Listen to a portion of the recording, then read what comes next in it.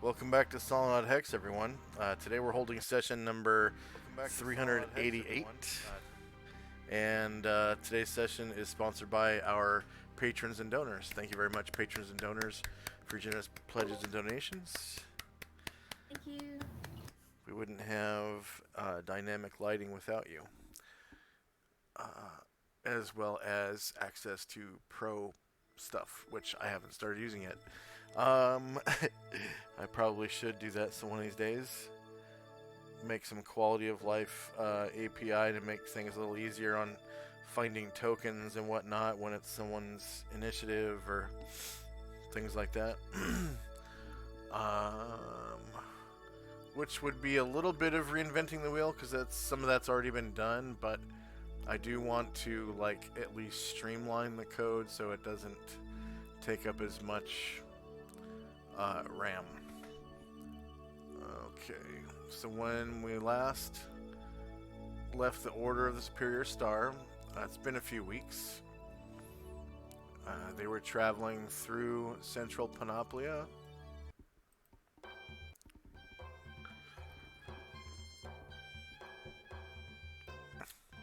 And they were headed from the city of Aquabelia to the city of Lycilia. And currently, they're in the low mountains that surround Lycilia City.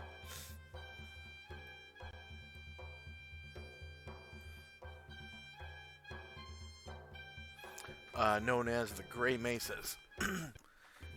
And this stone is famous for its tablelands. These low mountains are tablelands. So literally mesas with flat tops, and the stone is gray.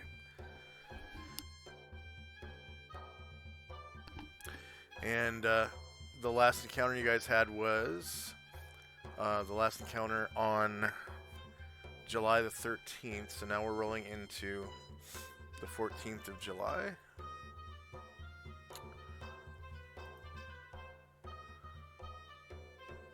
And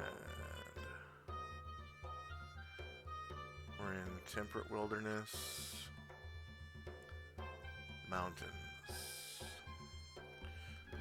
July 14th. It is the 11th year of the Eon, and it is high summer.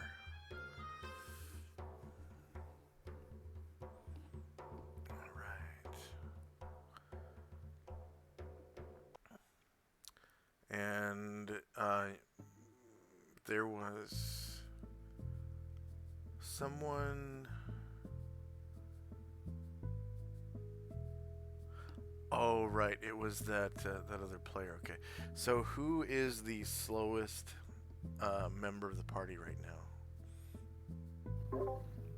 That'll be Cotter Bill, who's at 6 plus Force March, so 12. And he's not riding on anything? Yeah, we had to give up our mounts because they weren't good on the terrain. Right. That's right. Okay. So 12. Actually, before we head out, Chandrak notices Ryer is moving a little slowly, so he offers to put some stuff from Ryer into his magic chest. Oh, it's not from encumbrance. It's from Ryer's legs. Well, no, but I mean, because of the added bullets, he is now encumbered. Oh, gotcha. Oh, I'm sorry. So we're breaking camp, and he's like dragging. I thought you were talking about Cotterbill for a second. I'm sorry. Ryer, gotcha. Okay. Yeah. Yeah, that's fine. So.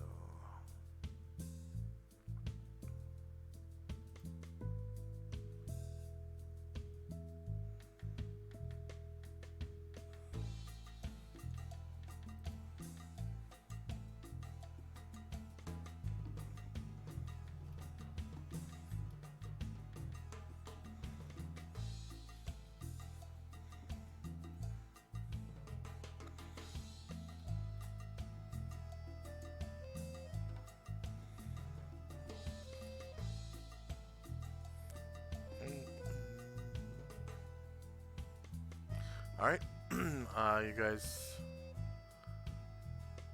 are able to travel 6 miles that day. The wind is favorable. There's no precipitation, and no encounters occur. So you get to just almost the edge of the square. And that's July the 14th.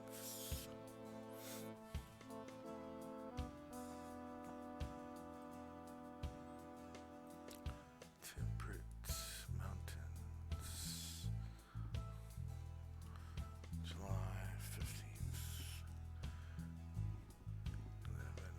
1185 summer.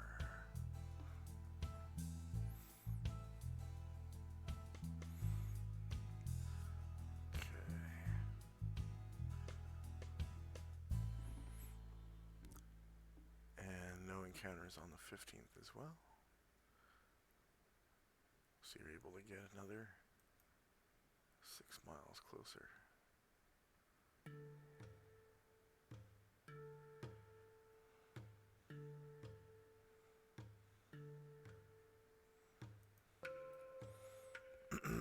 Okay.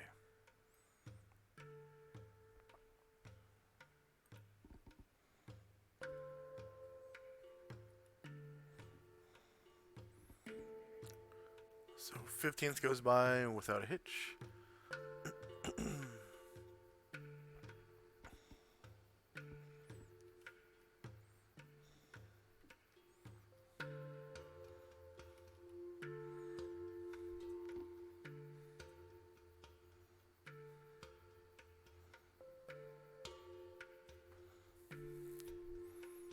Alright.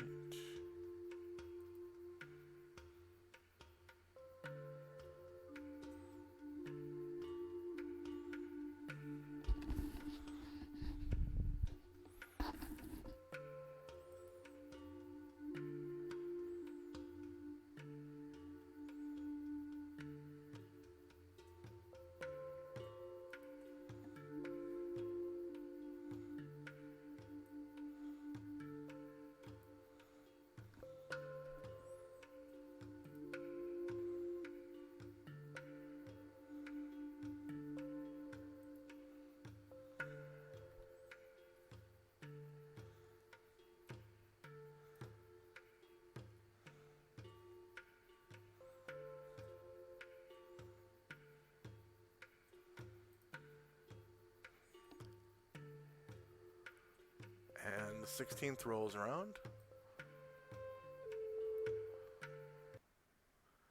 And your group is traveling through a canyon in the mountains. It's about 10 in the morning, so you've been traveling for about 3 hours.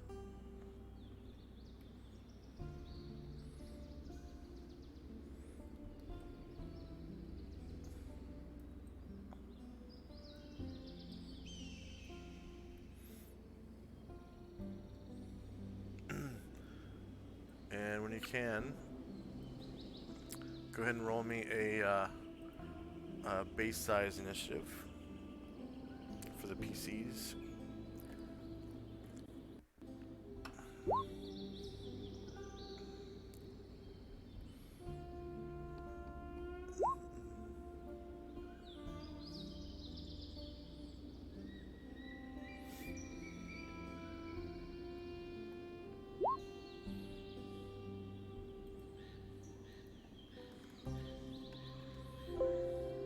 Yeah, Cat's Grace I casted this morning. Yeah. At 10 o'clock, what would be the residual duration? Hours? Oh wait, yeah, started at, wait, well I started at 10, so, or I started at whatever we, it's 10 hours, and then it lasts. And you cast it, what, The morning when, let me check again, At 9. At 9, so like 2 hours after you start marching? Oh, I thought we started at. Okay, I thought that's when we started. Um, So it would be when we started. okay. So 8. Yeah, because there's 1 hour of what's it called? Breaking camp. So at 8 o'clock is when it'll start, and you get 10 hours. So by 10, you would have 8 hours left. And 8 times 60 is, what, about 480?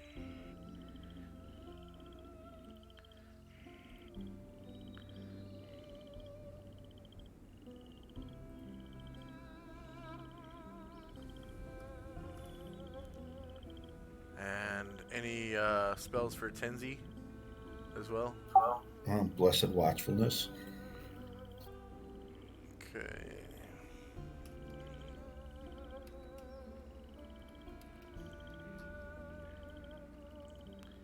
And what would the duration be like at 10 a.m.?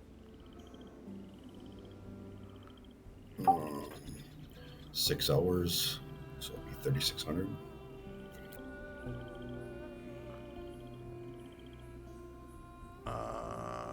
360.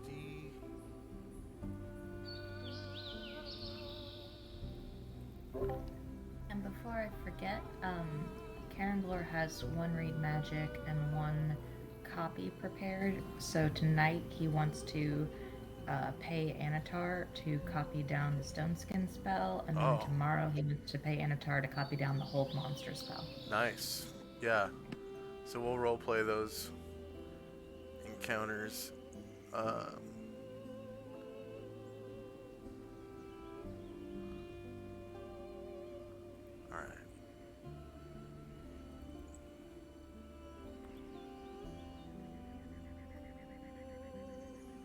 And then time now is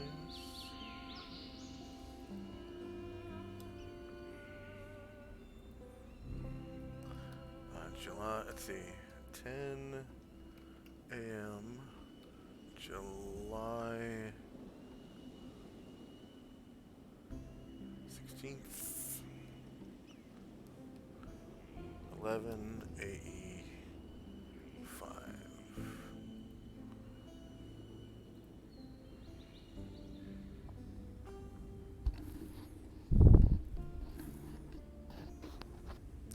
And it looks like Tenzi is up first.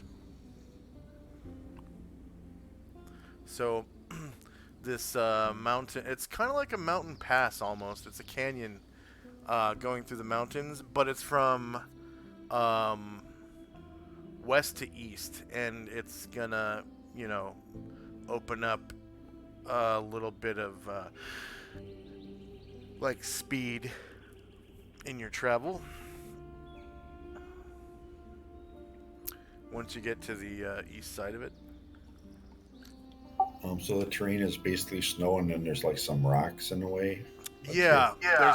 There's rocks poking out, and then the dark areas are the walls of the canyon. So I've set up dynamic lighting so that you can't see the... Actually, you know what? I should have kept the dynamic lighting lines at the top. But I see what I did. I set them up at the bottom just in case someone decided to climb. Okay. So these canyon walls are pretty tall. They are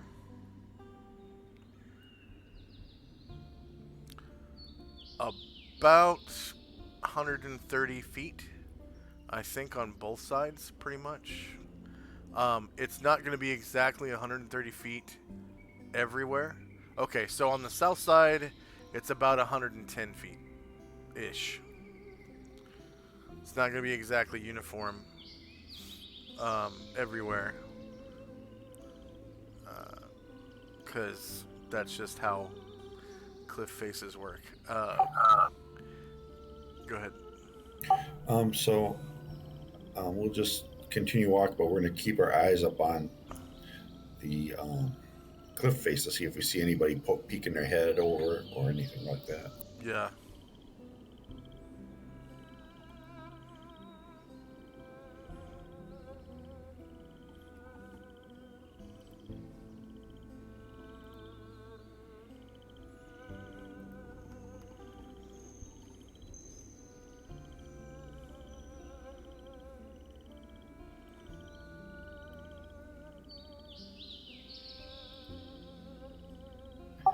And yeah, we'll just carefully be watching up on our left, the north part of the map, and hope the others will watch the other side. Okay. Asher and Company.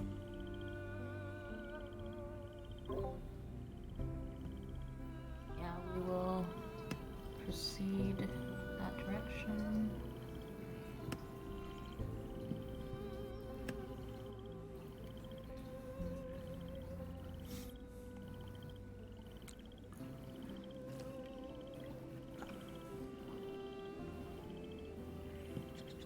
And we'll get that far. I guess he's over them, so that's fine.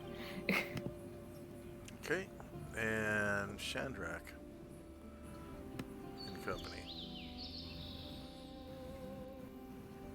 Let's see. Follow up on the rear. Let's see. Oh.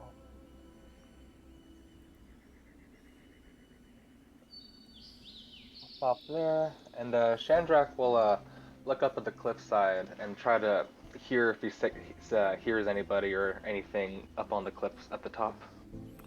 Okay.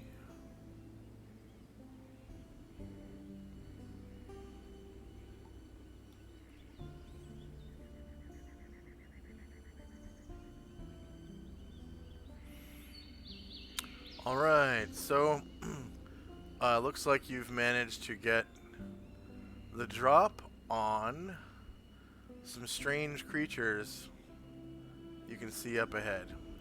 So now that you've gotten closer to these boulders, you can see that just behind each one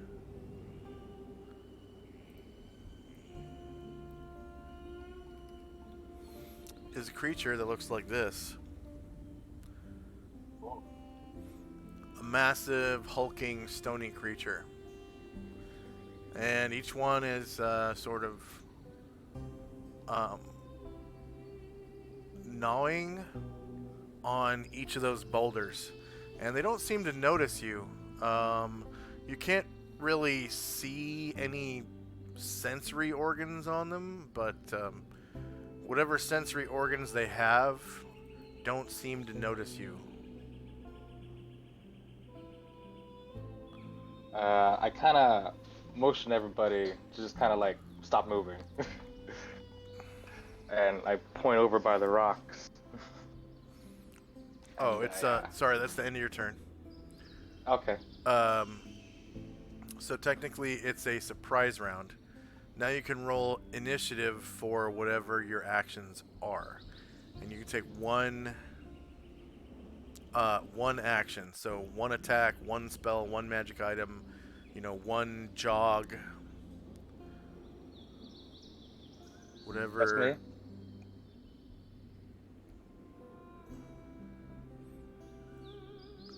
So everyone can roll initiative. And I'm going to put on some stealth.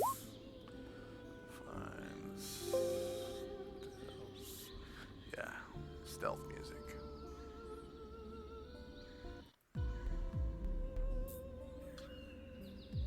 Because you've managed to get the drop.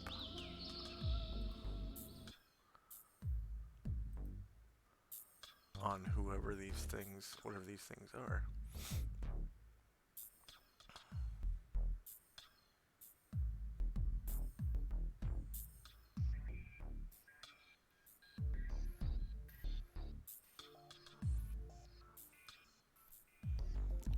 technically it's a surprise round.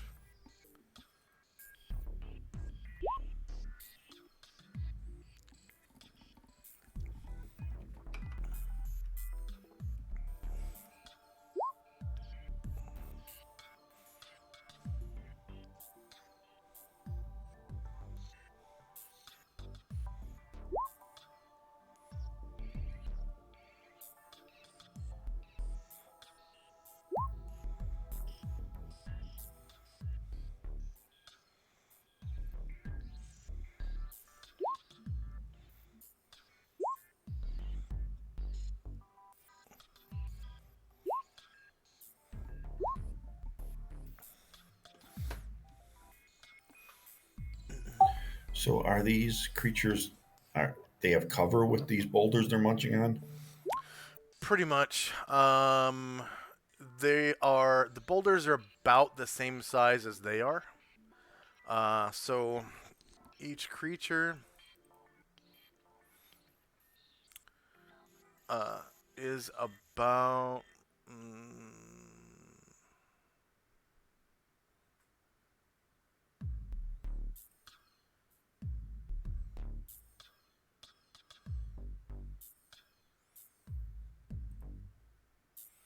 Each creature is about 12 feet tall, and 10 feet tall. That is, and the boulders are about that. They're kind of like oblong boulders. They only take up one. Musashi will need 2 extra turns. Okay, Musashi.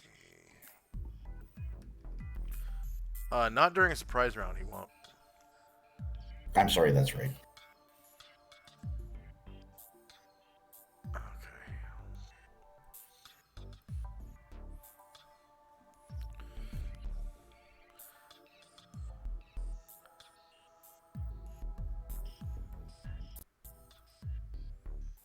Okay.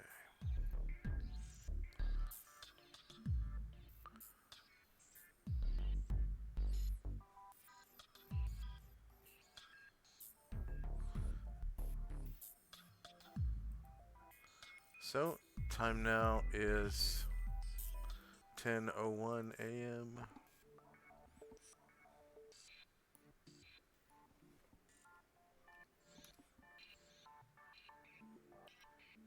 First up is Karanglor.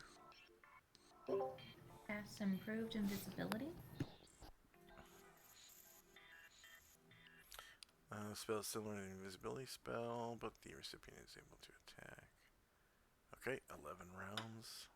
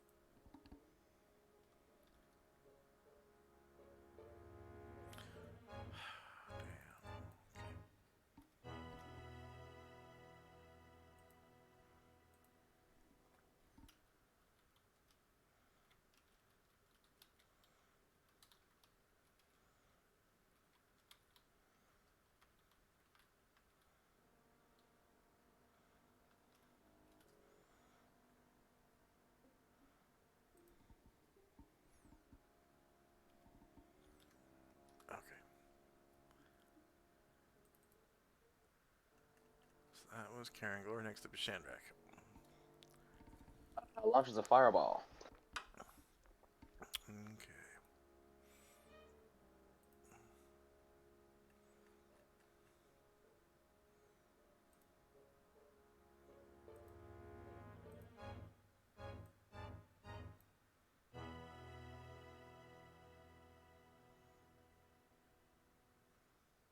Uh-oh, is my fireball not working anymore? There it goes. Okay. Yeah, there's 2.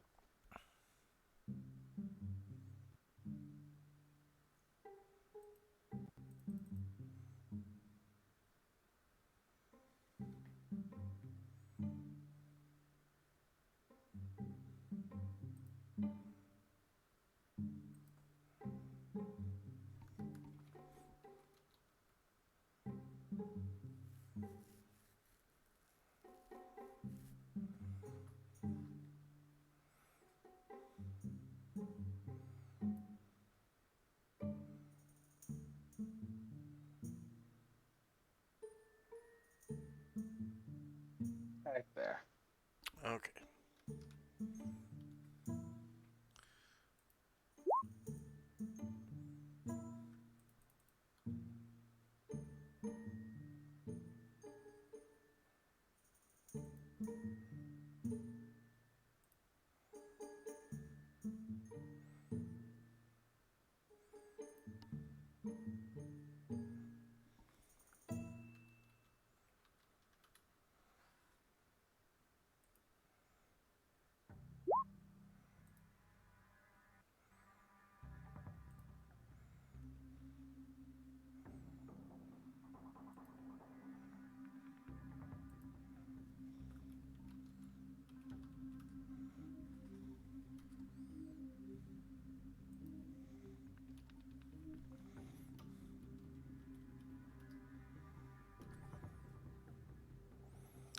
Okay, all three of them failed their resistances. Ooh. What is this? Okay.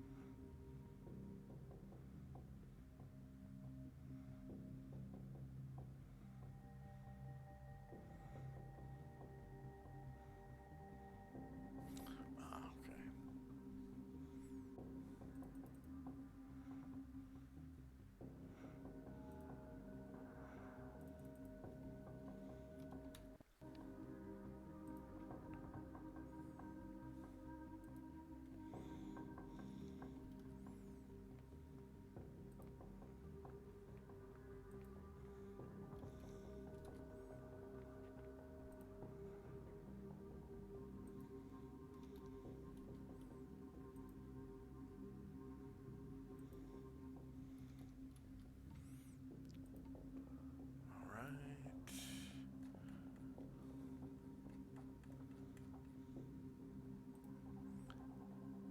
And you notice that it's a little tougher than normal to burn them with magical fire. They get +4 to their saving throws because of their stony skin.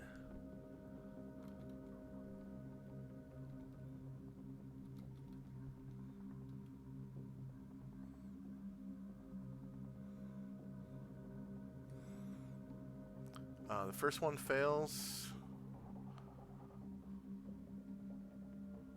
and takes 32 fire damage.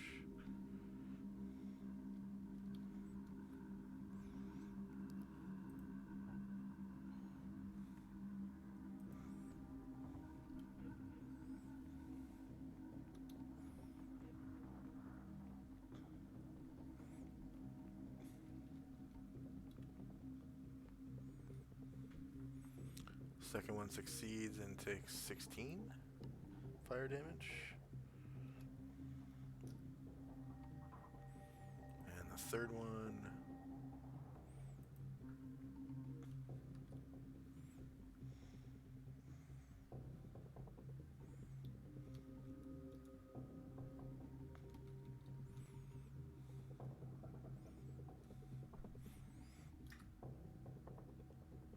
also saves and takes 16.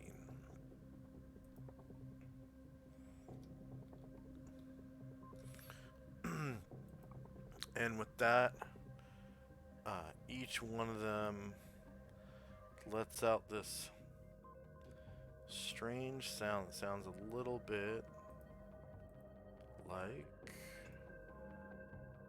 this.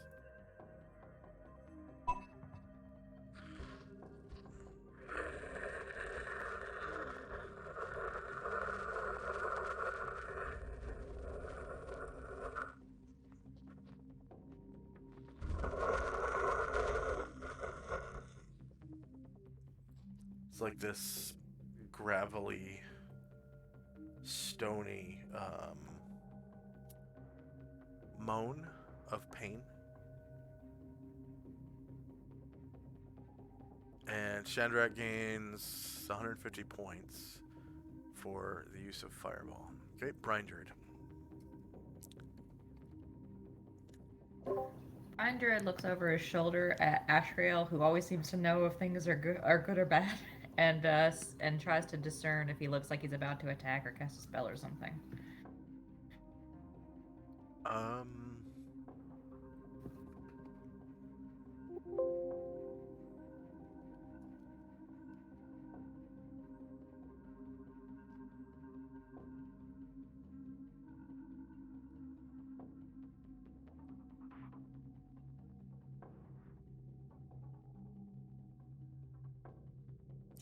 It looks like he's readying his great sword.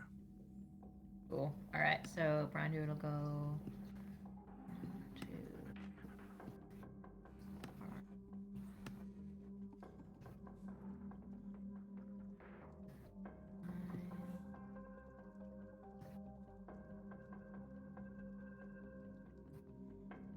5. Do a fire breath.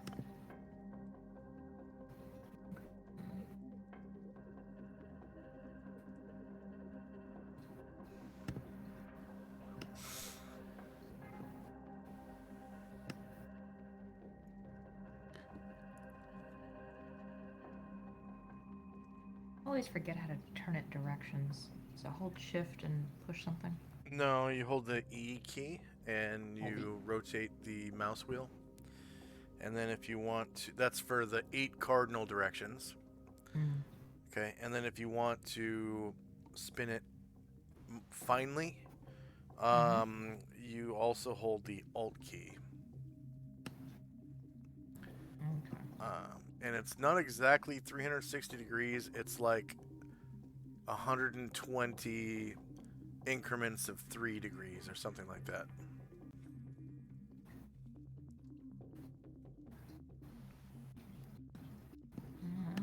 God damn it.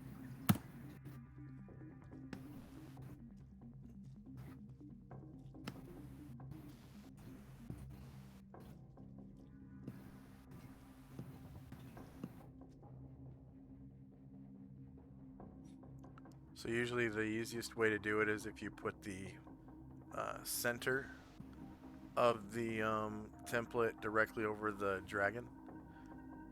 That way it spins like a top directly centered on him.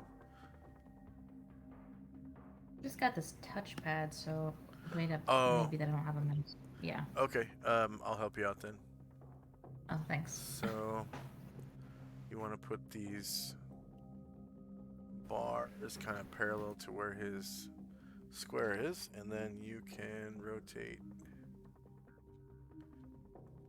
Lovely, thank you. Did you want it roughly northeasterly with maybe a he's few got degrees off? 3 more squares of movement. Yeah, he's got 3 more squares of movement, so I'll move him back just a little bit. Oh, okay. There we go. All right.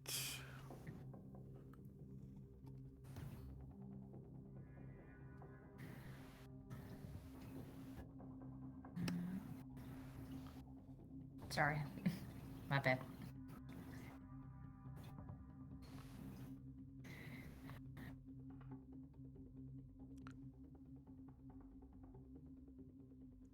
So it looks like you can get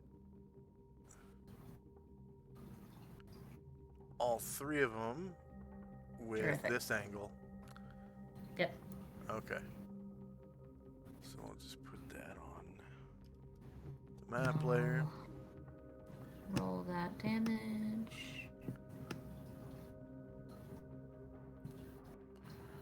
Save breath weapon.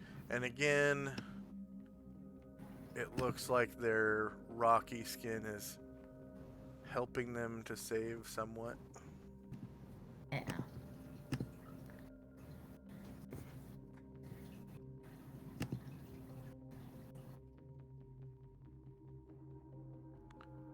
Okay, so the first one saves and takes 7 damage.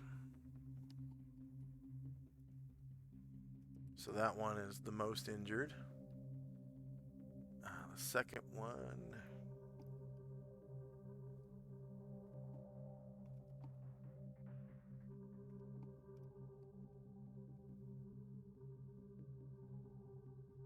Second one saves and takes 7 damage.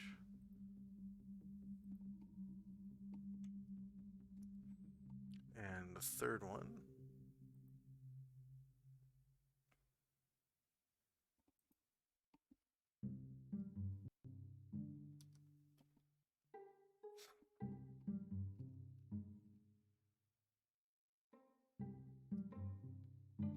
Also saves with a natural 20, I might add. And takes only 7 damage.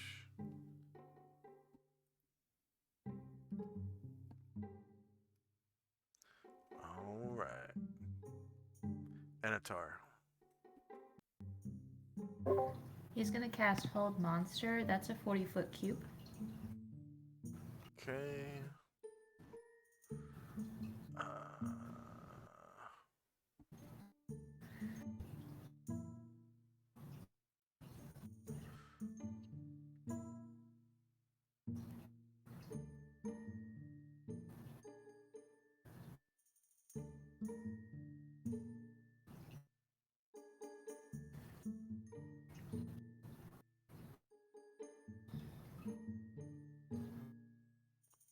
Alright, so we'll use this sleep spell bed. You said a 40-foot cube.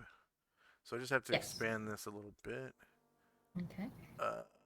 So it's gonna be 2 squares wider. 1, 2. And it's a certain amount of hit dice, right? Well, there's a penalty, or sorry, they suffer a penalty to their save if I do fewer than 4. And then I'm not seeing anything. Area of effect 1 to 4. Caster's choice. Creatures in 40 by 40 by 40 foot cube. And for each additional one, there's a plus to the -3 penalty. I'll go ahead and try to do all 4, so they'll just have to make a straight save.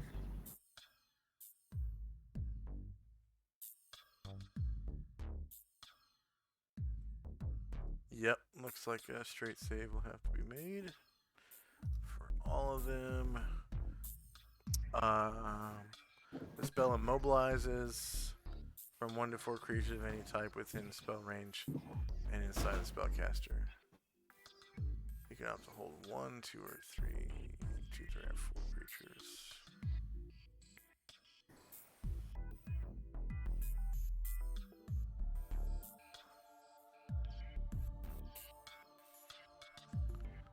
Okay.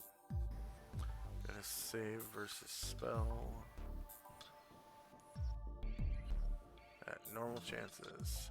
So the most injured one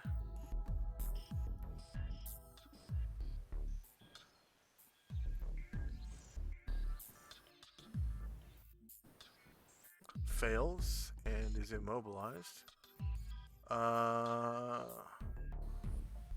I'm going to assume that it is an effect similar to paralysis.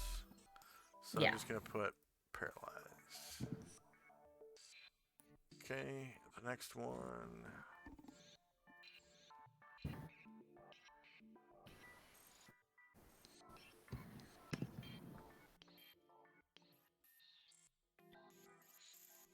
And you're able to get all 4. The next one also fails. So that's the one in the center of their formation. The one in the top right.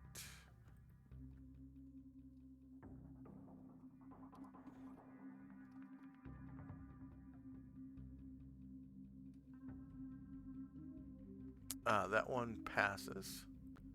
And the uninjured one, as of yet,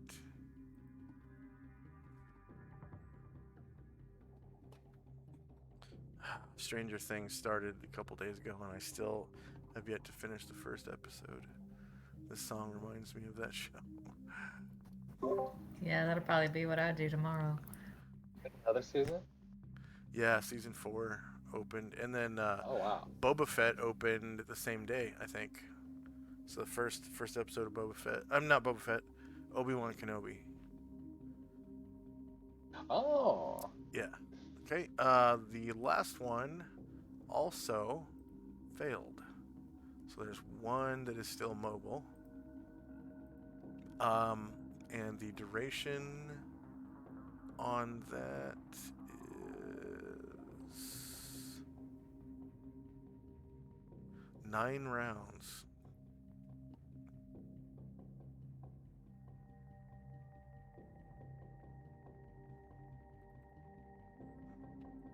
So I'll put hold monster 0. Hold monster and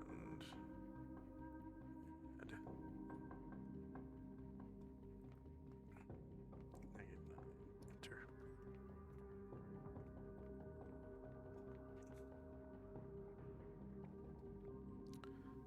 Asher. It doesn't look like they have a backbone, do they? Unfortunately, no. It looks like their bodies are composed of solid rock. And now that you are actually looking and trying to gauge,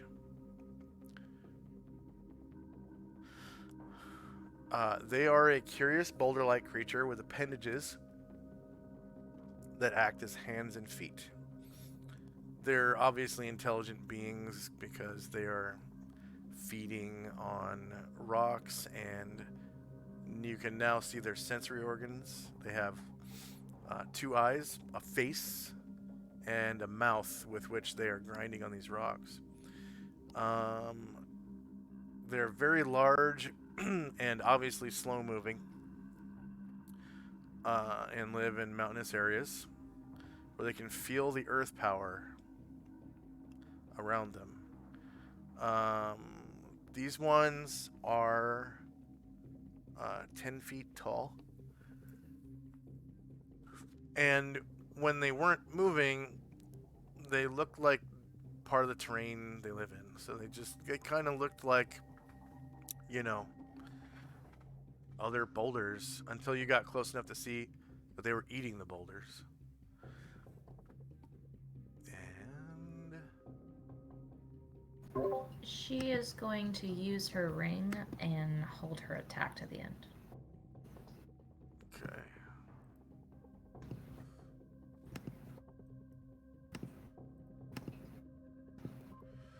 And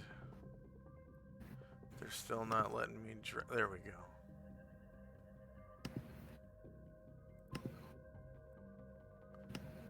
Huh. Yep, still not letting me drag the avatar off. But, yep. Okay. So she's holding attack. Jim.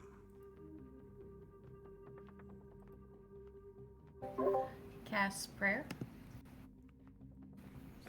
Okay, go ahead and give him a 60-foot radius, see if the enemies are affected.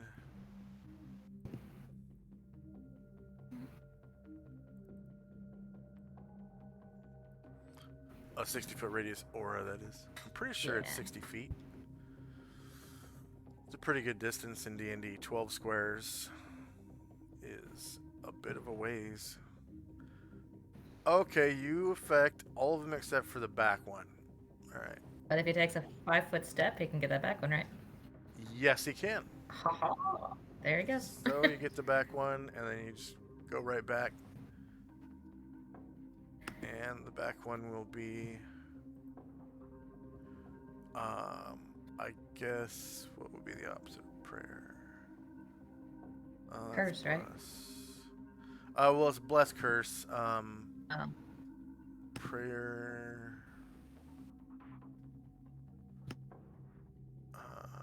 Where is the prayer icon? It's 2 hands together, right? No, that's spellcasting.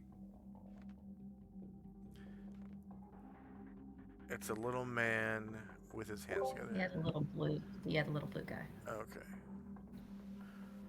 I guess I'll just use the same symbol for them. Second from the bottom row. And Jim, that was what, level 3 spell? Yes. Okay, so Jim gets 300 points, right? For level 3? Okay.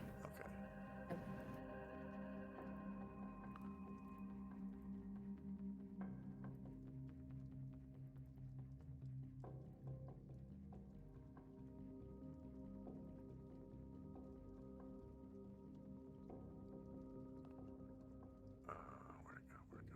There it is. And you also get that for clever idea of the use of 5-foot step. Varen. Cast Recitation. And that one is also 12, right? Let me check.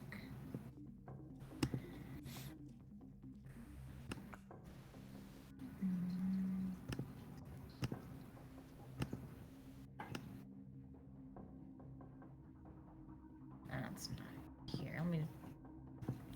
Let me cast it just so I can do the full, what you call it.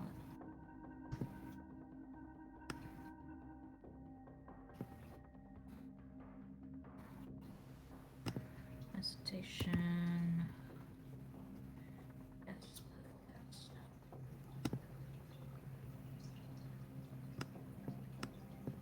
60-foot radius. Yep, that's 12 squares. Go ahead and give him a 60-foot aura, and we'll see how many of the enemies.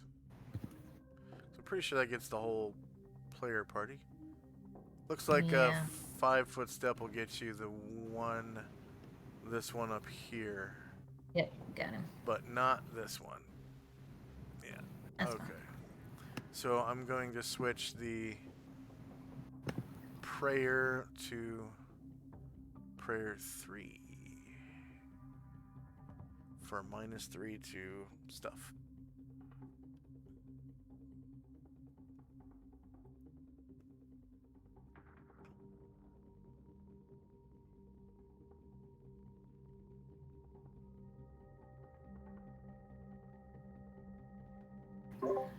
And worshippers of Ushas are going to get a prayer 4.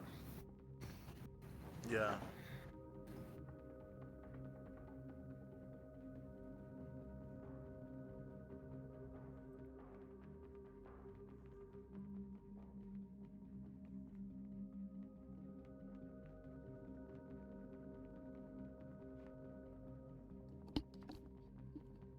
Okay.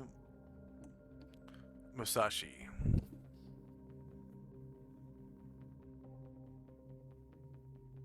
Musashi's going to move half his movement and then shoot an arrow at.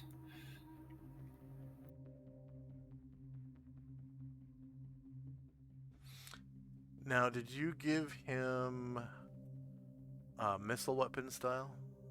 Yeah. Okay, so he can move all of his movement and still make all of his shots now because he is not only specialized in the bow but also in the style of the bow. Okay. Just going to go here and shoot from there. I think he gets 3 shots around as well, but this is a surprise round, so. But he's not a high master of the bow, so. Just a regular specialist. Is he using key power? He is not. Okay.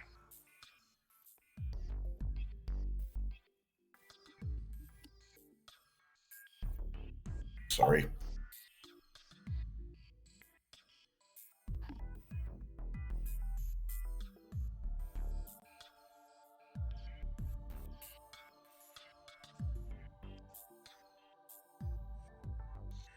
Weird. That one said 10. Oh, because you have 10Z selected. Okay. Okay. Let me stretch out my chat just a little bit so those are lined up.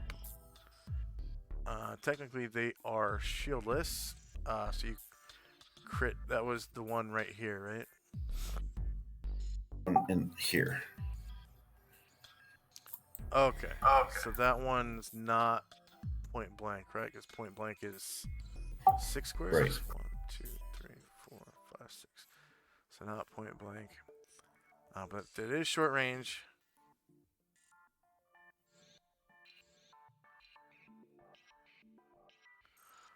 Oh, you didn't roll. Oh, yeah, you did. Okay. Yep. All right. So you crit him for. Pretty sure they take damage from piercing weapons normally.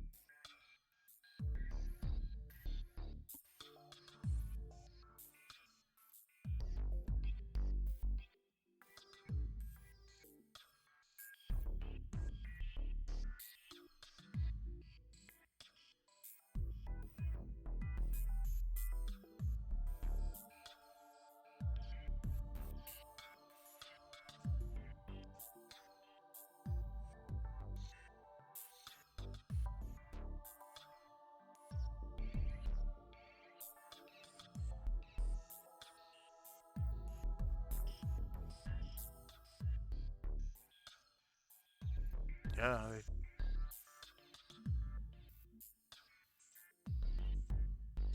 Oh, okay.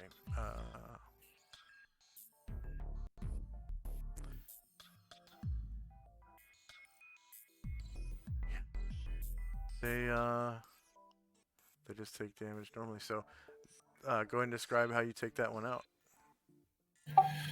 Musashi moves through the snow, aims carefully as he does so, and shoots right through its stony eye. Okay.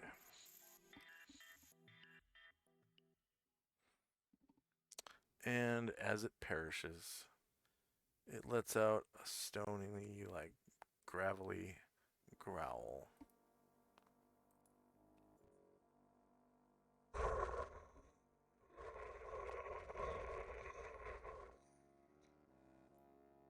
As it exhales its last breath.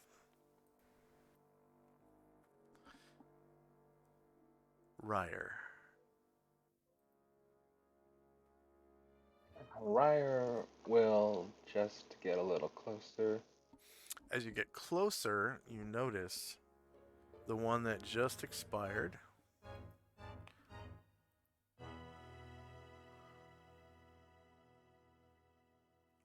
Where it took its final wound, it has cracked open. And inside are valuable stones. Oh.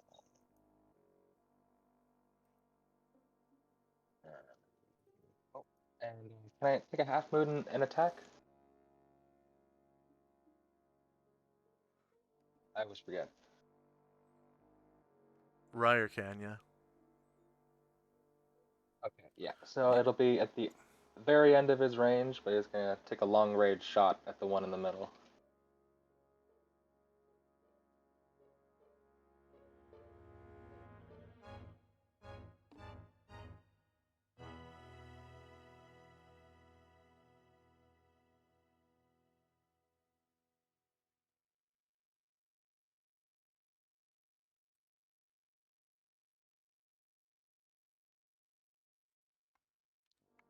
Okay.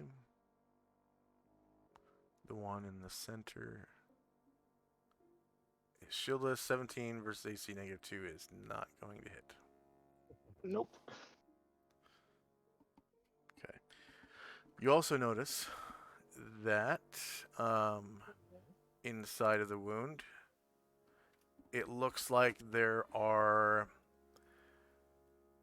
some sort of crystalline organ inside of its body that is about the same size and shape of a potion vial. And inside, there appears to be some interesting or valuable liquid. Oh, it has all sorts of things in this monster. Yeah. Okay. That'll be all for Ryer. Cotterbill. So I don't think I knew this. Is there a certain amount of movement he can take and still attack? Yes, for missile weapons. Yeah. If you don't have missile weapon style or specialization in your weapon, Okay. you can take a half move and shoot once. But because he's dual wielding, he can shoot once with each on a half move. So half move. Cool. Yeah. And then if you're using a weapon that can shoot, more than once a round, like, daggers or darts or something, if you're not a specialist and you don't have missile weapon style, if you want to make all of your attacks, you can't move at all. Okay. Yeah. And then for each of those proficiencies you add, it basically adds half move to the distance to where you can make all of your attacks or one attack respectively. Okay. So he'll go 1, 2, 3. That'll be long range.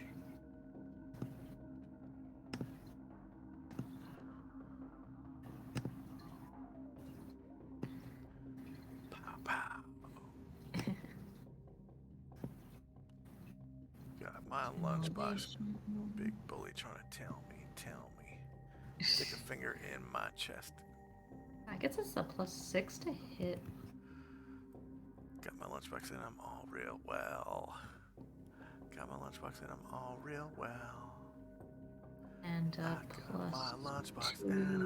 damage. real well. Pow, pow. Okay. Shieldless 13 versus AC -2. Not gonna make it, but did he make a half move? Yeah, so he'll try again with Okay. his other left belt pistol. Oh, wait. Try.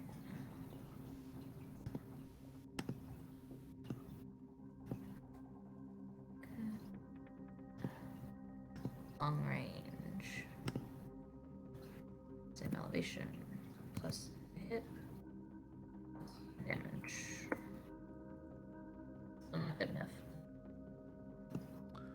Ooh, 8 versus -2. Not gonna make it. Okay. So now, Cotterbill he is an expert, right? Because he's multi-classed fighter and thief. I'm pretty sure I gave him expertise in belt pistols.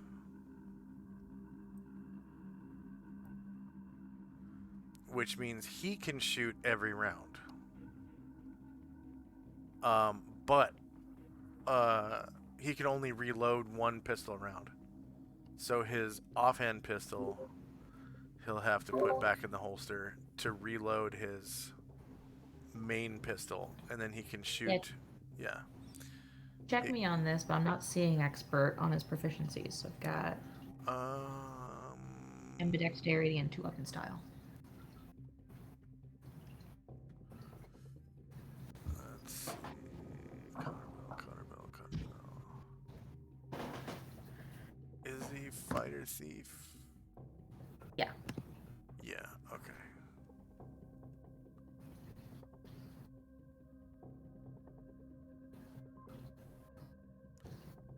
Oh, okay, flintlocks. Okay. That's supposed to be belt, pistol.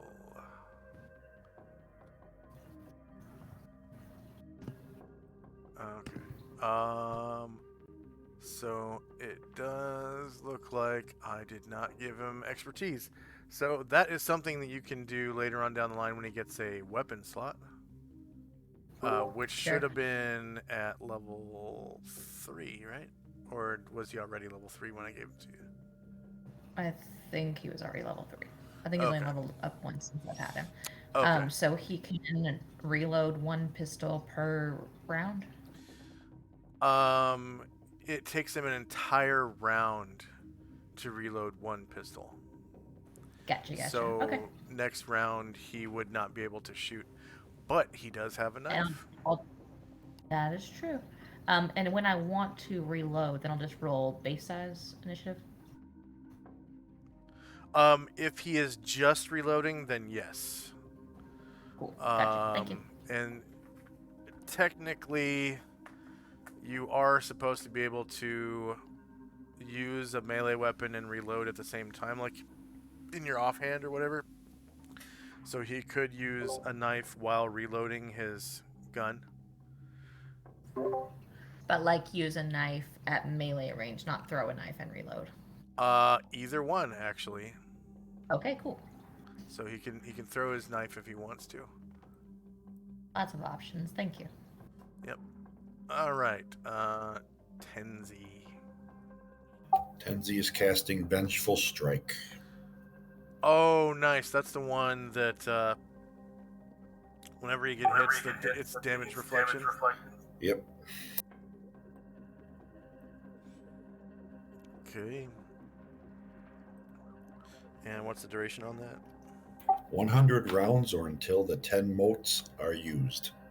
Whichever comes first. And I gave you an option on your token to track the motes, did I not? Yeah, I thought we were doing movement, but I can't remember. I gotta double check it.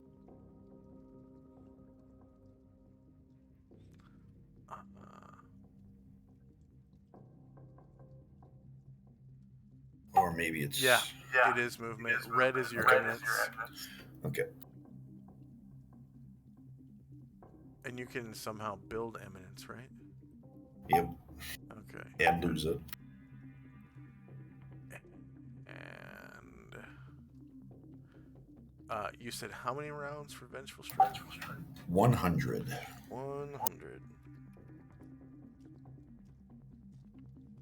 All right, and we have Ashriel.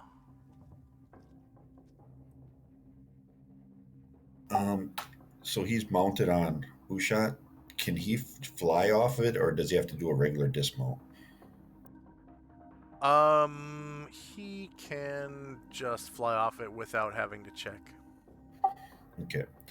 He shall do that, fly up to 10 feet, and then 1, 2, 3, 4, 5, 6, 7, 15. Can't quite get there, but he'll fly 15. Wait. That is a really good point. Because you could possibly screw that up. Like if he could get his feet stuck in the stirrup or something. Yeah, that's why I asked. Yeah, go ahead and roll a tiger check. I think if there's a chance that he would mess it up, could he just do a regular dismount? And that would be his action for this surprise round? So, if you don't roll, you can choose to do a regular dismount. If you do roll, that means that you somehow mess up. Right. Yeah, I'll not roll. I'll just step off Okay. carefully. Or at least take your feet out of the stirrups and get ready to fly or something. And I think the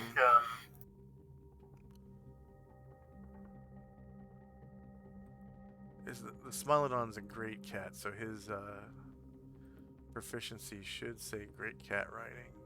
Yeah, so I don't have proficiency yet. Oh, he doesn't have proficiency yet. Gotcha. Okay. I may never. Yeah. All right. End of round. Oh, I still have a Asher's action. Go ahead. And also, I noticed that Brian Druid's health is still the same as I had left it at the one shot, so I just want to let you know what I'm doing. I am fixing it.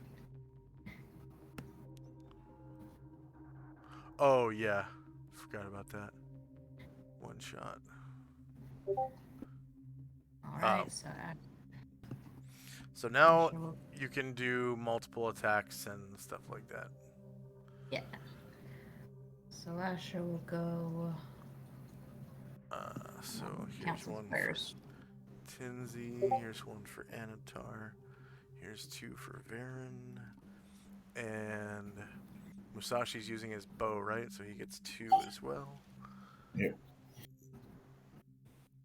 And 8, 9, 10. Get him from the back. I probably shouldn't have got that close. Well. That's what stone skin's for. yeah.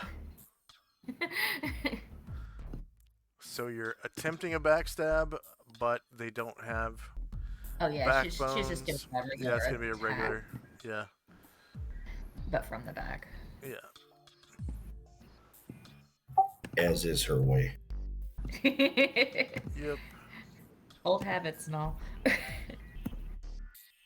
Alright, plus 6 to hit, plus 2 damage. Plus 6 for what? They're both affected by prayer and recitation, right? Yeah, you get your plus 3, right? Oh, it's plus 3. Okay, I thought he. Oh, you adjusted for his thing. Let me re-roll that then. I adjusted for what? Well, because he takes because he's affected by prayer and recitation, his armor class goes down, right? I thought I put that in. No, it doesn't All affect right. armor class at all. Oh, it affects his hit. Sorry about that. Slow. I think slow does, and there's a couple other things. I got confused. Thank you. Yeah, you do get a plus 3. 3 to hit. And plus 1 to damage. Yes. There we go. Plus 1 in damage. Okay. Won't be good He enough. is Oh, it's in the back. shieldless. You almost hit him.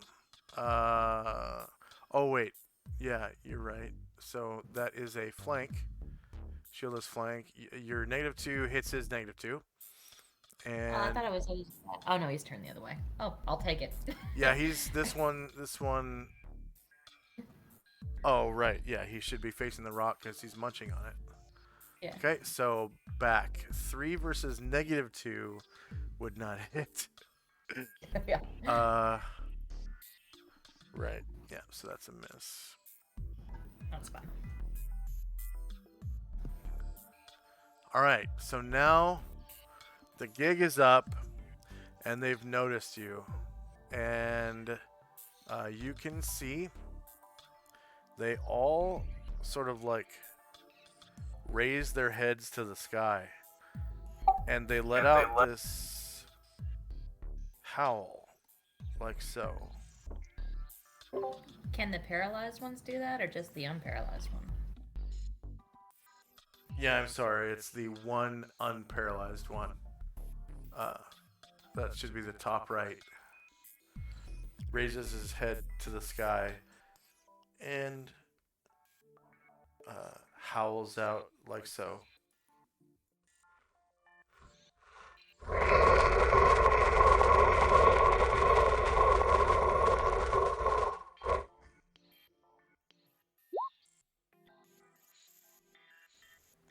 As though beseeching some earth god for help.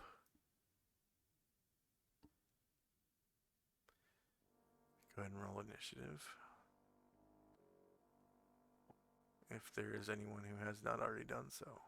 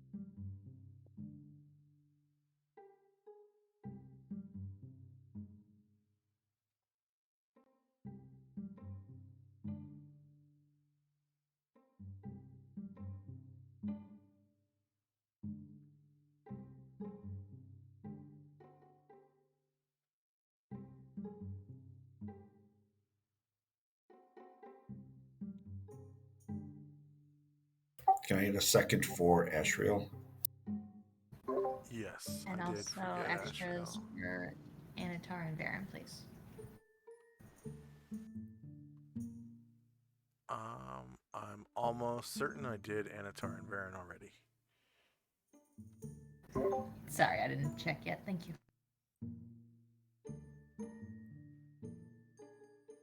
So if you've ever seen that movie Labyrinth with David Bowie and Jennifer Connelly, there's a like an Alahi character named Ludo. And in one particular scene in the Swamp of Stench or whatever, he lets out this call. It's like a really gravelly, like that. And that's the sound that I was trying to emulate. Okay, is there anyone still rolling? All right, here we go. We got spells, we got time, spells and time. This Caleb Door is held, so we can ignore that. I guess I'll just roll initiative for that real quick and then pass him. I don't know why I didn't roll initiative for him. Okay. First up is Cotterbill, who can throw a knife or stab with a knife whilst reloading his main-handed pistol. He's going to do exactly that. And let me check the range on this knife throw. Oh, it doesn't. It's not populated. Oh, wait, it's 1? Why would a thrown knife be a range of 1? Let's see. I think it should be 246, but let me double check. Okay. So that's under rules, gear and equipment, weapon and armor data, and the knife.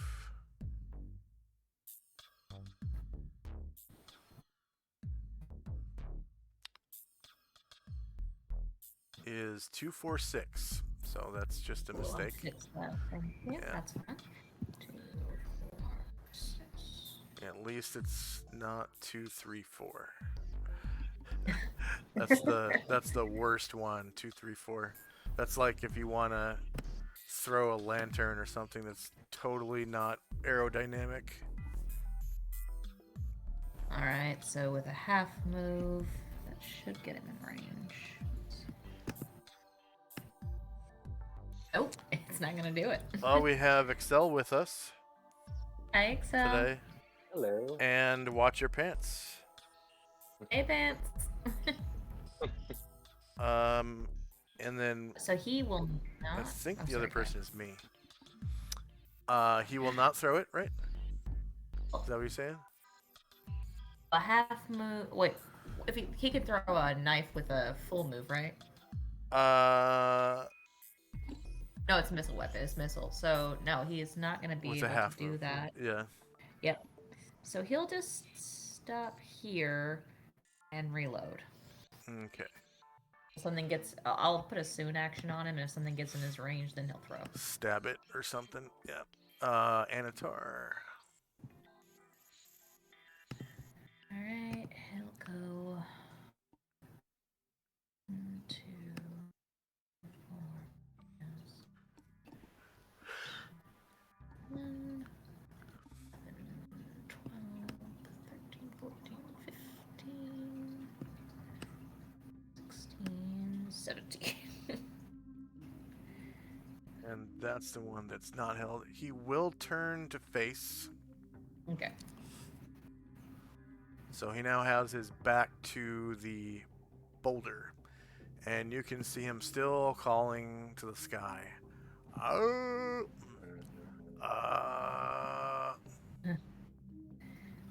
Plus 3 to hit and 1 to damage.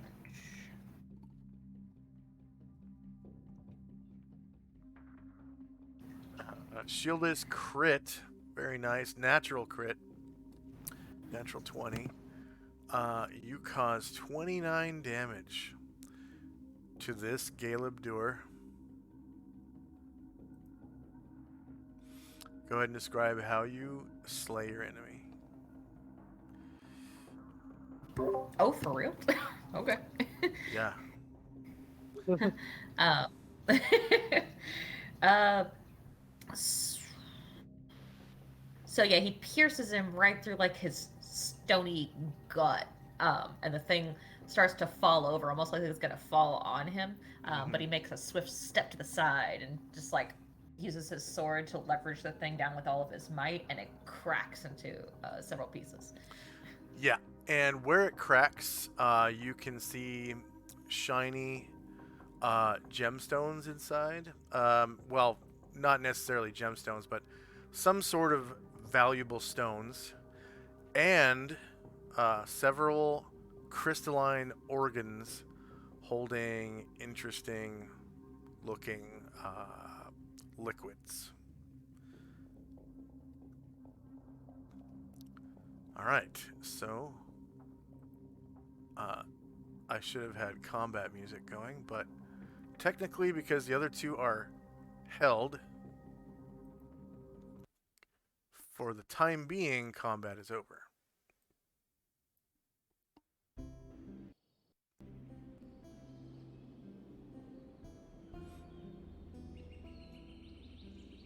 Okay. Next up is Chandrak and company. Chandrak was loading up a spell, so he'll just fire his Melf's acid arrow at the one south of Asher. Okay. Technically, it's held, so you don't have to roll to hit. You just roll damage. And I think it's, what, 2d4? Yeah, something like that. Hold on, let me see.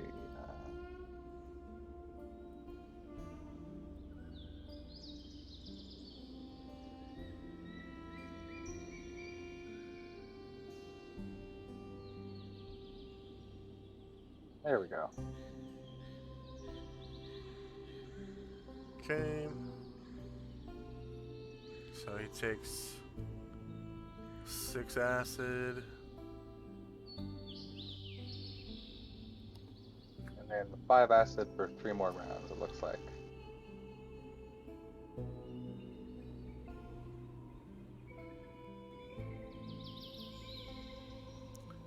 And I have a little acid vial. No, that's potion. Is it the alembic? No, that's a crystal ball.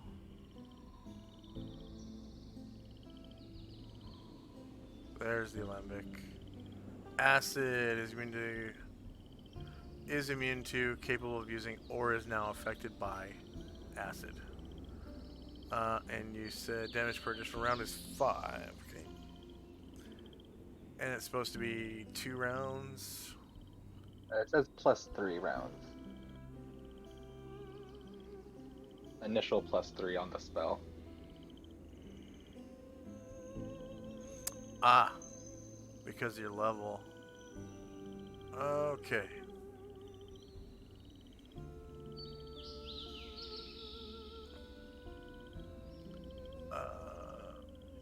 Caleb, you're affected by acid. +1. So start at -3. All right.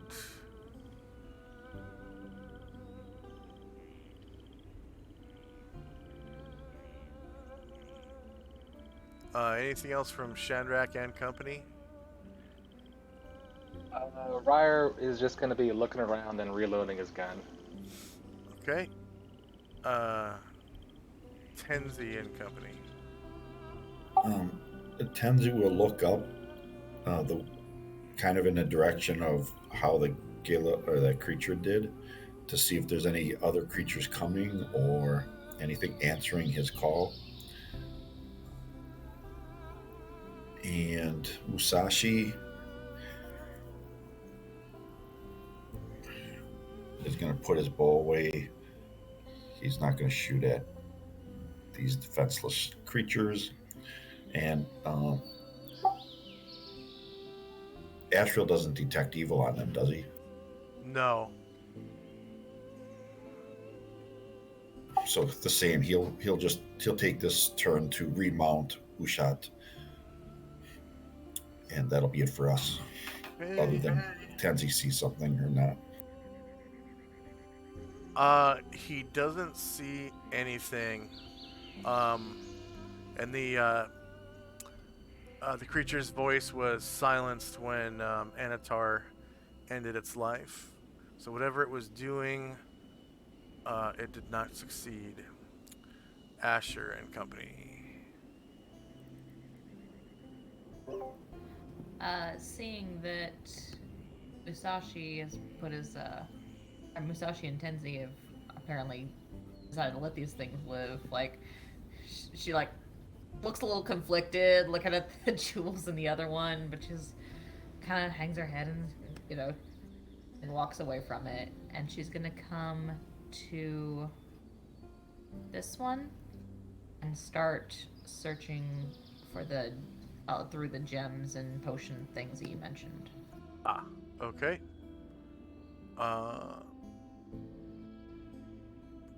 Go ahead and give me a appraisal roll if you wish.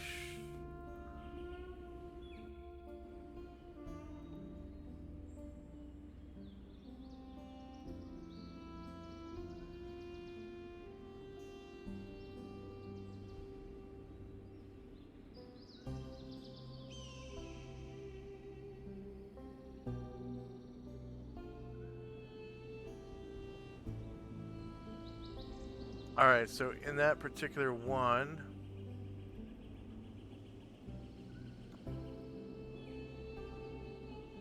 you find 4.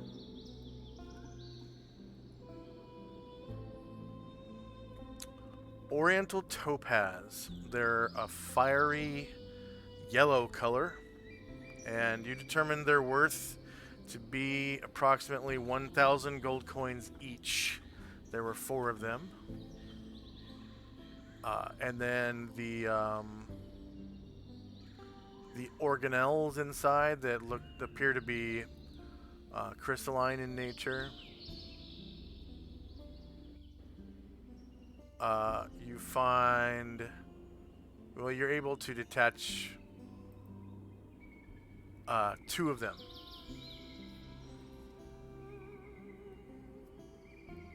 And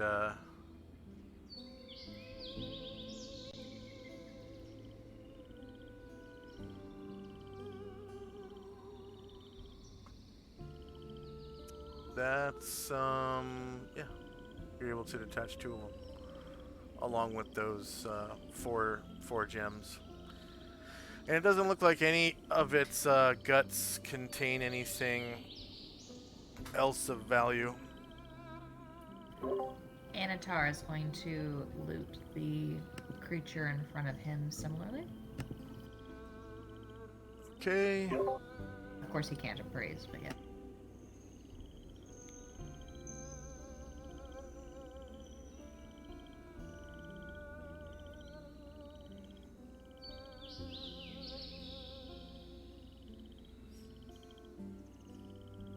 Alright, he finds...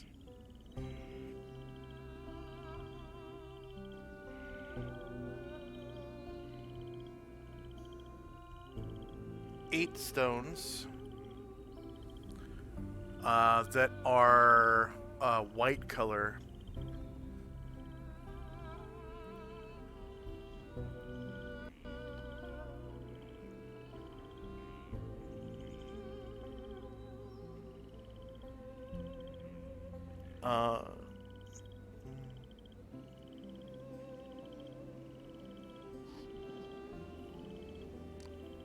They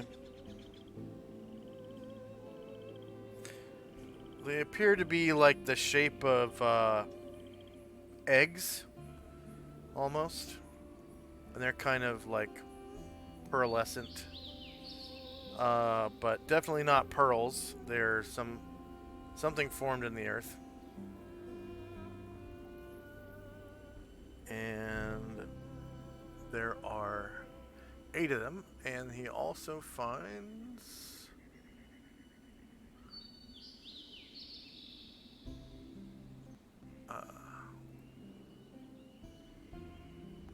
2 detachable organelles.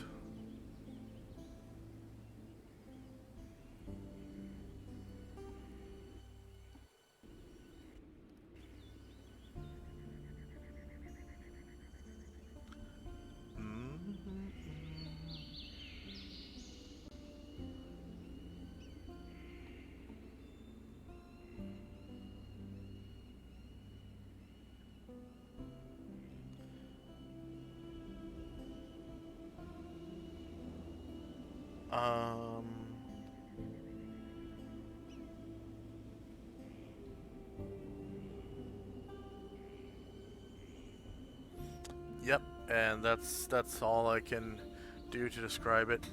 Just 2 of those crystalline organelles containing some sort of interesting or valuable substance.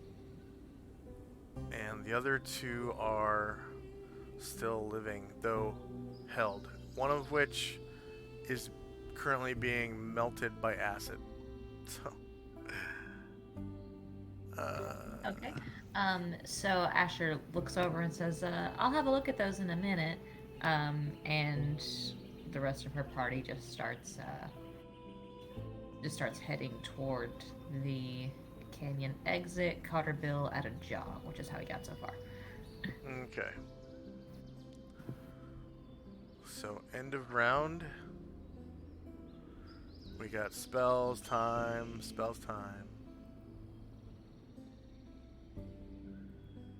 First up is Chandrak and company. Oh, also I forgot to mention, Chandrak, you cast that spell, right? The acid arrow? So that is level 2 spell, right? Yeah. Okay, you gain 100 points for the use of... effective use of Melf's acid arrow. So Chandrak is gonna move forward, and he'll turn to Asher and say, "So how does it look?"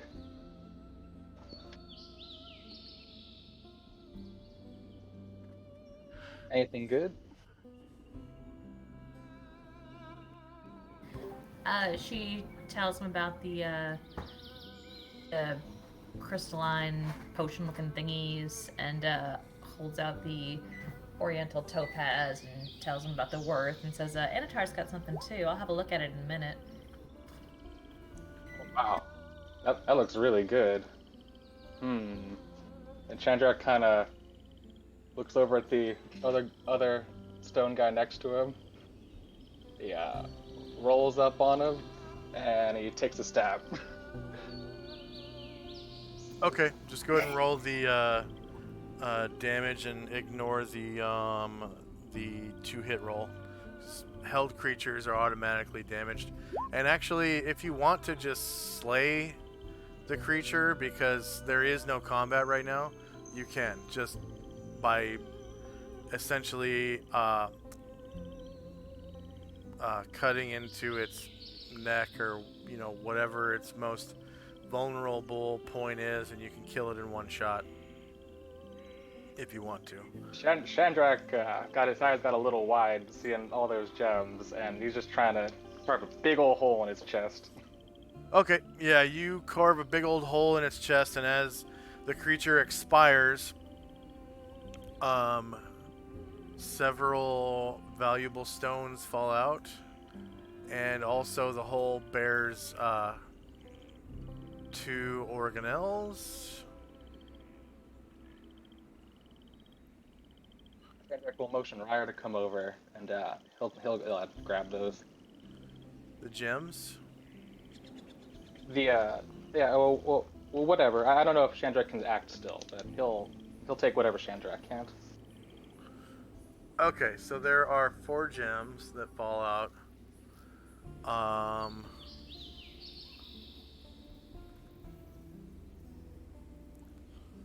4 fancy gems. And is Ryer able to appraise? No, he is not. Oh. Can't believe I didn't give him appraisal. I think I gave him, like, history and stuff like that, right? Yeah, he's got ancient history. Yep. Okay. So these are... these stones range in color from pink to crimson. And by pink, I mean like coral pink. So it's like almost like a hot pink color. Have you ever seen pink coral before? Or like a heart pink?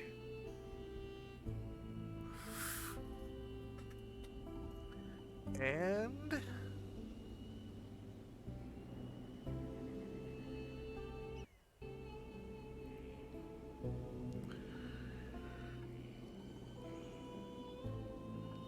you're able to harvest 2 organelles as well.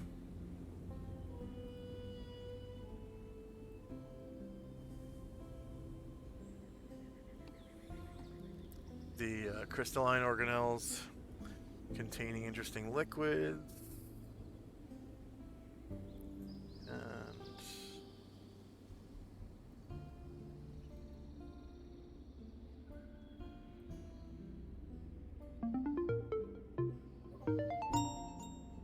She looks over at you and frowns, but Chalcedony. kind of like Chalcedony. lifts one shoulder, like, I get it. okay. Anything else from Chandrak and Company? Nope, that'll be all.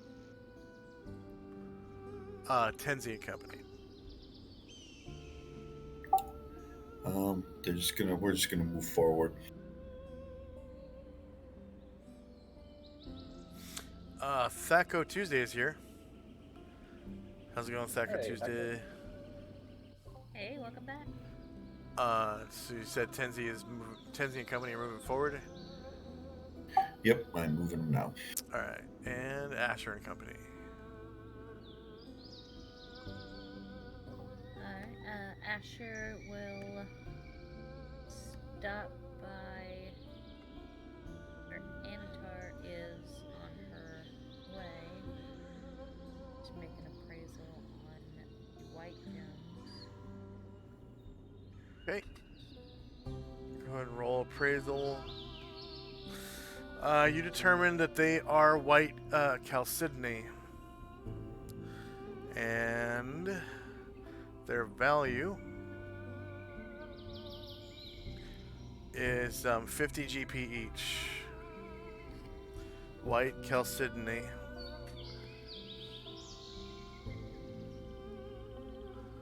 CHALCEDONY.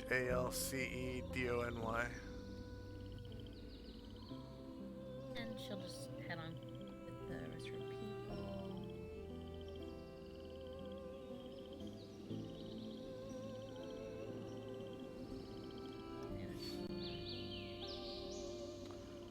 Okay.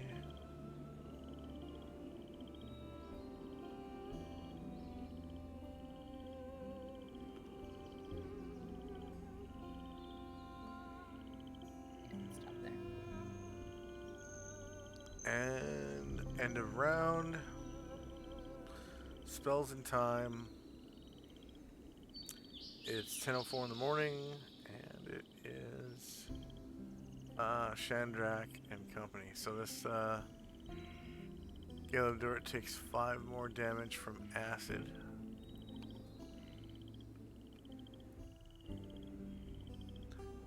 From last round. And Chandrak and company. You can hear it sort of sizzling. It gives off some weird gas. You can see sort of wafting away in the wind. It's like this green looking mist.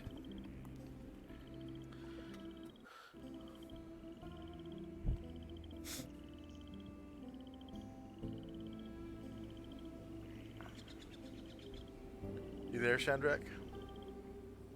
Yeah, sorry. I'm just thinking for a second. Yeah. So Chandrak is gonna. Yeah. Even though people are walking away, he's gonna take care of this last one. Okay. So he cuts a big old hole in the Gale of Dur's chest.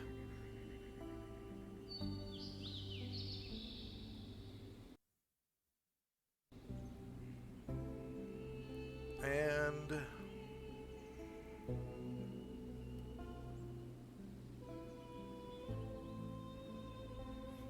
eight stones fall out.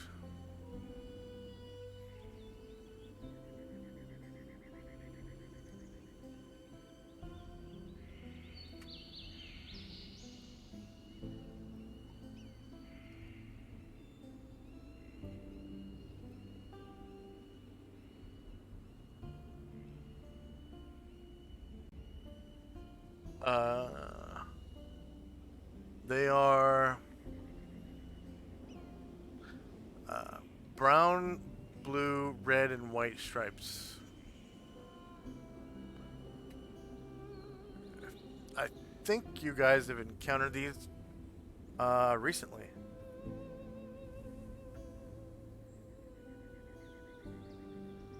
And 2 organelles.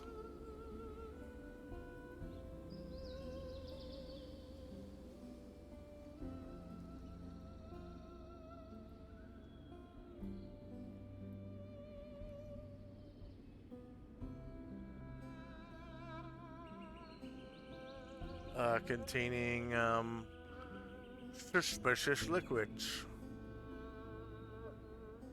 Or interesting or valuable, whatever you want to call it. Anything else for Chandrak and company?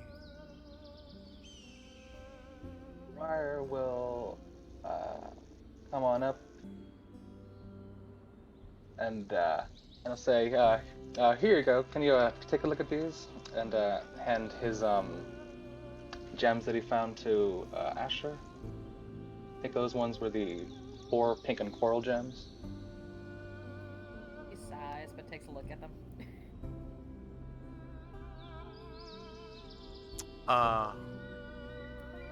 Come again? He brings her the gems, and she kind of sighs, but takes a look at them. Iris just rolled the check. These ones were for the 4 pick and coral gems.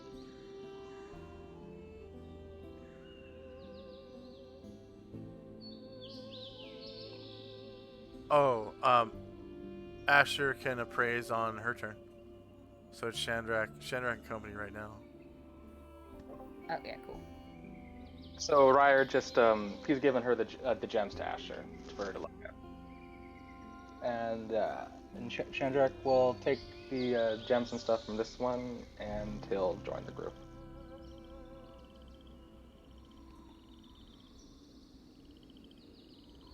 Okay. And so am I to assume you guys are leaving the area now? Yeah, just take a look at the gems and leave, right? That sounds good. Yeah. All right. So now Tenzi's leaving. So Asher, you can roll your appraising now. I accidentally rolled it ahead of time. The only reason I mention it is because it was not in my favor, so I don't want to accidentally cheat. Do you want me to re-roll, or do you want to take that one? So that roll was a cheat. You can Yeah. Okay, roll so I'll go now that it is your turn. Yeah. Okay.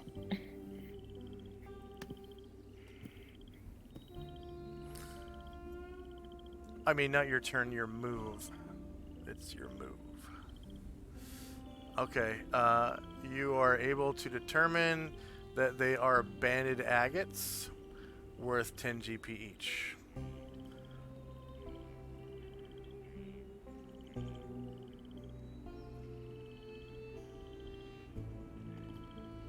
Alright. And then they'll just should be able to. Yeah, they're gonna go ahead and get off the map this turn. Okay, so 4. Level 9. Caleb.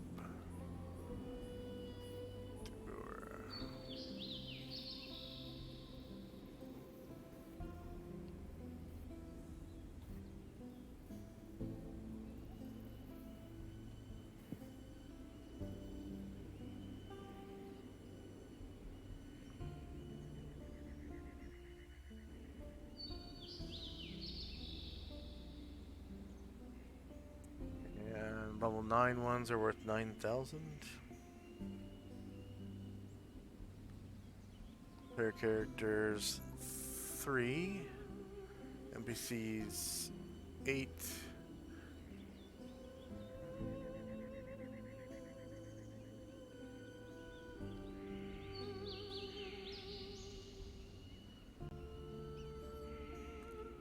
Number of creatures defeated was technically all 4.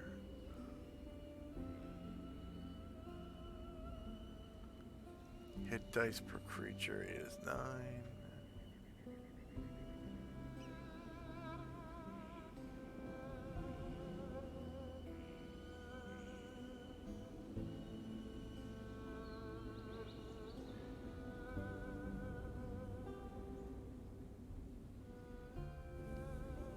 Alright, so one hell of a good bonus for warriors.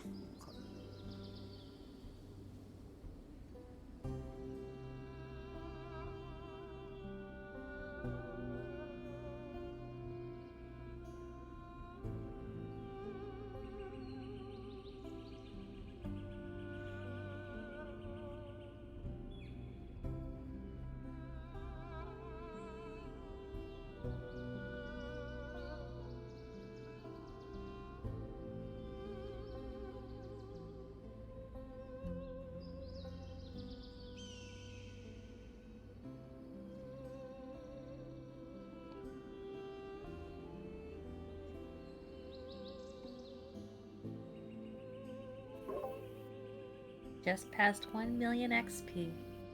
Okay. Yay. And with that, we will take our first 5-minute break. Pew pew. We'll be back in 5.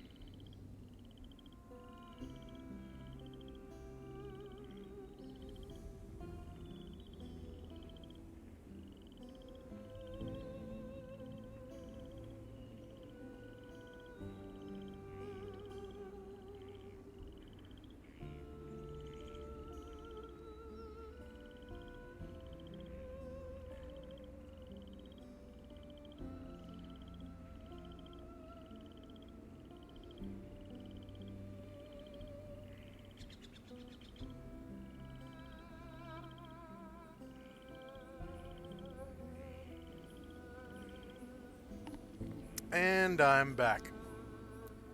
Mr. Wonderboy, thank you for chiming in chat.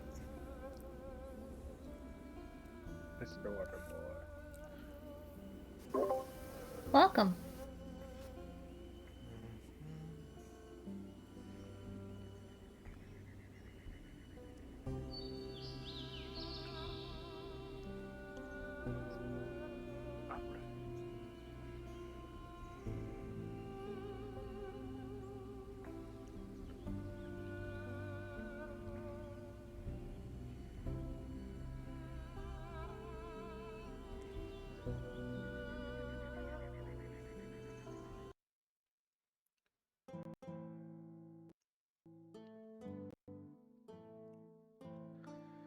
And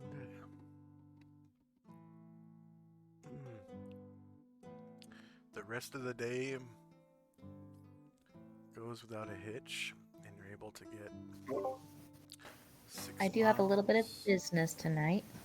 Ah, I do have a little bit of business tonight. that's right.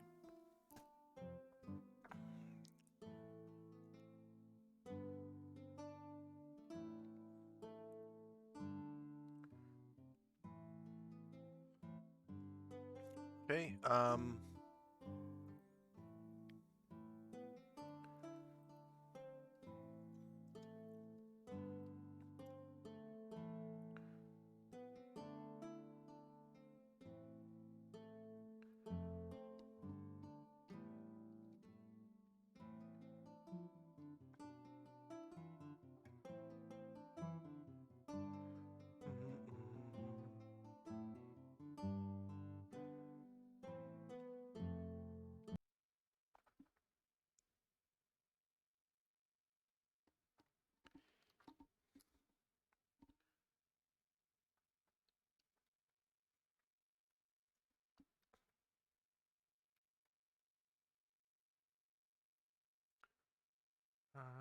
maybe that's not a sensible camping ground.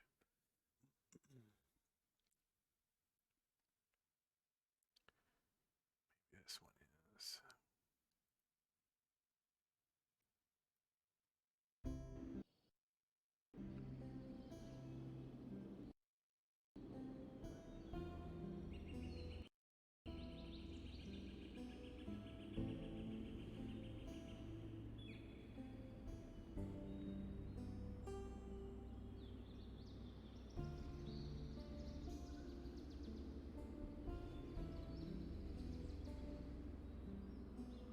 All right.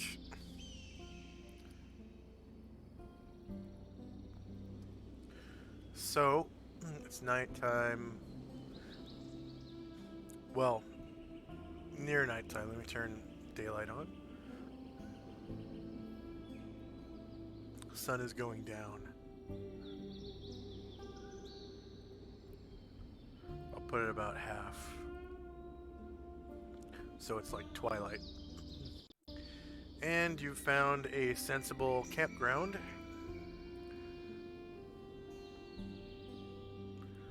That's weird. Why do they...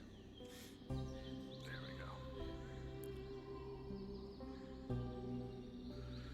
we go. So go ahead and set yourselves up for camping at the end of the day. And we'll say that it is during the free hour after you stop traveling, right after you set up camp. So maybe like 6:30 at night or whatever. Half an hour before the nap.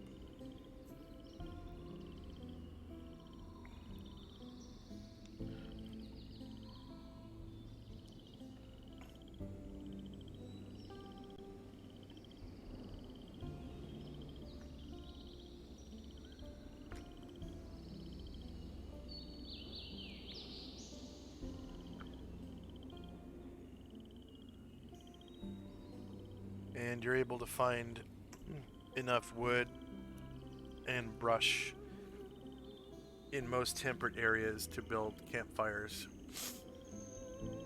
Even in deserts, there are bits of petrified wood, well, nearly petrified wood that you can burn. They're still flammable.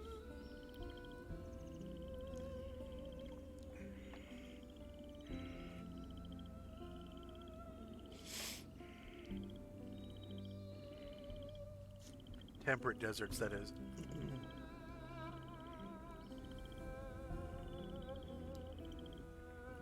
And of course, underbrush and whatnot. Tumbleweeds.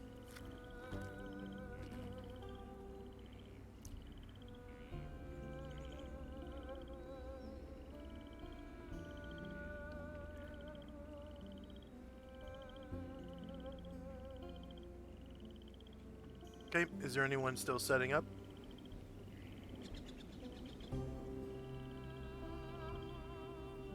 Okay.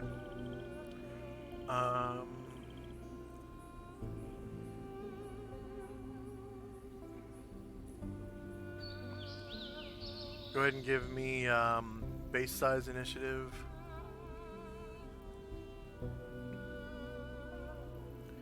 Let's see, Cat's Grace would be gone by now. So would Blessful Watchfulness. Blessed Watchfulness. Vengeful Strike would be gone. Improved Invisibility. Hold Monster.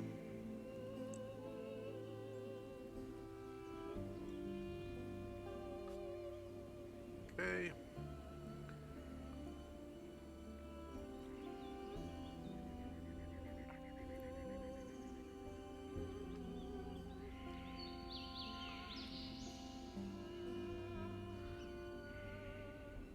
First up is Tenzi and company. You've, I'll say this is when you guys would normally eat dinner, like immediately after setting up tents and whatnot. And is it food created by magic, like create food and water? Yeah, we do that every day. Okay, is usually Jim or Varen or... Him for sure, and I think Varen does one too. I think we need that many for all the animals. Okay, so they kind of get together and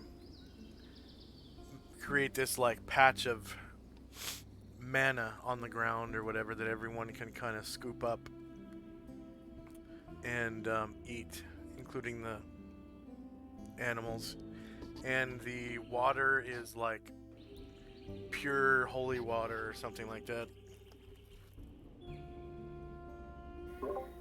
And since Asher hasn't used her jug today, she'll go ahead and use her alchemy jug to pour everybody some beer.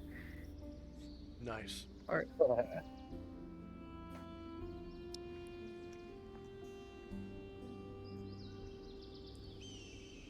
beer, mana, and water. Yum. Shandrak will raise his cup and say, cheers to just outside the gates of the Cilia City. Almost there.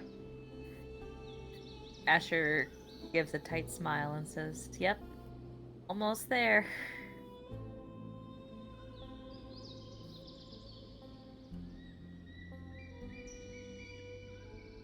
Anything else for Tenzi and company? Tenzi's going to discuss with Asher switching up the naps so that Varen and Asher aren't alone on the second nap. She says, "Yeah, that group that we told you about, that was a little bit of a close call, so I agree." So I was thinking that perhaps Musashi and either Ryer or Shandrak, both of those have two more people move to your watch. And that way there'll be one of each out of character. One of each player character will have somebody on each watch.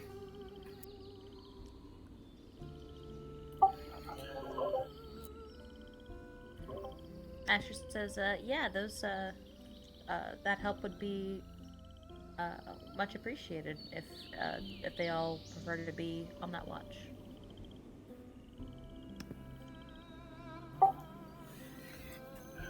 All right, then I'll add the daily routine.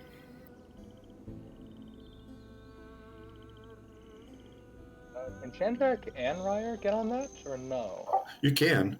I just thought it'd be best to have each player have someone on each during each nap, have someone available. But you can go both of them to that watch if you want, or that nap. Yeah, I think that has to be best. Okay. Okay.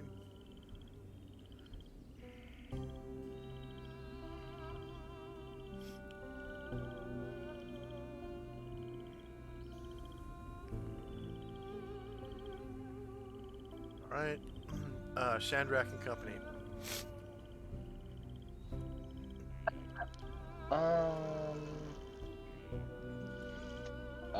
So Shandrak himself is actually going through his books and stuff, and he says to Anatar, "I was looking to see if I can buy some spells from you tonight and copying them in the morning. I was thinking of could I get your hold monster and your shield spell? That would be about 6,000." Hanatar laughs and says, "Ha ha ha! Yes, of course I'll sell you spells." And he slaps you on the back too hard. Winces. So, wonderful, wonderful. So, Shandrak will give you, yeah. Like a jock Oriental smacking under it on the back. Oh, that hurt. He'll give. He'll give you one Oriental Emerald that's worth 5,000 for Hold Monster, and one Sapphire worth 1,000 for Shield.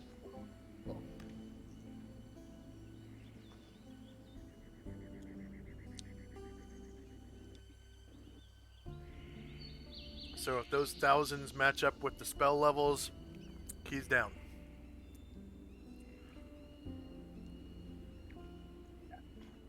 Shandrak kind of rubs his shoulder and says, "I'll read those and copy them in the morning then before we head off." I'm sorry, you said one Oriental Emerald, and what was the other one? Yeah, Sapphire. Sapphire, okay.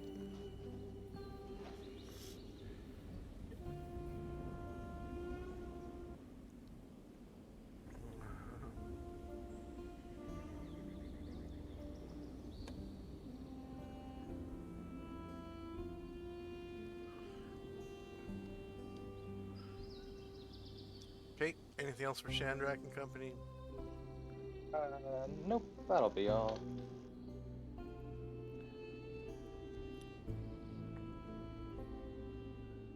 Okay. Asher and company. Anglora comes over and says, "I also would like to buy spells. To buy a spell. And now that I've seen it, Hold Monster is actually above his level, so he's just going to buy the stone skin spell. So he hands over 4 sapphires, and Anatar makes to slap him on the back. He laughs. Of course you do. But Karen Glor kind of like dances out of his reach and gives him a little nod of the head.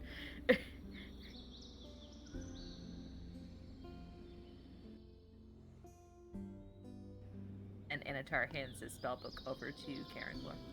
Okay.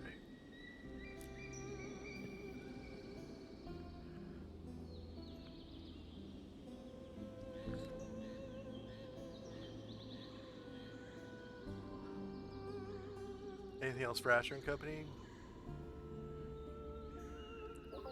When it's my turn again, Karen Glor will cast Read Magic and then cast Copy. Ah.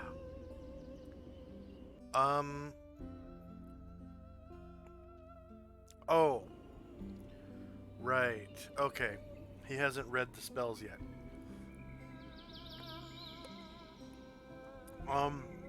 So for Read Magic and Copy, if there's no... Is there any further role playing? Is it just going to be dice rolls? Yeah, that's all for me. Okay. Oh, no, I'm sorry. Asher wants to appraise the 8 stones, the brown, blue, red, and white ones. Yes.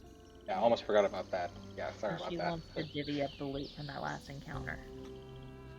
Ah. Okay, go ahead and roll. Okay.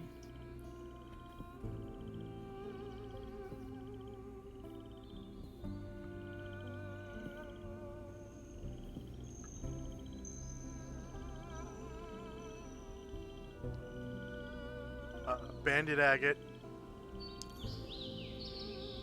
10 GP each.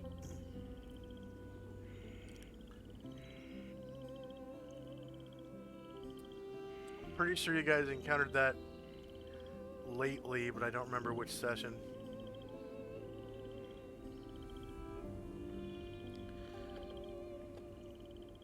I think it might have been hobgoblins or something. So to start with, she will give 8. Oh, sorry, she'll give 4 banded agate each to Tenzi and Shandrak, and keep the Crimson Bandit, and that will be even. And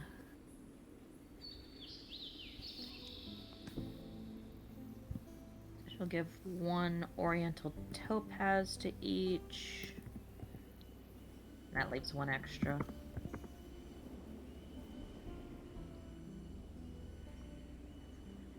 And 2 white calcinite each, and that leaves 2 extra. I'm sorry, white calcinite each, and that leaves 2 extra.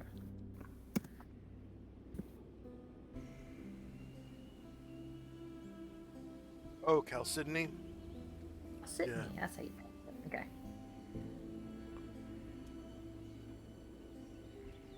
I'll put that in chat so everybody knows. I'm guessing we need to identify those the liquid from the organelles. Is that correct? Yeah.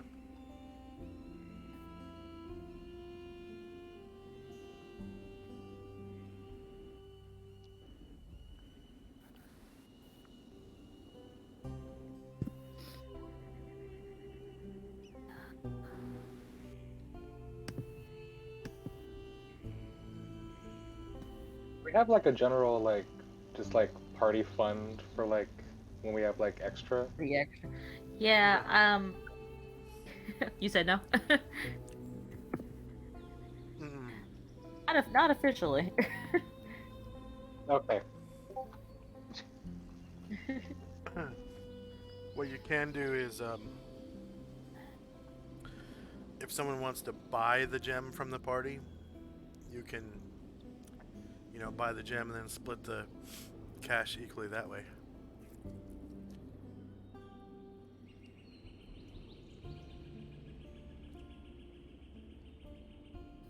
When we're in dungeons, I spend quite a lot of time um, mixing and matching to get it as even as possible, but just on the random encounters, I don't dedicate all that time. Hmm.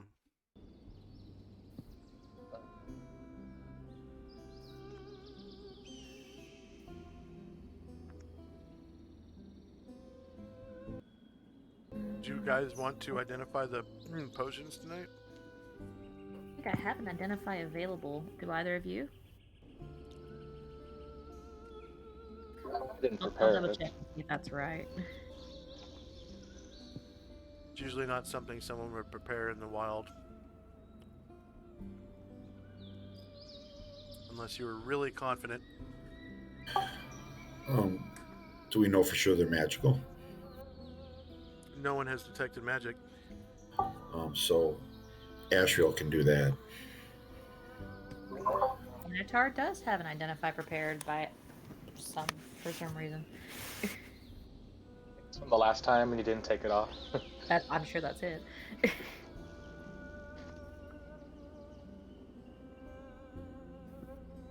You want to go through with it? Yeah, I'll do it. Okay. So immediately after the nap, or Yeah, after the nap. that's 8 p.m., right? I think so.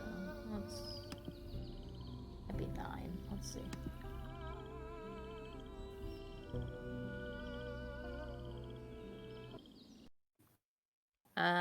Yeah, he's gonna stand guard until 9 because half the party's asleep. So after 9, he'll do it.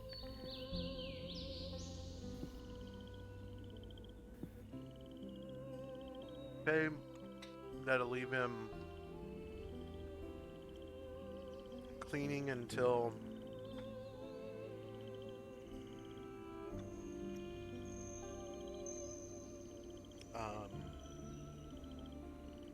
5 in the morning, and recovering Constitution 1 per hour until 1 in the afternoon. It's up to you guys then. We can wait until we get to a city if you don't want to lose most of the day. Well, you don't lose any if you're traveling during his recovery. Oh, he can do that. Okay, that's fine. Sure. Yeah, we'll do that then. So, it does cause a loss of HP. Okay.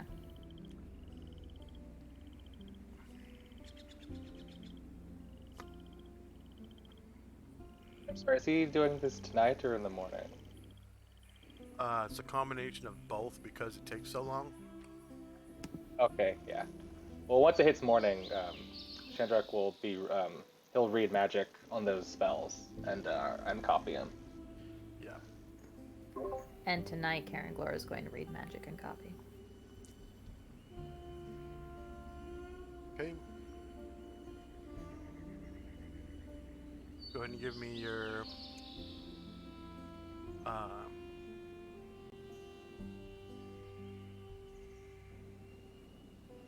identify.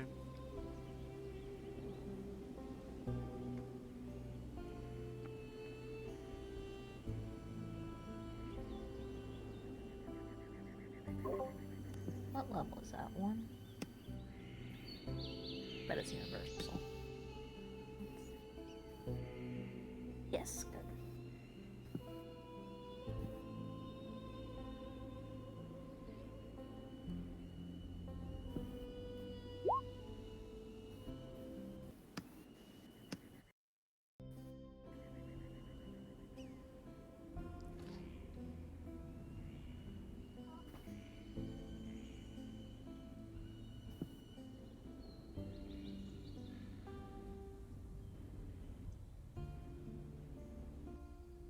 Wow.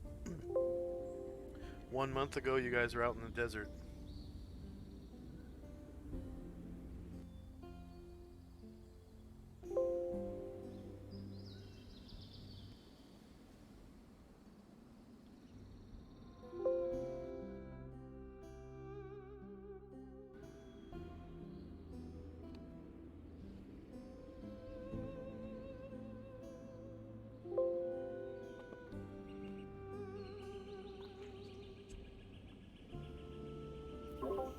Yeah, we don't usually spend too much time between adventures. Both Asher and Amber get antsy after too long in the city. Yeah. Okay.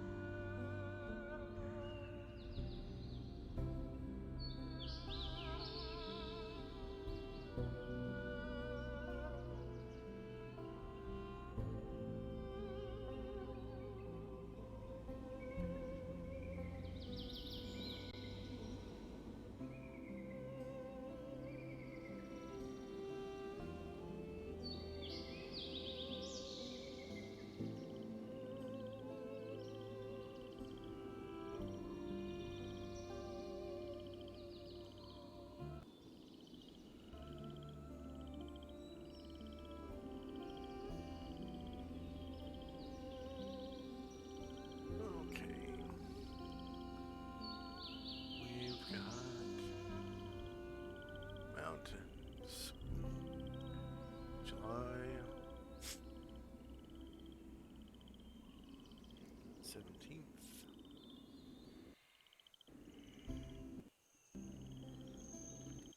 1185 summer.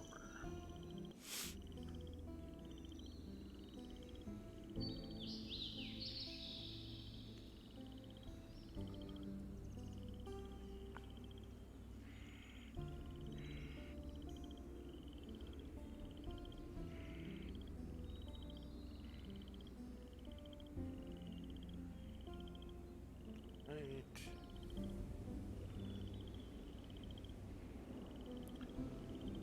Anatar, right?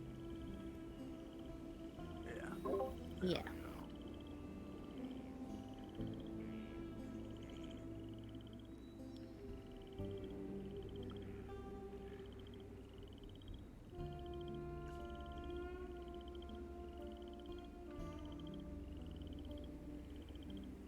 Okay. So, it is now 8 hours after the nap, which is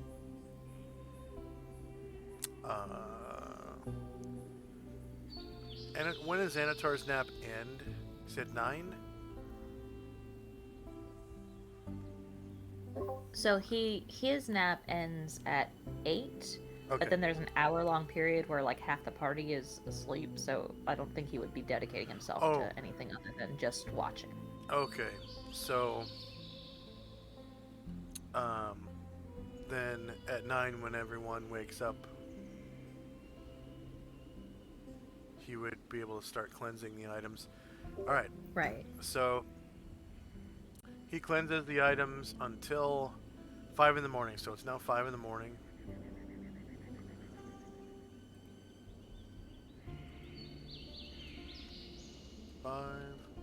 a.m. July 17, 11:85. 5.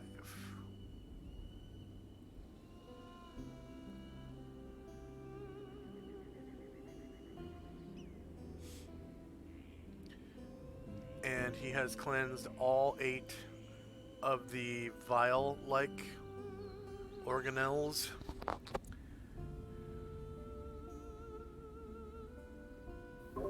Yes, please. And you want to go in order in which they were discovered? Yeah, let's do it. Okay.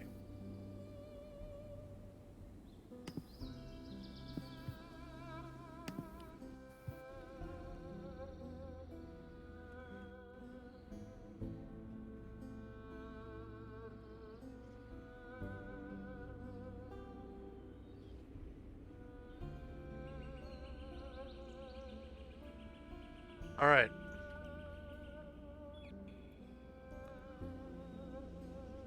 So he determines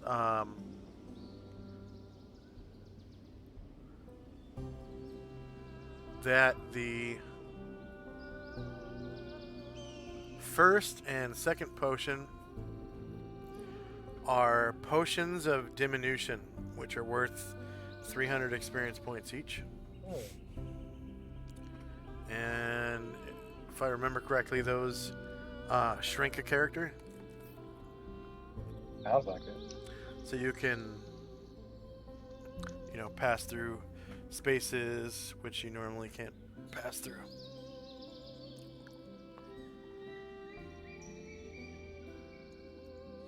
All right.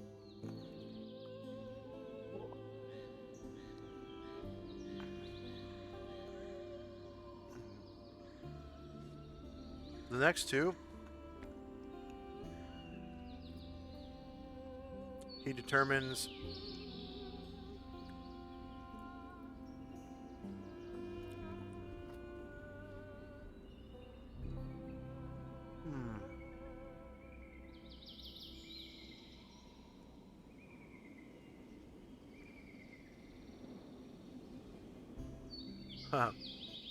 okay. He determines the next two are filters of love, worth 200 experience points each.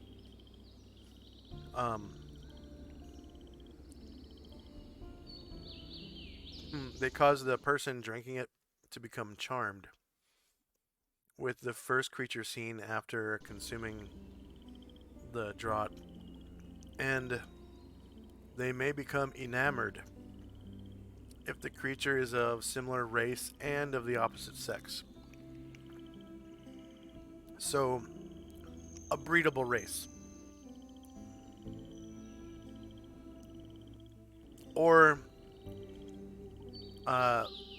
little people for little people. So, halfling seeing a dwarf or a gnome of the opposite sex will fall in love. And vice versa, and versa vice.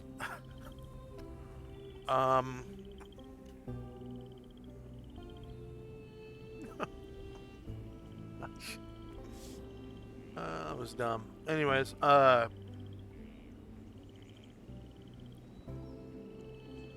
he determines the next two.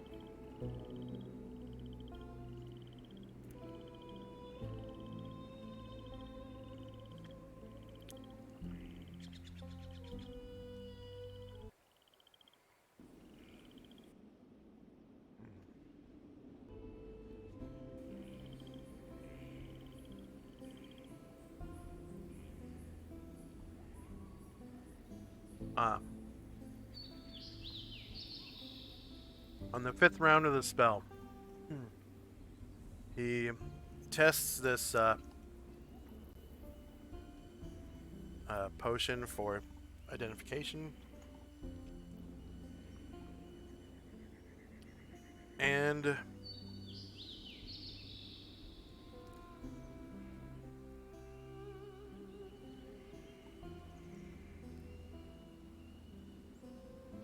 without a saving throw,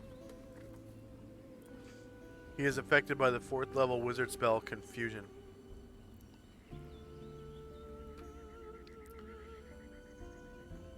Okay, so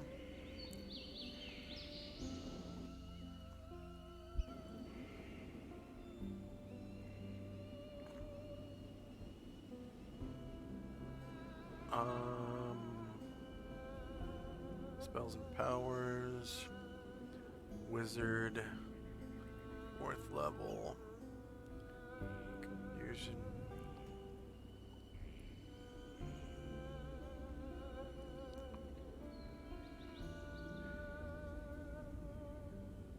So he samples the potion in order to identify it.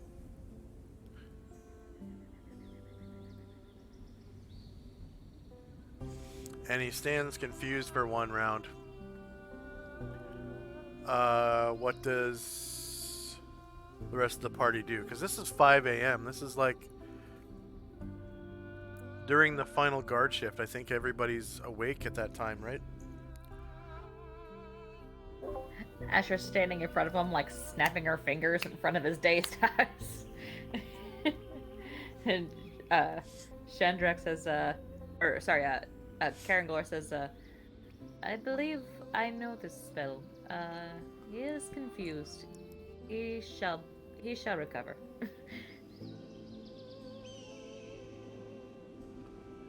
What does Tenzi and company do?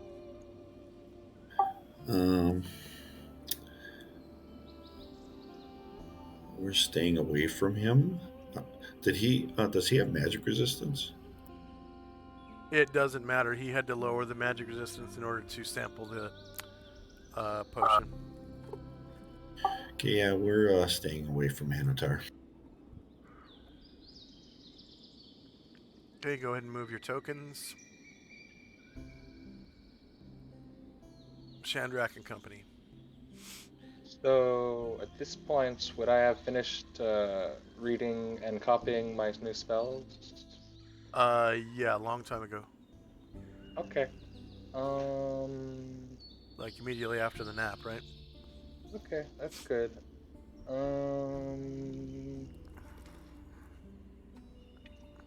Well, Although just you in didn't case. cast your you didn't cast your spells yet because you said that you cast those at 7 in the morning. Yeah. Well, I mean, I would have, I would have re-upped my spells this round, and I said I was going to copy and read as soon as I could. You already did that last night before, like right when Anatar started cleansing the items. That's when you, copied the spells into your spell book and stuff. But I'm talking about Cat's Grace and all that. You said you cast that at 7. Oh, right. Your buffs. That's true. That's true. So, I think I'm going to try out that new spell and cast Hold Monster on Anatar. Oh, okay.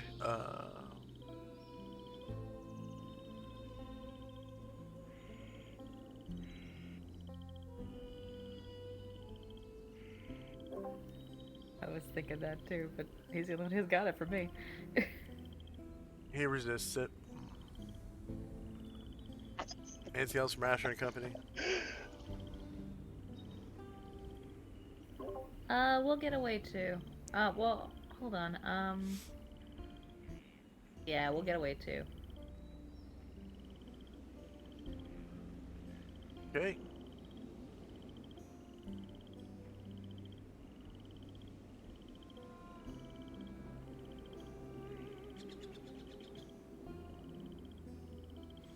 He stands there confused again.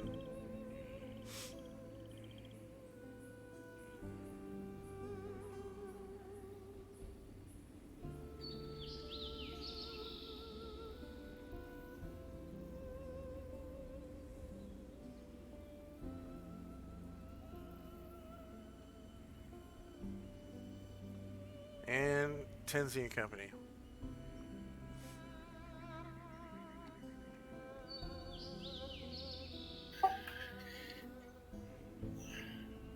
Yeah, we'll just stay where we're at and just watch them. Okay. kind of do like if he does come after us, then we'll take some action, but just kind of hold until the end of the round otherwise. Shandrak and company. So Sandrak will say, it looks like he's still confused. Can anybody do something about that? I don't think I can.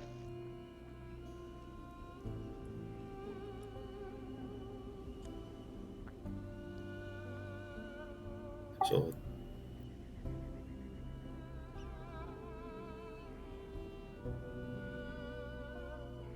could try dispel magic.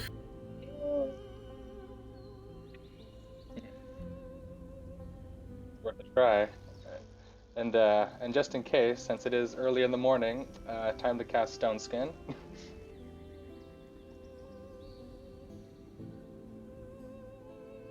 And Ryer. Ryer is going to start singing a song to try to raise the mood and make sure Anatar is feeling good.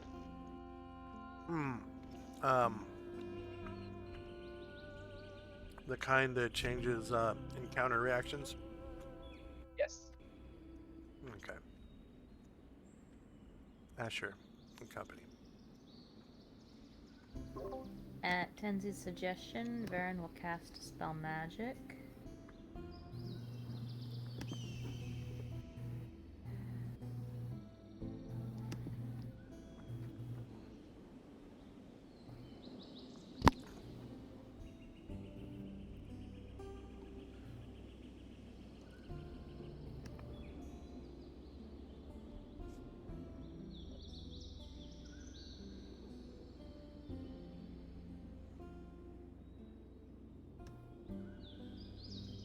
Okay.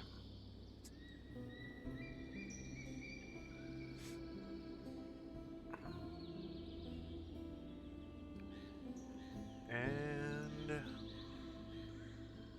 Oh, and if it doesn't work, then Jim will try to Spell Magic as well.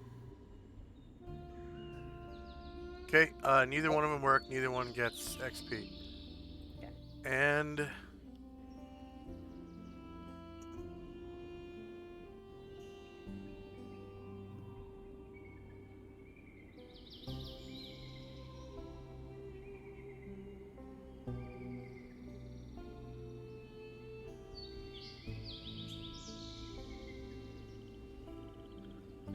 Anatar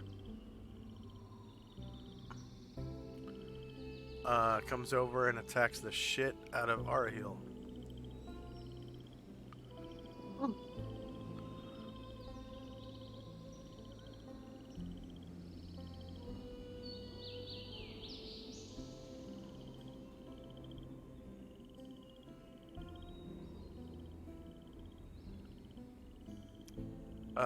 Also using his gaze.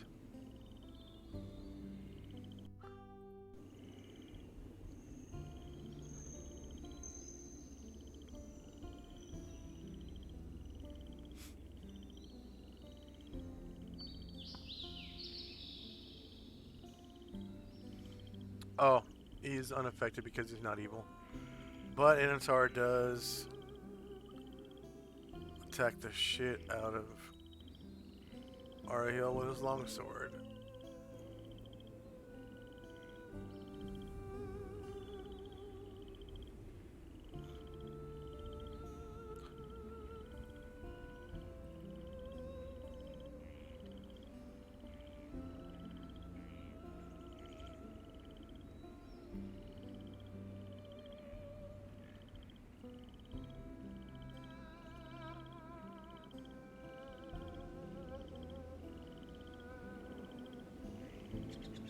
Arahil is shieldless.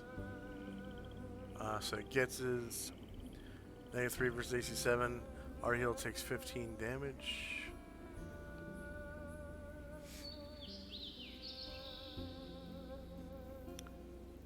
Okay.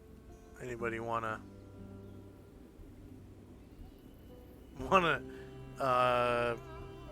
stop him or do anything? He's attacking people now.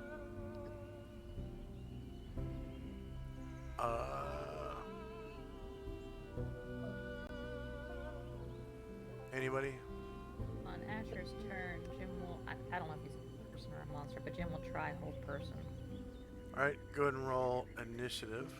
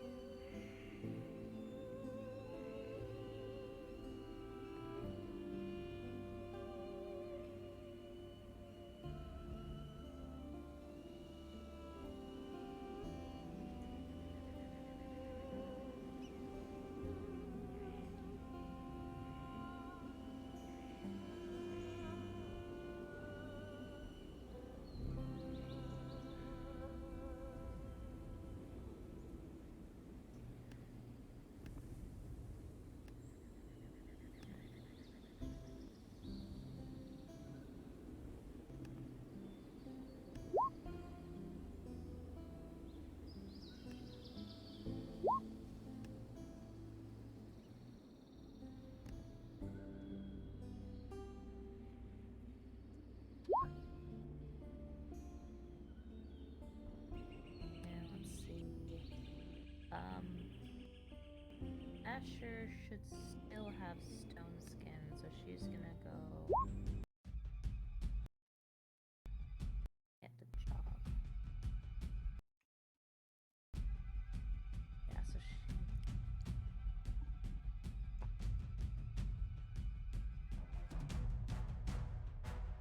Oh, she can get to him before then. Anyone Asher's going. anyone who is participating in this round needs to roll initiative.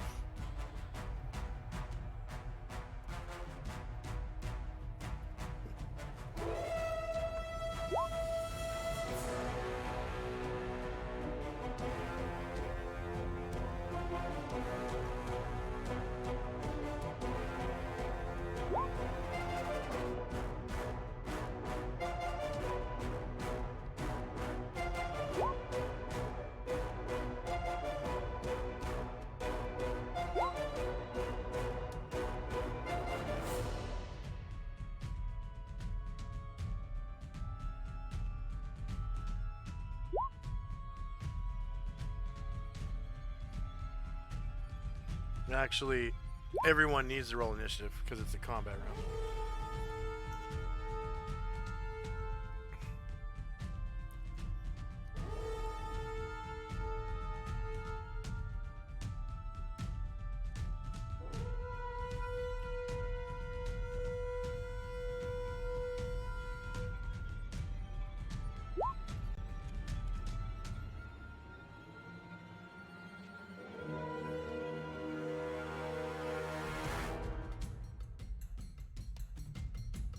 Is Anatar attacking with a weapon? Yeah, he just attacked with his +3 longsword. Did 15 damage to his eagle.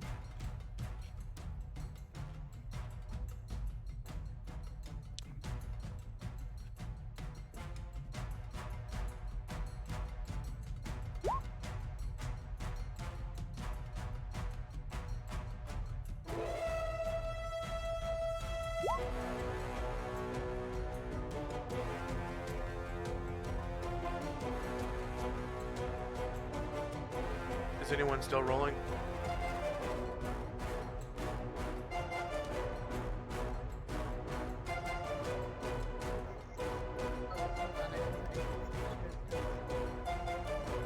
Does anyone need multiple attacks? Aaron, please.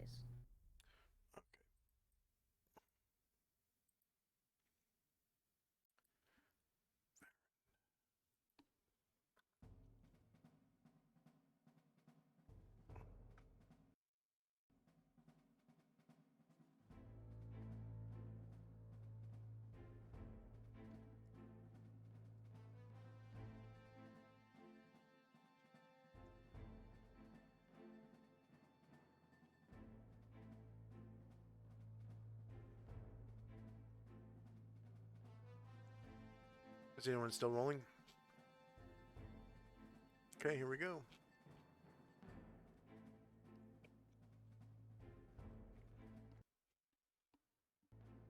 Five minutes past the hour, Musashi.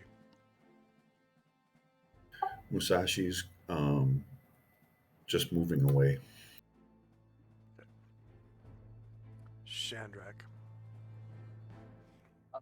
Chandrak opens up his backpack and takes out his helm of telepathy.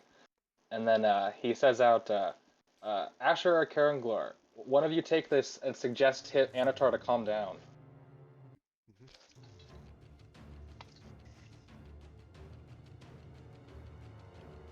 I don't see Asher, so I'm going to make my way over to Karanglor.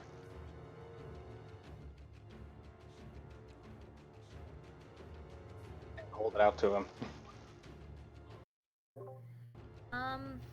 Would we know from our time traveling together that I'm pretty sure Anatar's native language is not Elvish? Is it? I think it is.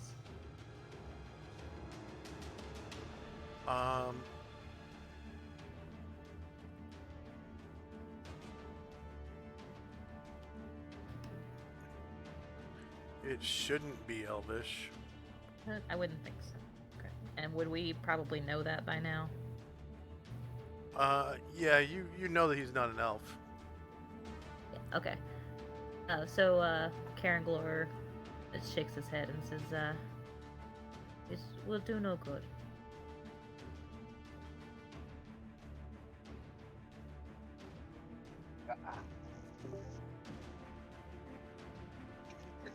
Back of his head and takes his last couple movements backwards.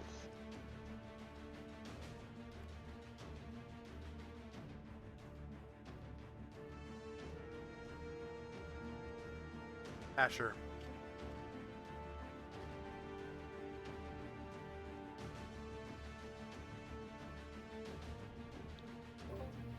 Alright, so Asher gonna move 1, 2.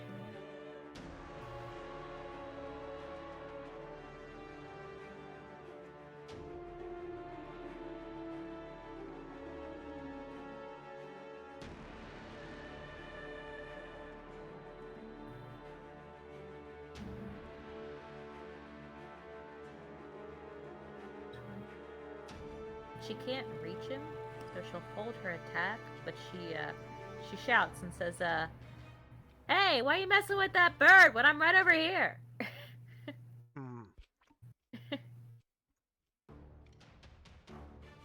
Potterbill. Potterbill is going to jog further away. This looks like he may be over his head.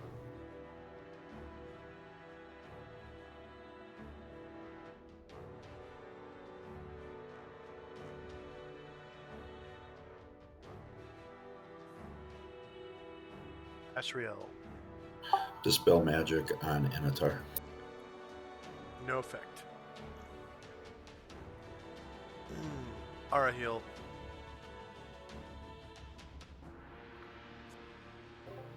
Will withdraw. So he's on foot. He's stuck in a wall.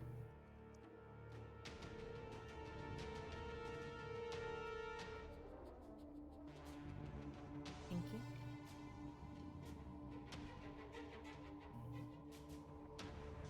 Oh, he can't jog, so I guess. Can birds jog? Yeah, I'll allow it. Okay. I've allowed other monsters to jog Cool. All before, right, he'll get that far. including the Kraken. Oh.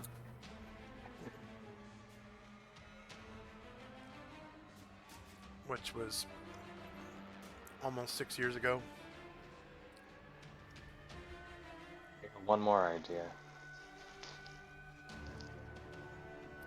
Tenzi.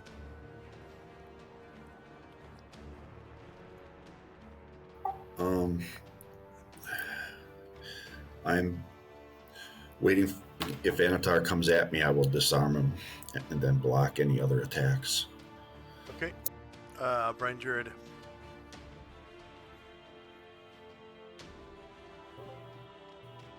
He is going to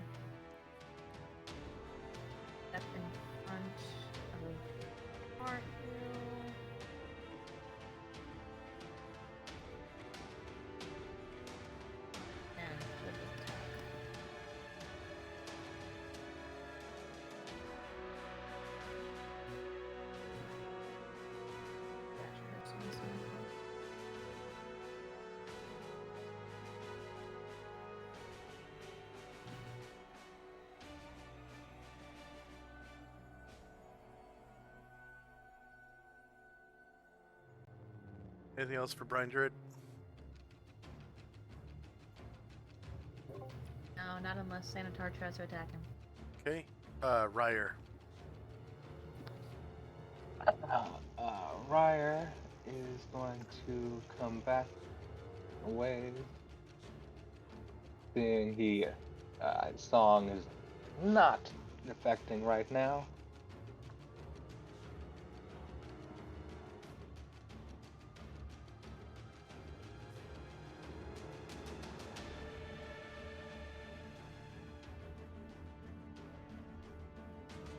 Yeah, that'll be all.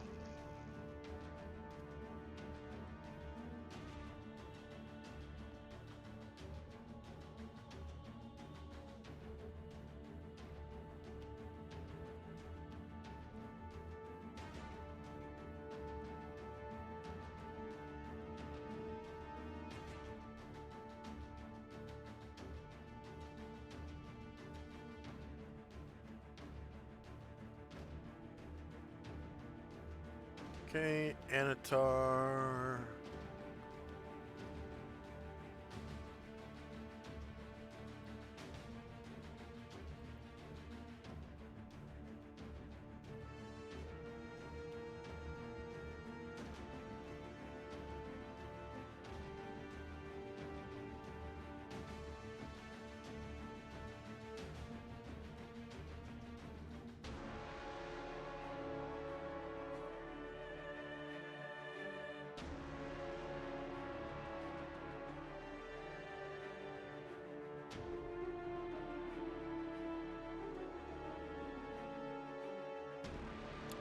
Anatar stands confused.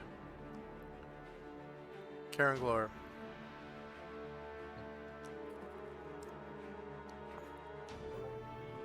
Karen Glor is going What am I doing?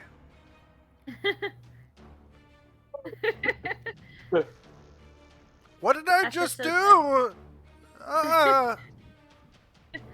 Asher says, we were all just, having a good time, just dancing. Did And I she kinda, just kill our healer? Like, no, look, he's fine. He's fine, look. And, Karen Glor is going to also kind of walk in front of... Well, actually, no, his armor class isn't that good. He's just gonna wait. Varen. Aaron is gonna come...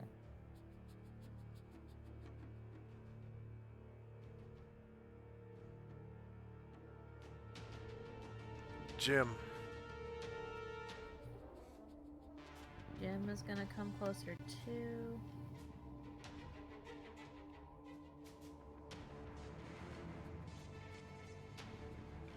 Oh, and he also has stone skin.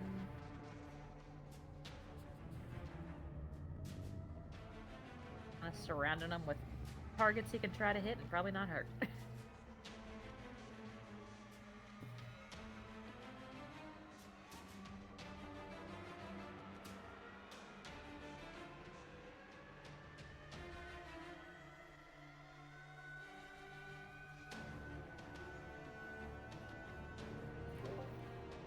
Anything from Jim? Now he's just gonna stand there, but can I... well, actually he's gonna take one more step in 5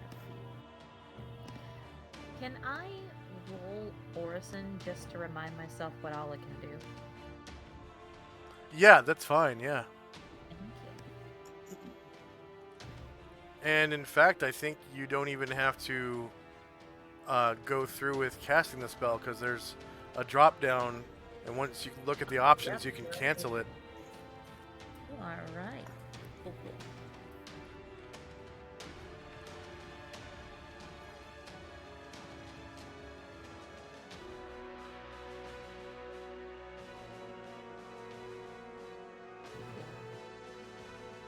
And then Varen.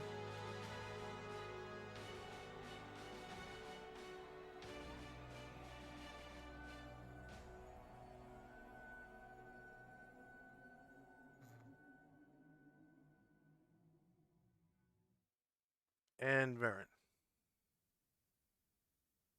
Just waiting and waiting. Yeah, still waiting. All right, end of round. You can go ahead and roll initiative again.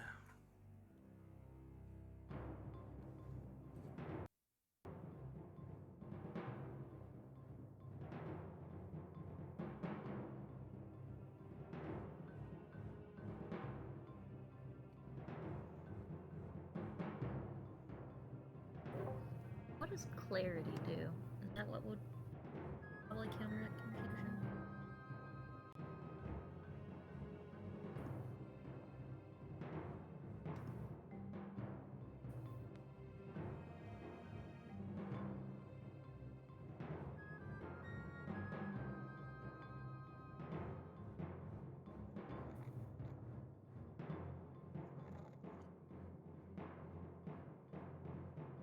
Player's handbook.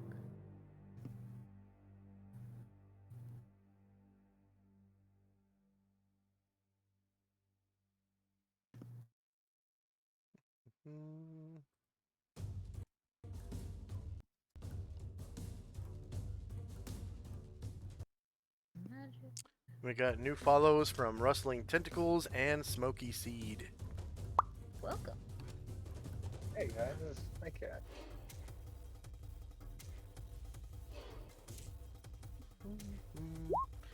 Looks like Thaco Tuesday is still with us, and Excel 809. And Watch Your Pants.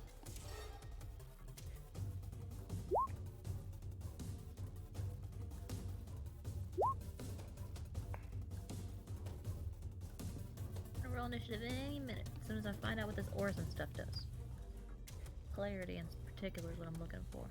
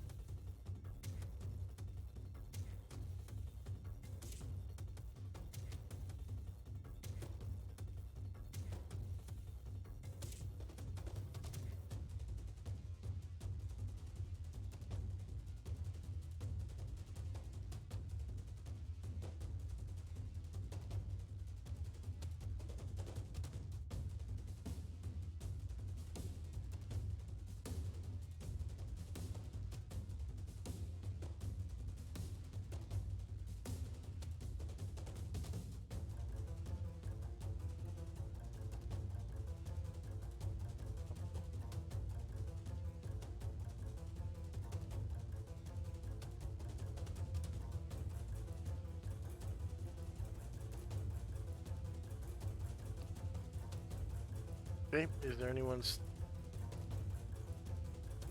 still rolling initiative? Yeah, sorry, I was trying out every orison casting there is. There's just one more I want to look at.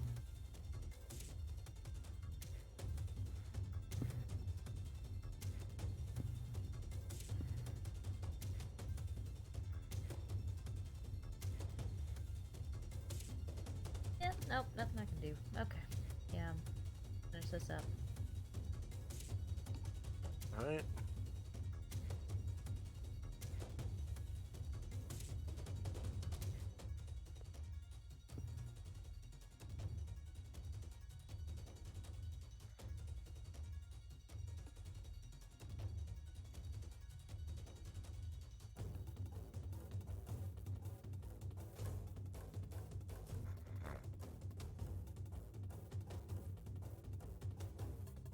Okay. Aaron's multiples, and then I'll be done.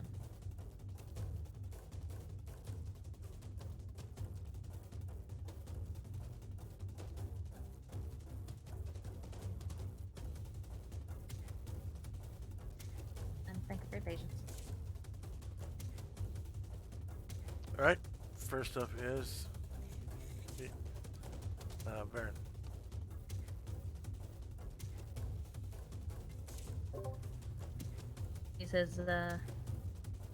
He says, calm yourself. And just holds his action.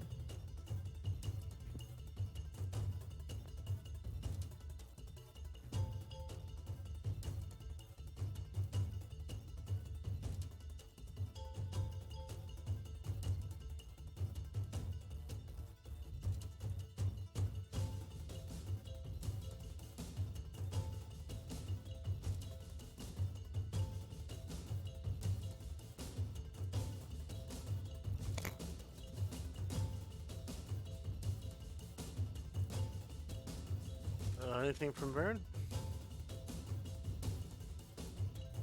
Okay, He says, Orson.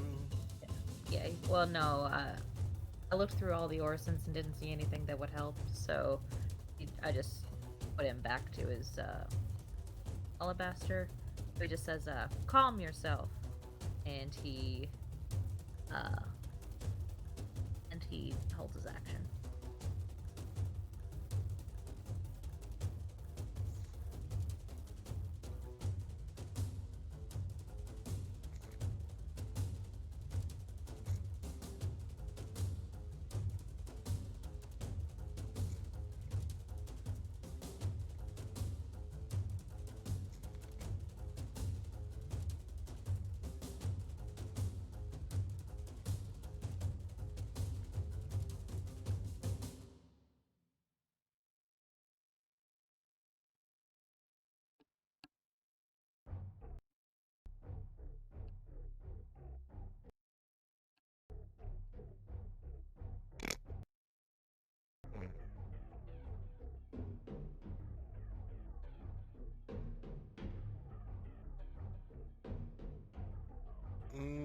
Okay,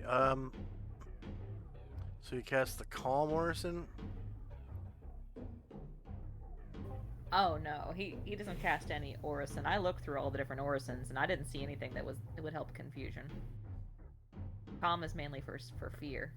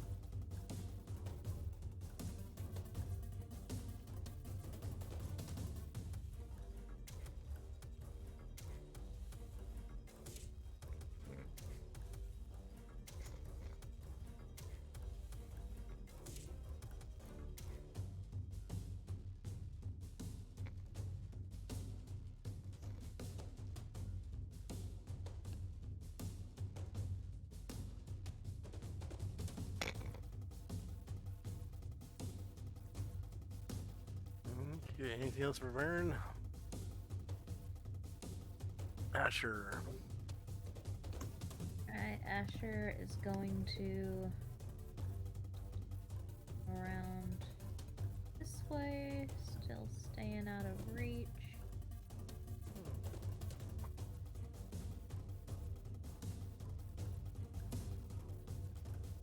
It says, hey, look, Ariel's fine. We're all fine. And we will hold her action as well.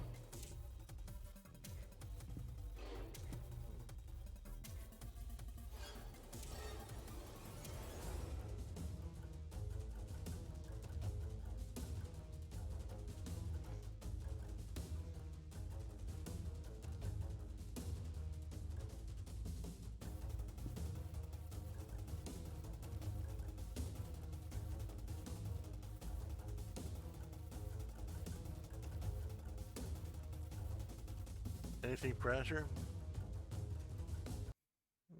Okay. No, she's just holding her action.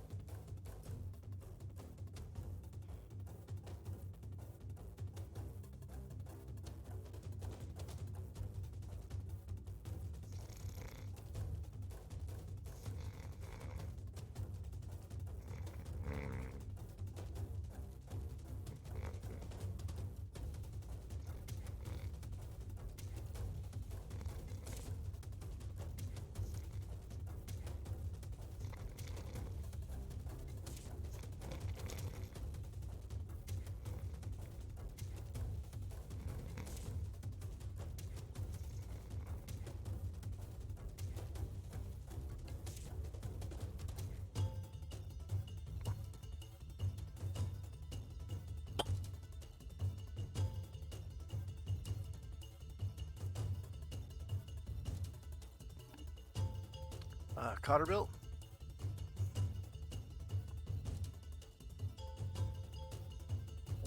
He is going to get a little bit further away.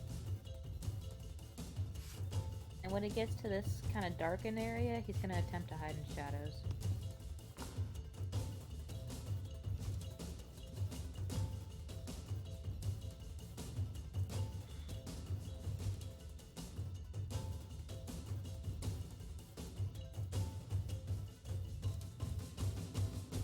But he has to have a token selection for on invisible.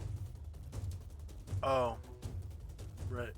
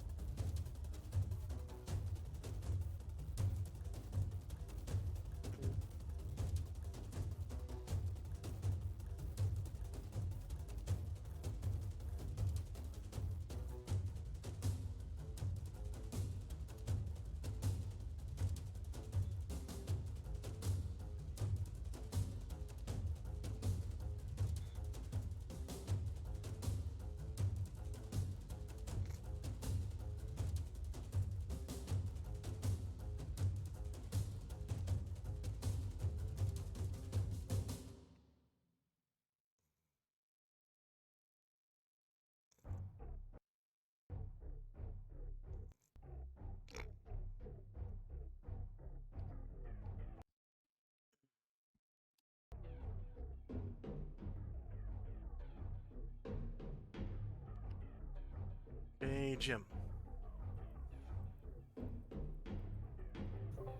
Jim is going to circle around to Anatar's south, staying out of his reach. And he looks over his shoulder at Ashriel and he says, think that fancy heal spell of yours would work? Perhaps. He nods and just stands ready with his club. He's holding his action. Actually, that wasn't a pertinent question, so I guess that is his action.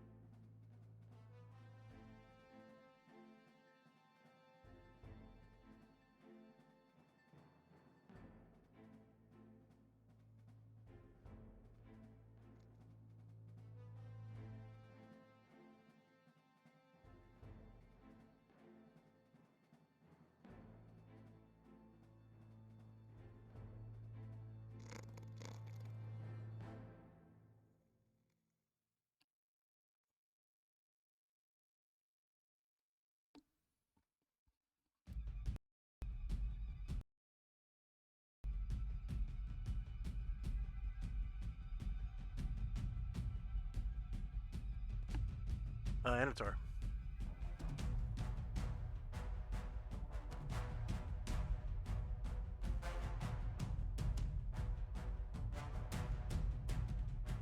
Amber, you there? What's up with you? Can you hear me? Yeah, I hear you now. Oh, Yeah, so- I'm controlling Anatar. Jeez. Yeah. All right.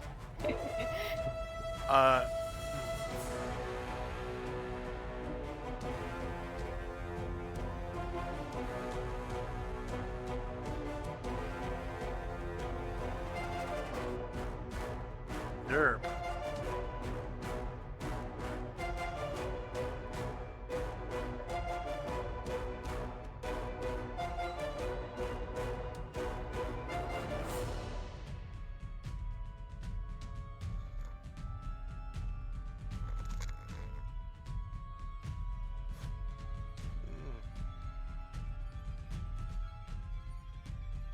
All right, he stands confused for one round. Caranglor.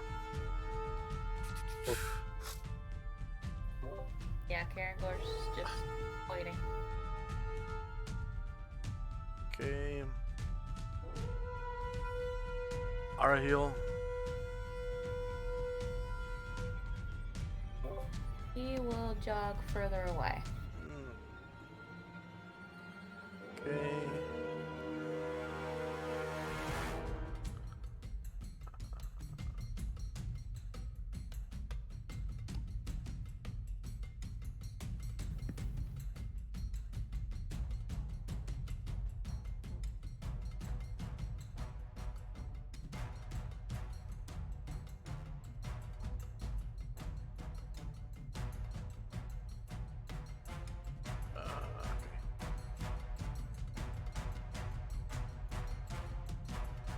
There we go.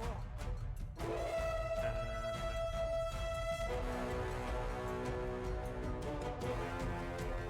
next we have Tenzi, Waiting. Ryer, He's waiting too.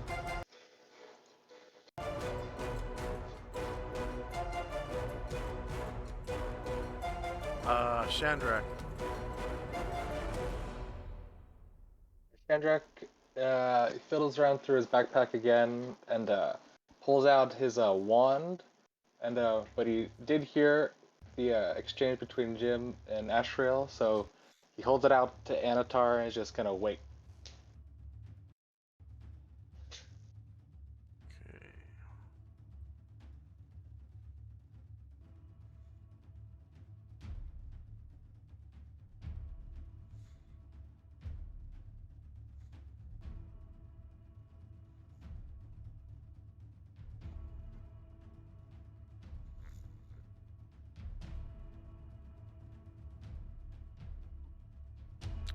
Ashriel. Can Ashriel move and do an innate spell-like ability? Yes, up to a full move and cast an innate spell-like ability. He's going to move up to Anatar and try remove curse.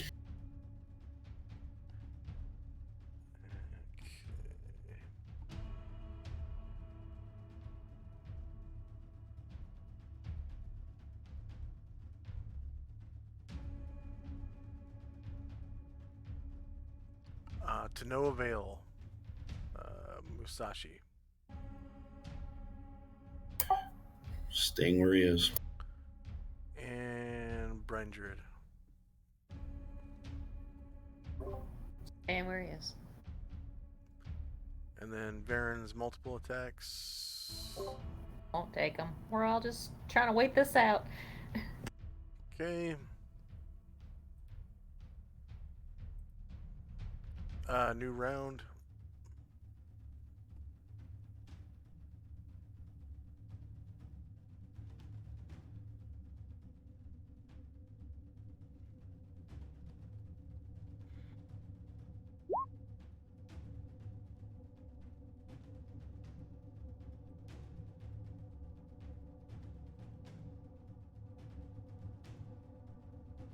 Oh no.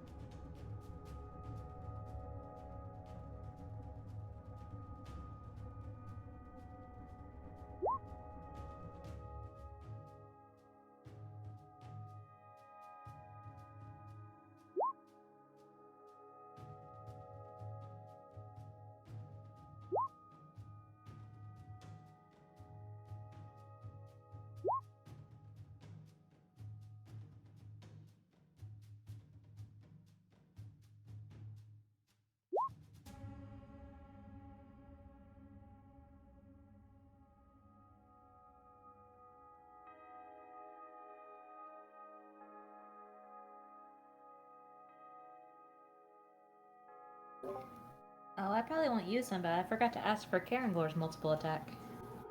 Hmm.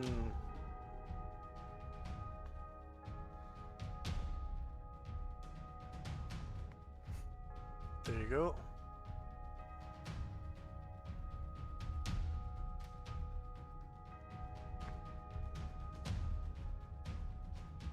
Gracias.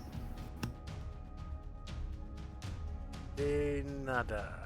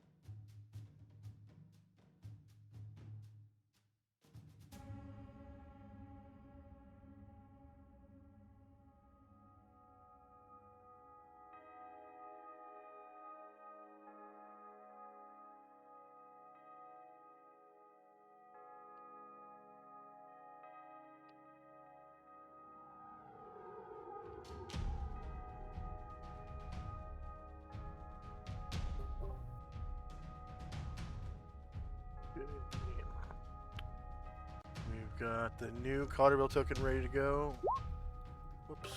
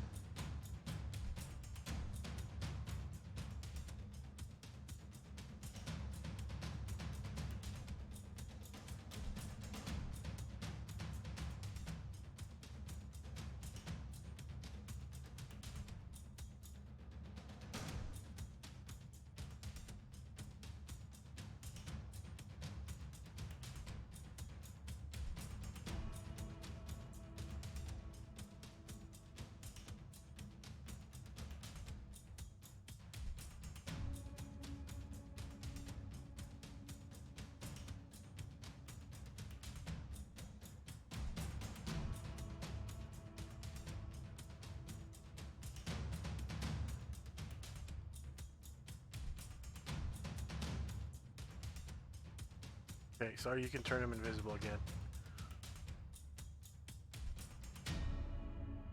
And then, did you add him? Did you roll initiative for him again?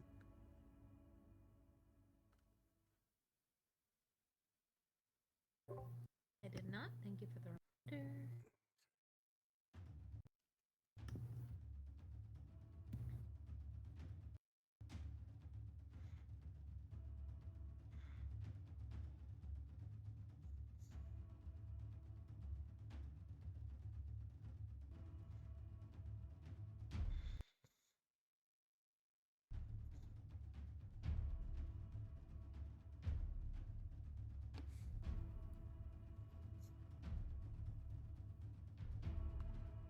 Okay.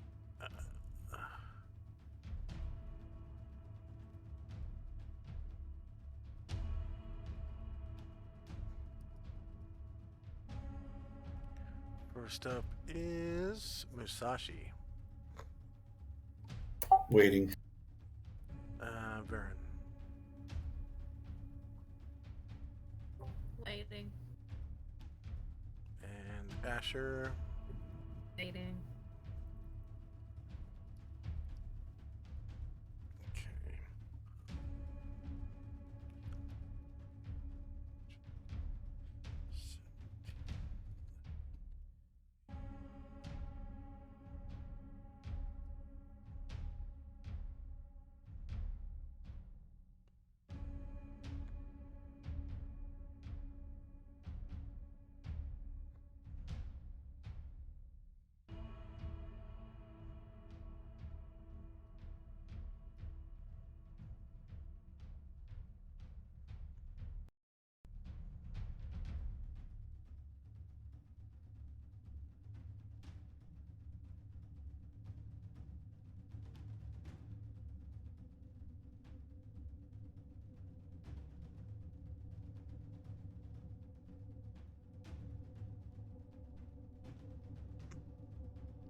Or a heal.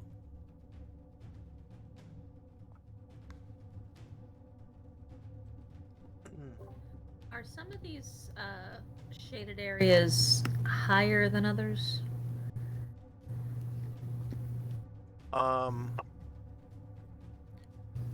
Yes, so let me explain. Alright. This map has several different elevations. The lowest of which...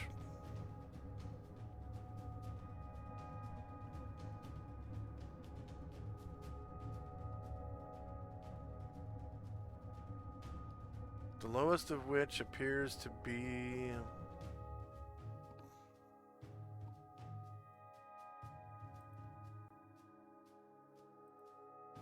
down here and down here. So you guys are on a slope right now, that goes upward to this trail. And from there it goes roughly northwards or southwards. And then from the spot you're at, you go northwards or I think westward.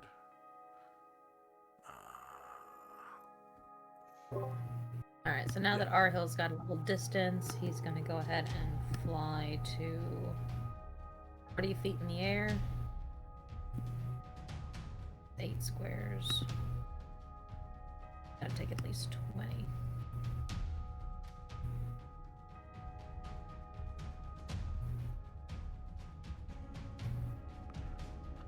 Oh, and also it does appear there is a pit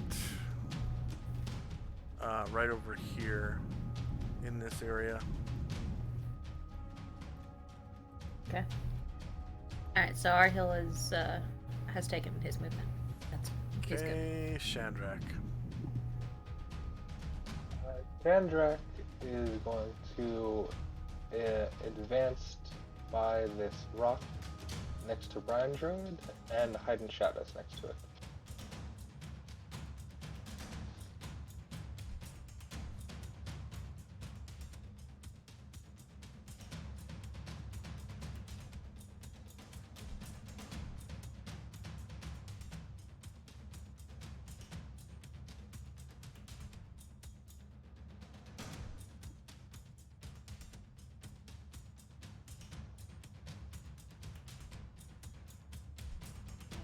Okay, Chandrak, did Chandrak go? Yeah, I said I was gonna hide in shadows behind this rock. Okay. Do you get it?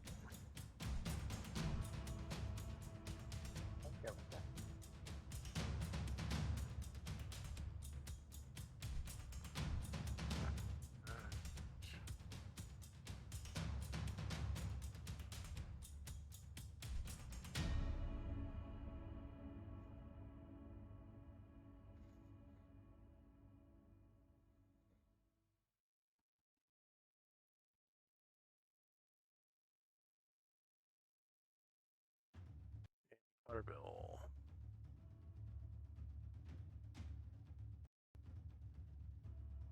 He'll wait.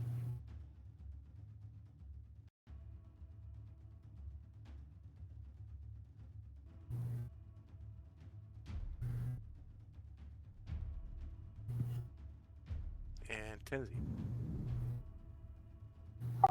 Waiting. If he attacks, I'll disarm him.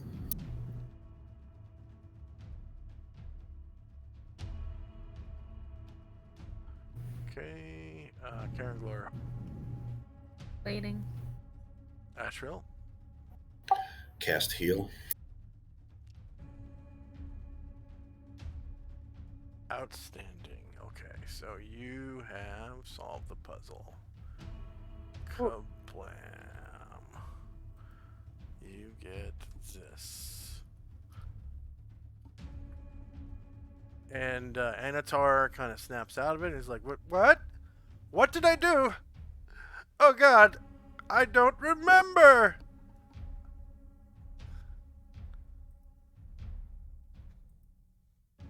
And he just he face palms, double face palms, and just starts shaking his head left and right and weeps. Oh, I struck. Asher says, we'll fix him right up. He's a tough little big bird. Wasn't your fault. And he begins to weep.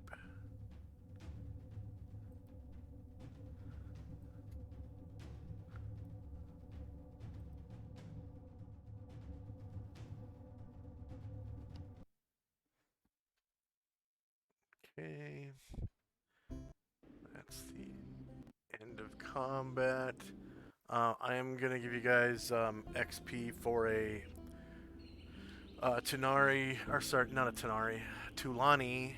Eladrin which is quite a bit if I recall correctly.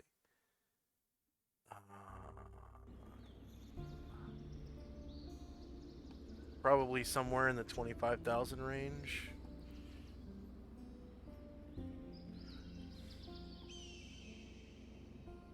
Or higher. 27,000.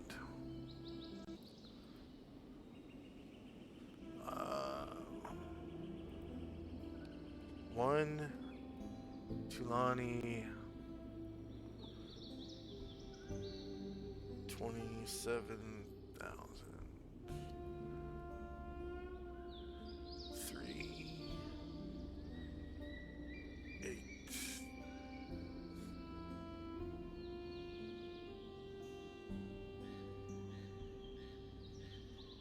7. And of course, there are 3 potions yet unidentified, maybe more. But for Anatar, that will have to wait for another day because his spell, of course, is fizzled.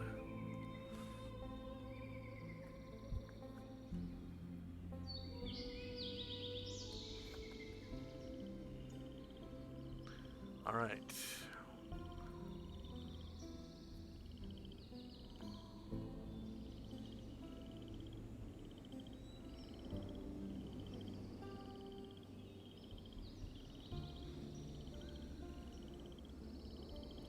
Back to El Panoplia Central. Oh, before the party breaks for the night, or before the party starts studying spells and everything, immediately after that, then Jim is going to heal Arahil back to health. You guys already studied spells hours ago. That was 5 o'clock in the morning. Oh, that's right. It was 5 in the morning. Never mind. I'll do it tonight. Actually, sorry, I forgot to do that earlier, but can I roll to see if I learned those spells? Same Yeah. for Karen. Yep, go ahead. And just X off your read magic and your copy doesn't. If I remember correctly, if you fail to learn, your copy doesn't get used. It doesn't get erased from memory. There was something weird to the advantage of the player on that spell.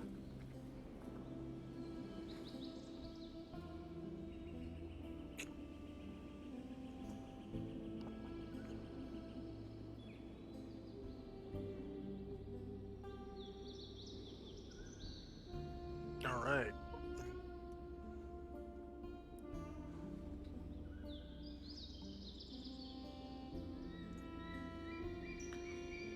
And of course, those page numbers aren't used. You'll be using his page numbers, which you'll have to get from the book if you have access, or just ask Amber for the page counts.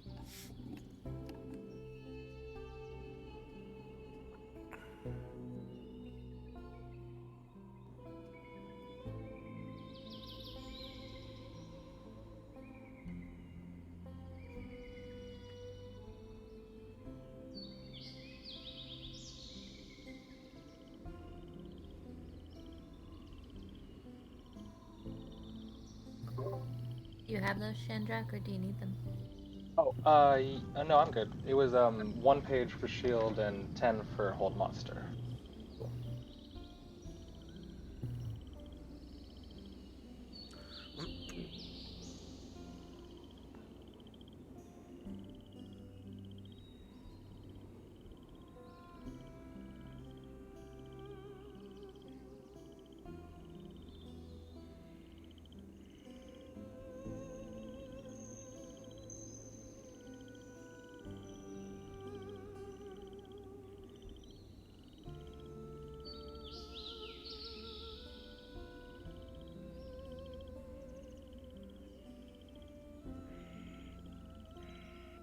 All right, I'm good for that. Okay.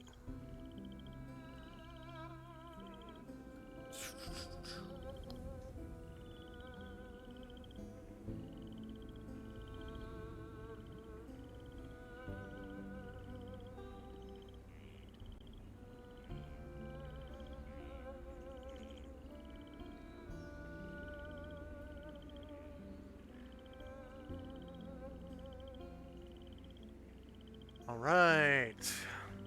So,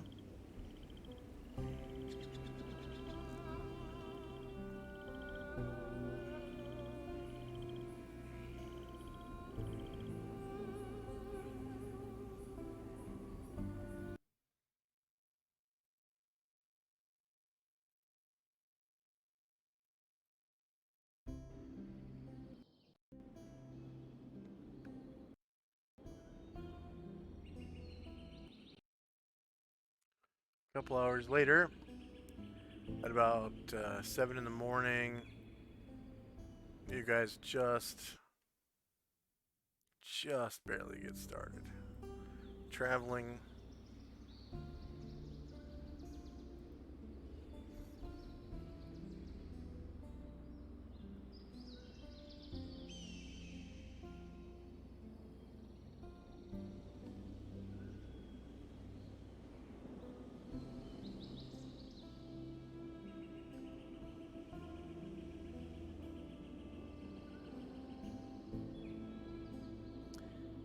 And you find yourselves in a ravine.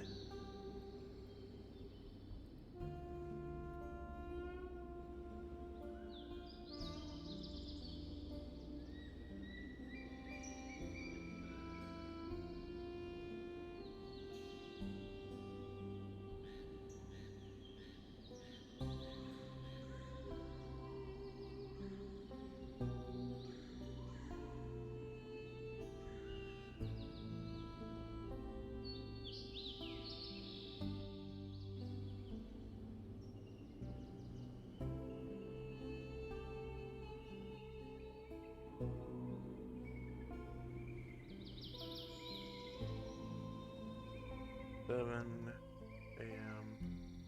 Y 17 11 A 5. And go ahead and roll base size initiative.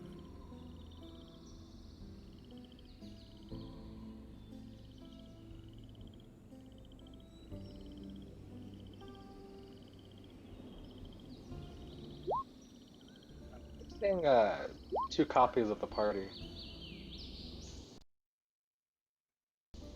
Okay. 1 second.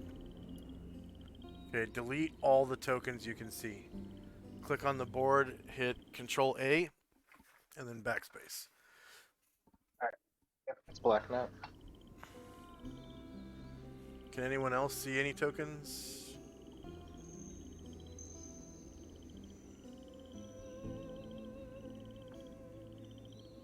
And anyone else? Yeah, I did, but I was able to delete them. Okay.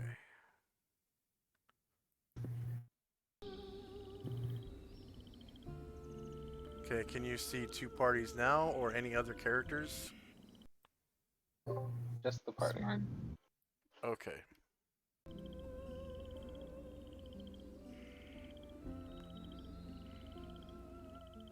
And if you could, please go ahead and roll base size initiative.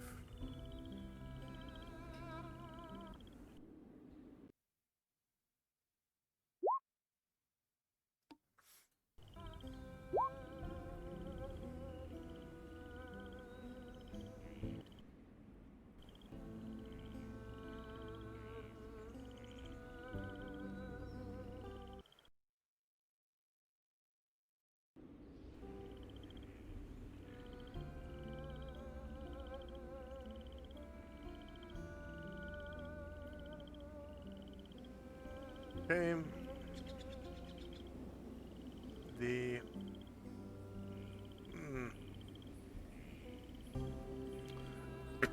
the wind today is favorable.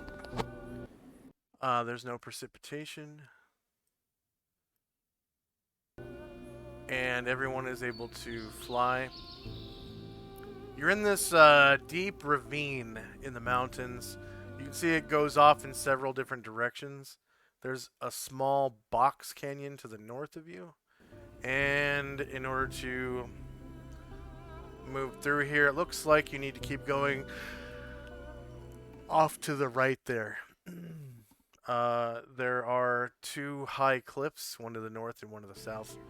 And back the way you came to the left is a long, flat area that leads off of the map if you were to go backwards.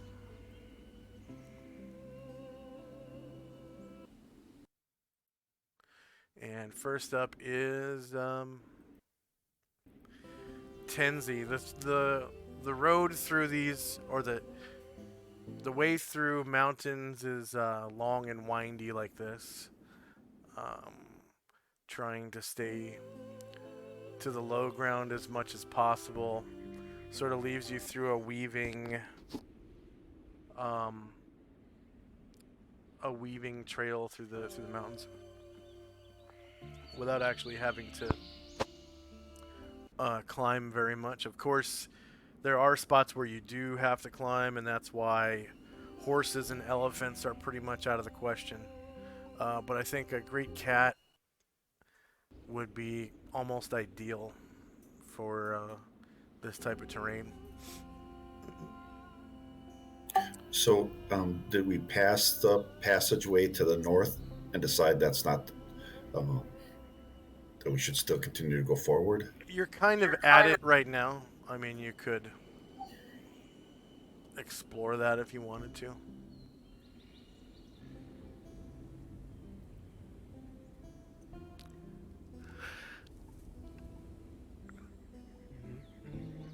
I think we'll just try going forward here.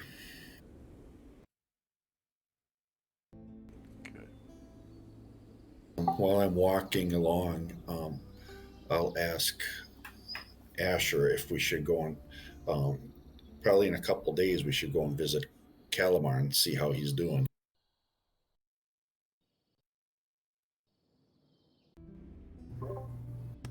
Asher nods and says, yeah, you had some business with Calamar, right? Yep. Yeah, whenever you want to go see him, maybe when we, I don't know, make camp or something, or if you wanted to do it now, that's fine.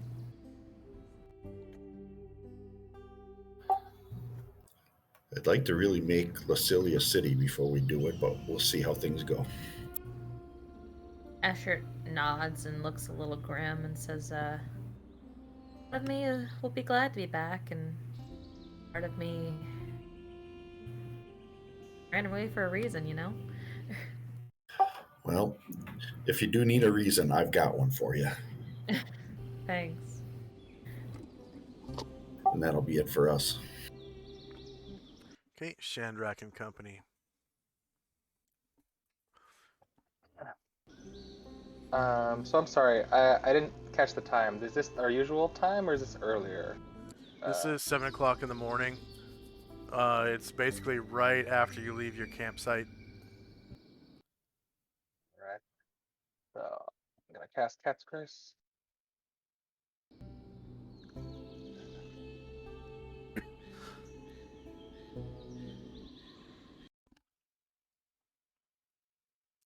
Okay. Fire will take a few steps forward.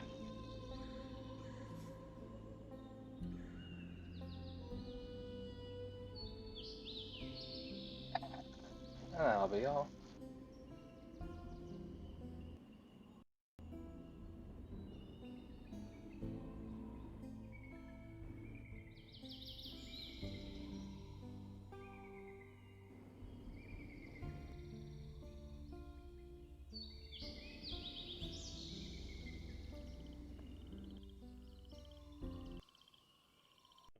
Okay.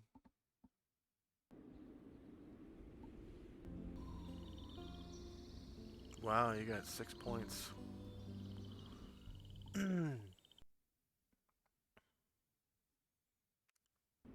think you're close to max with that. Yeah, you can't go over 20 with the spell.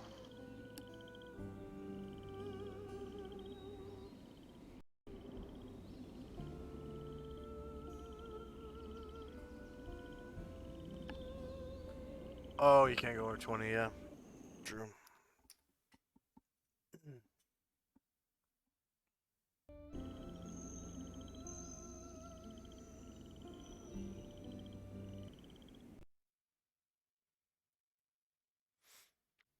Okay.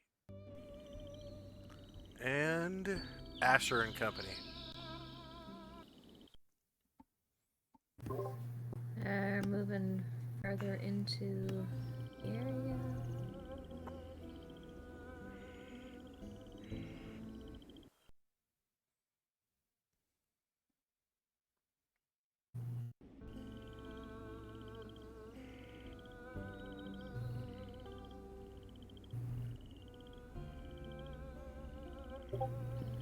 I'll stop there. Alright.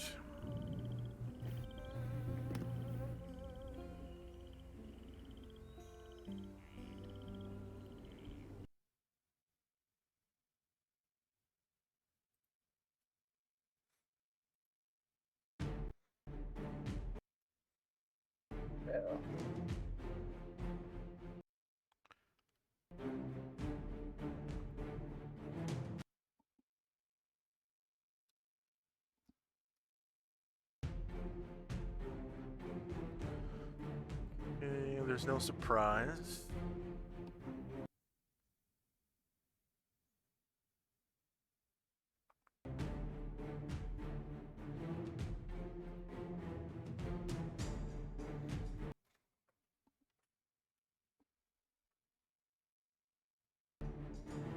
Alright.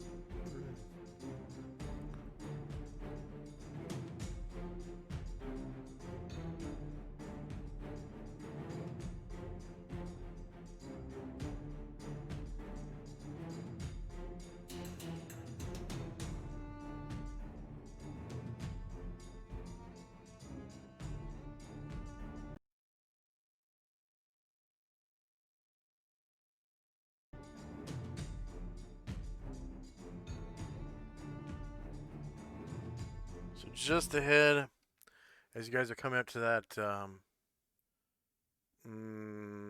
bottleneck, you can see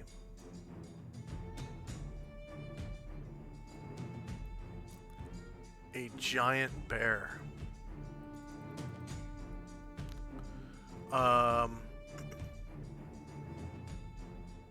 And its mate.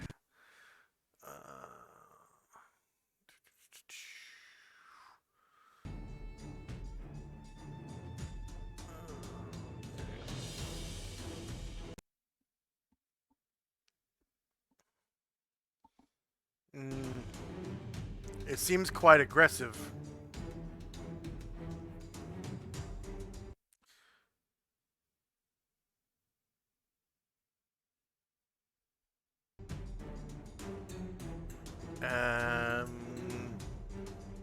That's about it. It looks like a giant grizzly bear. It is actually huge.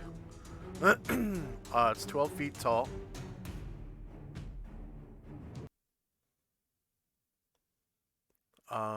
And is like it's huge and horse-like, so it's not a perfect square. It's perfect square plus 2. So because it has to be a rectangle. So it's fully 6 squares, 3 squares long and 2 squares wide. And it's just barely ahead of you. I think most of you can see it by now. But it's acting aggressively, and it begins to growl at you and snarl. Let's see. Thaco Tuesday has redeemed a magical item.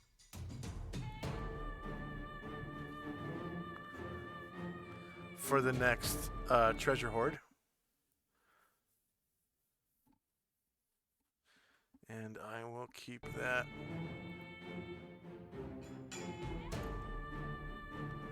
in my notes. So thank you very much, Taco Tuesday, for that. And I think there's only one of those, so I don't think I have to roll anything.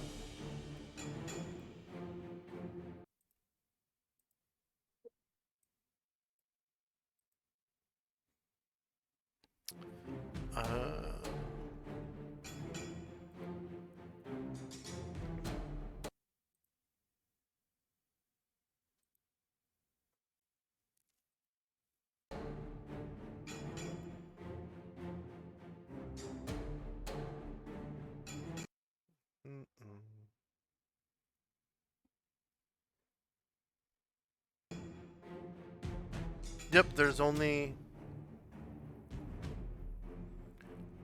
Well, technically there are two, but I don't do sizes for magical what this is, because it's supposed to shrink and expand for its wearer. So I will take note of that in the GM section of the daily routine.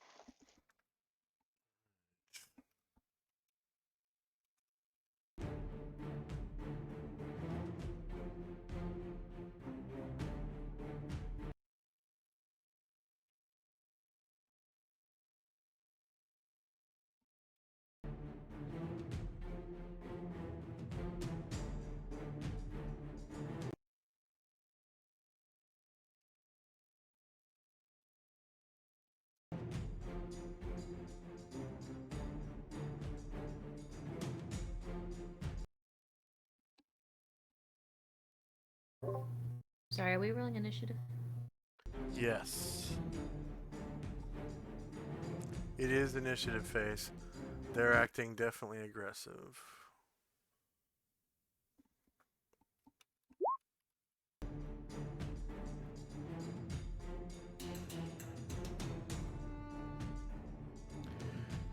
Yep, one of you guys is definitely going to end up thanking Thaco Tuesday later for this. I'm debating on whether I should tell you guys which magical items. I think I will tell you guys which magic items are redeemed by the audience.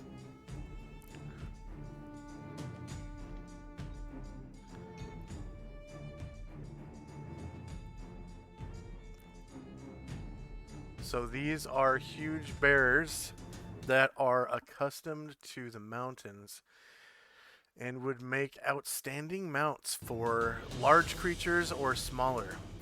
They would be able to hold one large creature, no problem, more than likely. I think it would be likely that they would have the same like carrying capacity as probably like an elephant or something.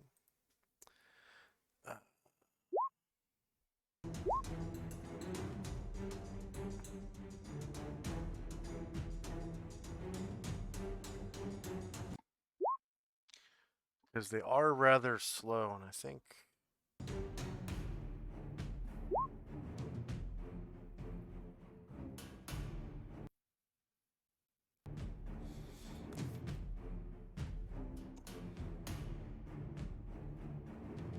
Yeah, they only move at 12.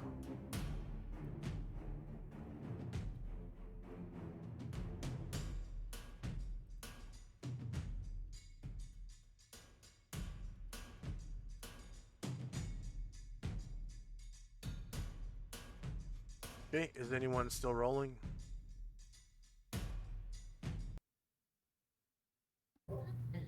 multiples. Yeah. Okay. Musashi will need 2 more. Okay, here's 2 from Musashi, 1 for Tenzi, 1 for Ashriel, 1 for Caranglor, 2 for Varen, 1 for Antar. That should be it.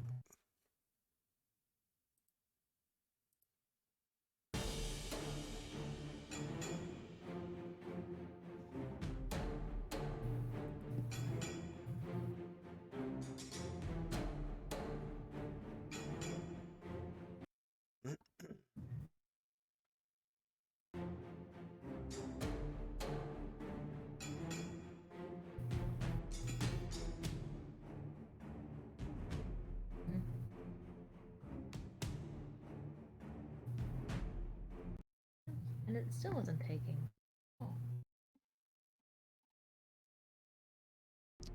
Oh, one of your tokens isn't rolling initiative?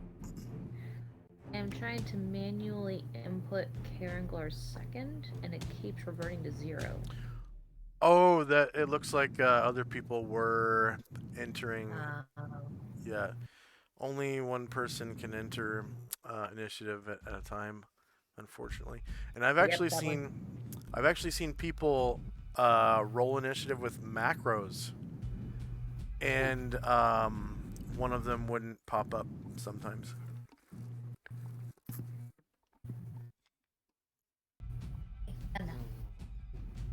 So it's kind of touchy. I was considering for a time using the regular rules for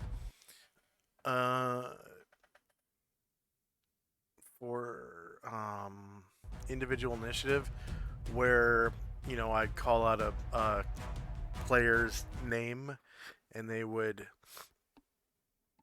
declare the actions of their characters and roll initiative at the same time. That way, only one person would be rolling initiative at a time. But currently, that's the only time this has ever happened to me that I've noticed. Yeah, it doesn't happen very often. So, I think this way saves a lot of time. Man, it's annoying when the music starts doing that.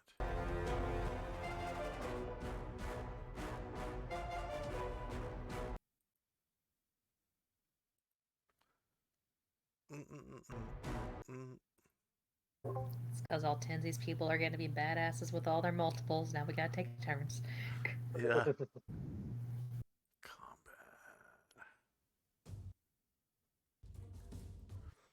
Alright. Looks like everyone's done. Except Ashriel. He's only doing 1 this time.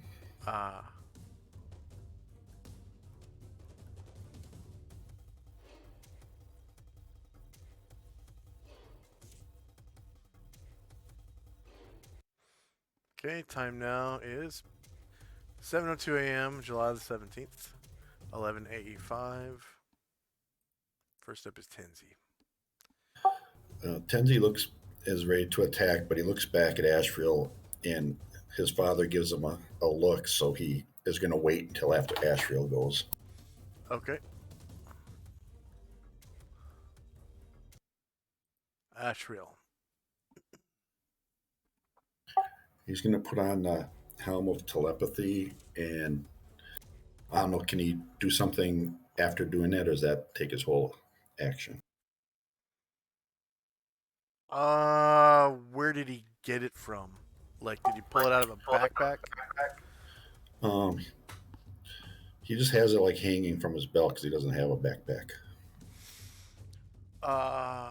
Hanging from his belt. So yeah, it'd probably take a round to untether it, and however it's tethered. All right, so he'll do that. Okay.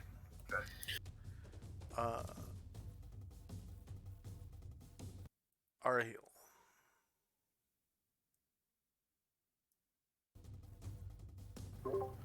Our hill is going to. I don't know how high he usually flies, but he'll gain some ground, go 60 feet in the air, well above some bears. He's just gonna fly.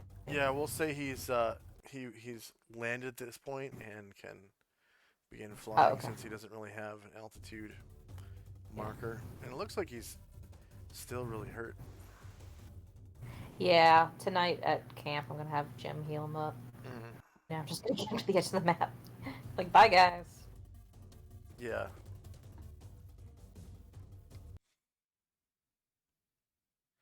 Okay, so from that's gonna be kind of tricky. Tracking altitude with dynamic lighting like this. So okay, so you guys were basically at the lowest ground possible. The cliff sides are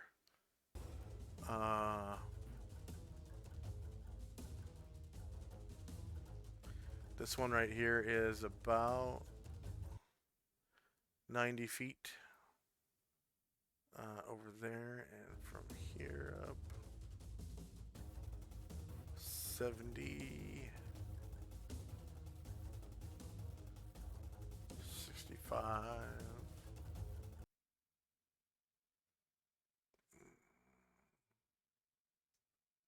65. So you would be just below the edge of the cliff at this point at 60. And you would be able to see, well, the same amount as your dynamic lighting lines should allow, I think. Oh, do you know what I just realized? What's that? Our hill can't fly at half health, so we'd either have to. Oh, that's right. He can only glide at half health. But Yeah. we wouldn't have been traveling with him. Not able to fly anyway, so I guess Jim probably would have healed him before we left. Yeah. We can. You would have deal with had that to. later. Yeah. Yeah. Just go ahead and roll a couple of d8s or whatever, Cool. and X off that many cure light wounds off of his list.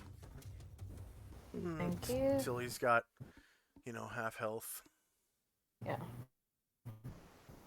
That'll do it. 10 will do it? Okay. And just X off 2 of those on Jim's thing. And be sure to give him 200 XP, I guess. Alright, Anatar.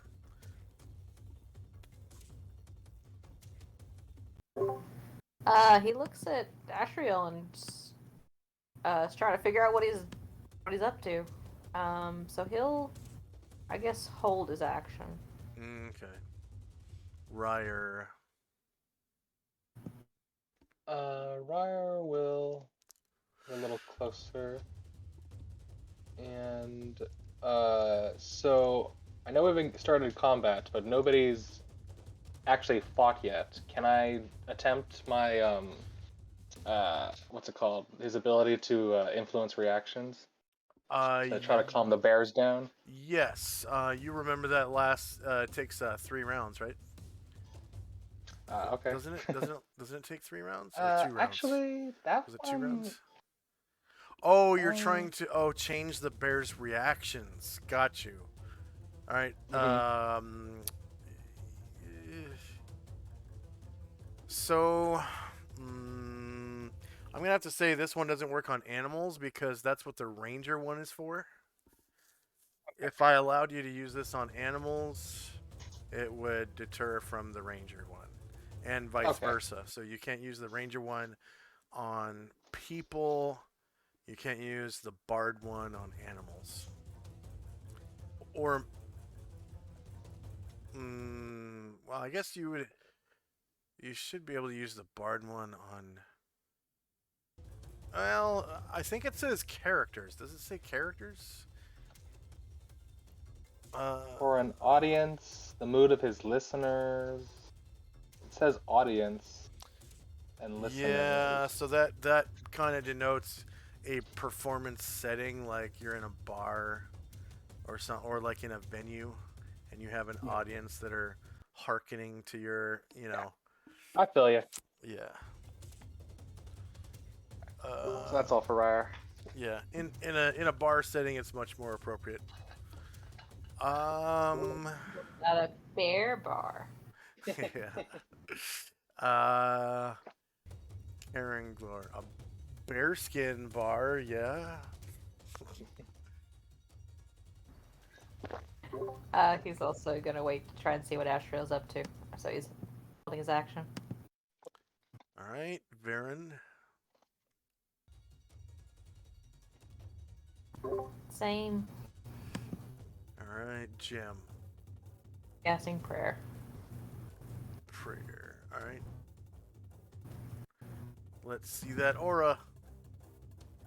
Coming up.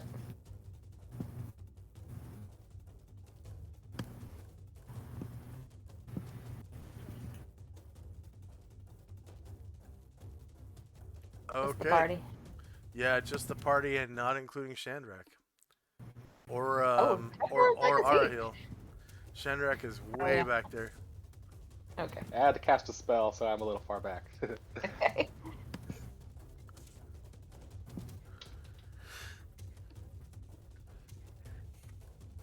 It's a spell that brings up his chances to hit about as much anyways with missile weapons anyways.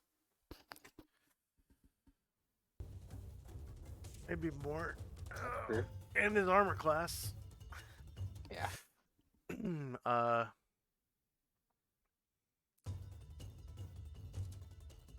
Okay. Brian Druid. Oh, and Jim gets the XP for the spell. Is Brian Druid is waiting. Okay. Musashi.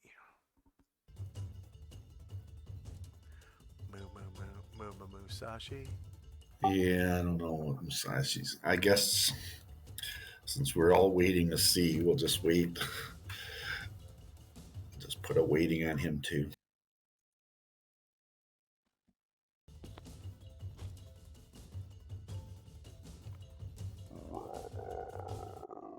Maybe the Bears won't give us a choice, but we'll see.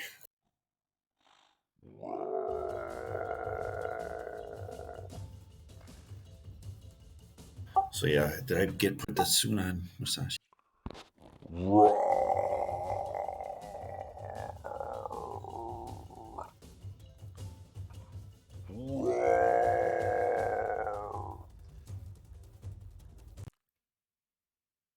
Rar, the cave bears say.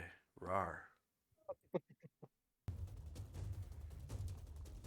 Okay, so that's it for Musashi. Cotterbill.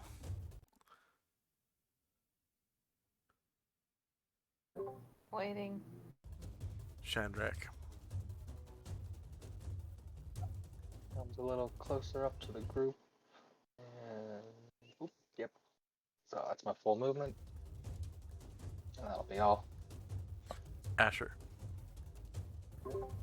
Waiting. And the first cave bear. So she comes on up.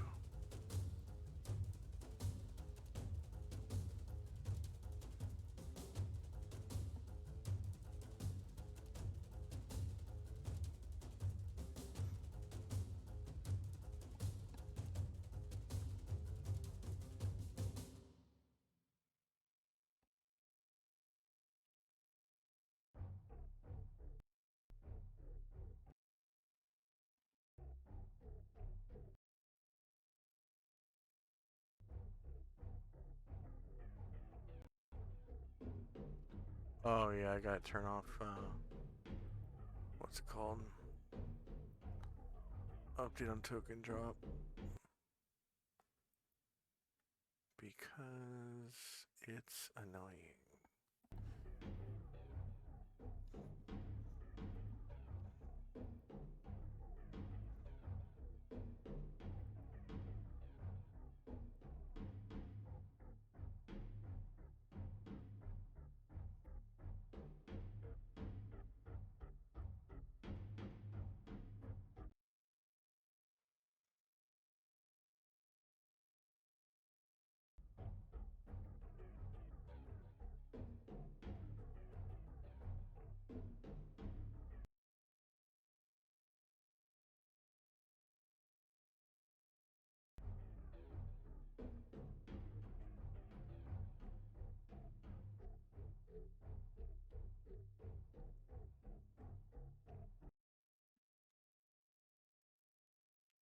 And she comes right up to Tenzi.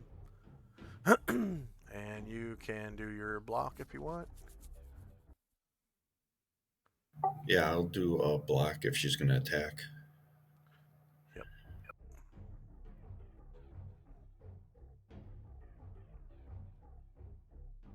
The jig is up, boys.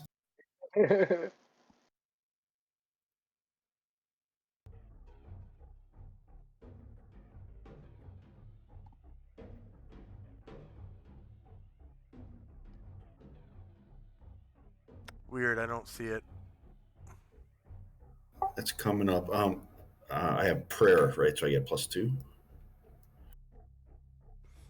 Prayer is +1 to hit damage and saves. And she is shieldless. And all you had to do is hit AC 4. So you block. Wow, even with a 6. Oh, that's right, you have a bunch of strengths. Yeah, that's right. Okay, so that's one of her claws you blocked. So she cannot hug you.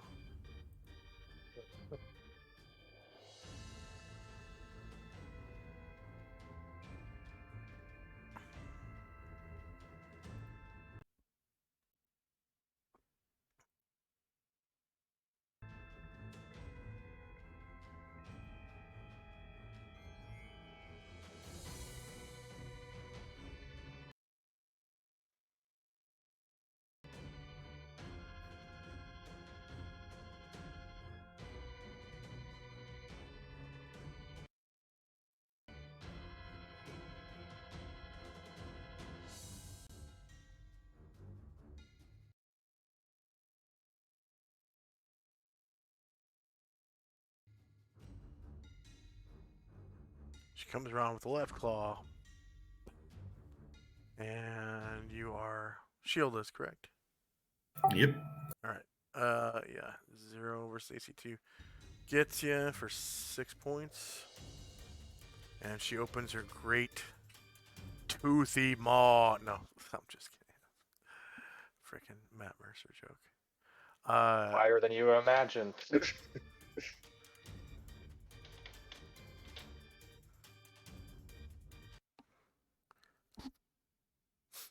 She opens the bear trap of a mouth that Gaia gave her. AC 10 versus 2 is not going to hit. Alright, next cave bear. I think if they're going to attack, Tenzi will have to attack back on the one that's by him. Yeah. Go ahead. And my people are also ready to move when their turn. Don't forget you get +1 to hit and damage from prayer.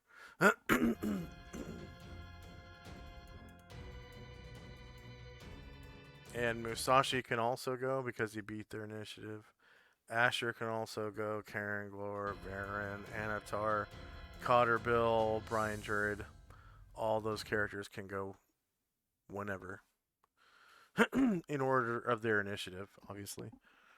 Whoever won initiative first.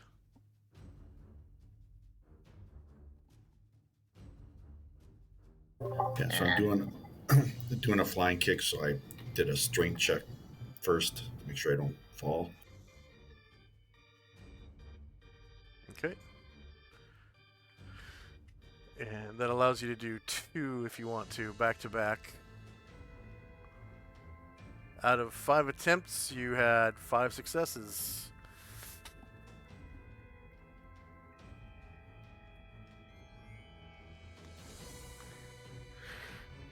It is shieldless. You beat its AC, causing 18 damage to the female. Do you want to kick again? I shall. Kick again. All right. Hiya! Hiya!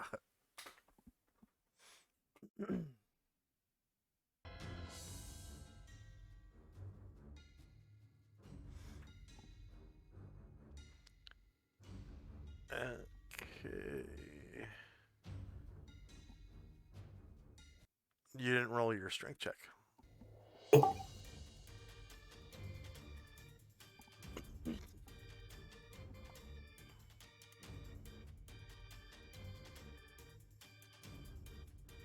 Okay, 4 successes, and you can roll your attack with +1 to hit damage. And the bear is shieldless.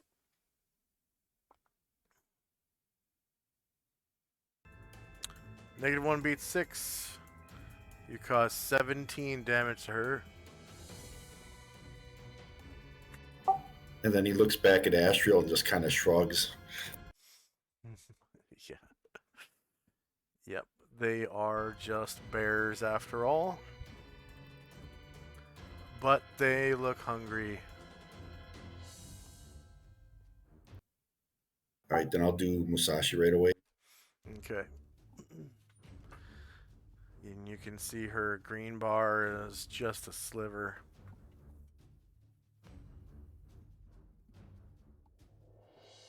She is bleeding internally profusely from Tenzi's kicks. He left gigantic contusions in her flesh that you can see through her fur.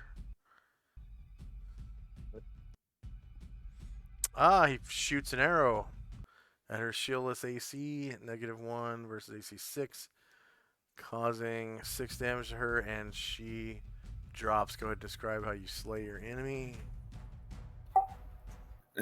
After seeing Tenzi jumping up and kicking her, he waited until he was done, and then while the bear was focusing on Tenzi, shot her right in the heart. And what else does Musashi do? He's gonna wait till his other attacks come up.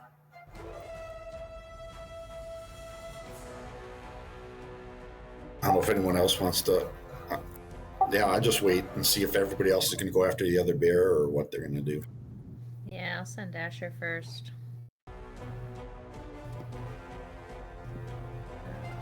Soon sign over. Alright, Asher's gonna use her ring.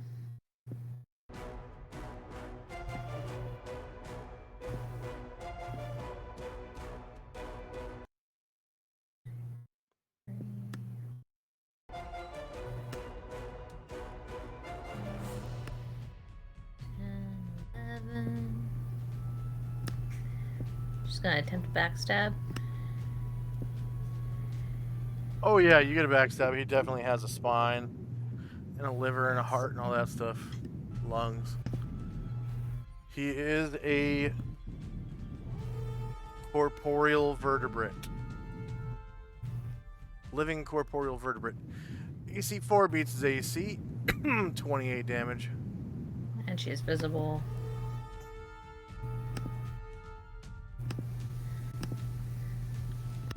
Following that, Baron will come up. 5, 6, 7, 8, 10, 11. Ooh, he's not gonna get there.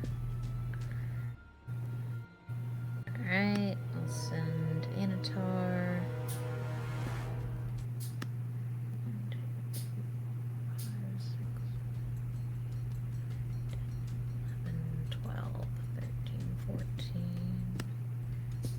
15.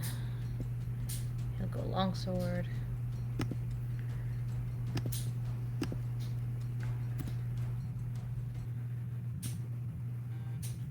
Hidden image.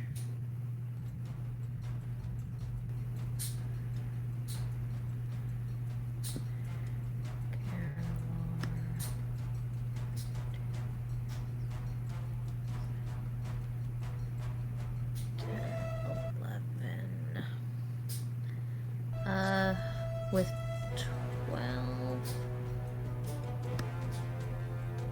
Oh, sorry, is the bear still alive? Anatar did 17 damage? No. Oh, wait. Okay.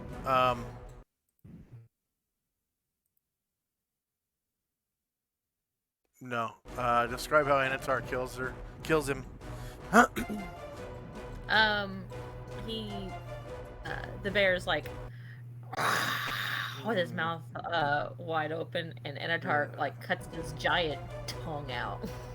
Yeah. You notice that their flesh is kind of porky,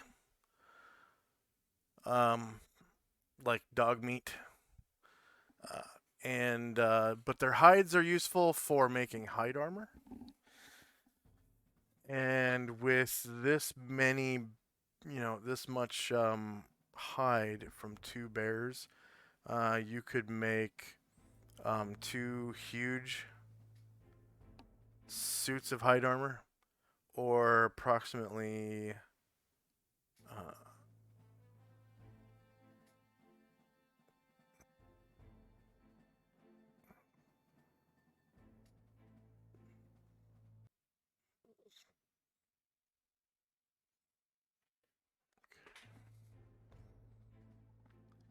with that,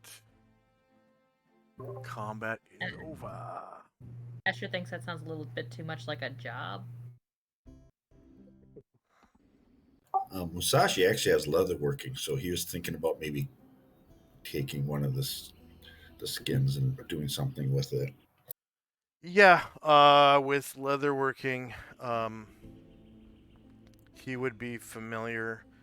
I think both with hunting and leatherworking, he would be familiar with preservation of hides. But leatherworking, a step further, he could actually make hide armor out of these pelts from beginning to end. That'll be something that keep him busy during those long winter nights. Yep, yeah.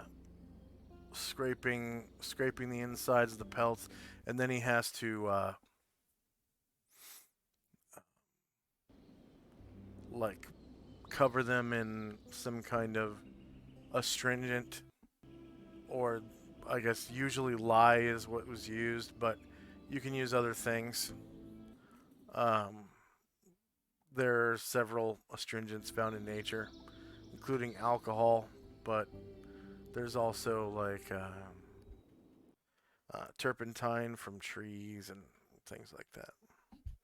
But And if he anyways, says out loud that he's doing that to while away the winter nights, Asher's gonna be confused and probably try to find him a girlfriend.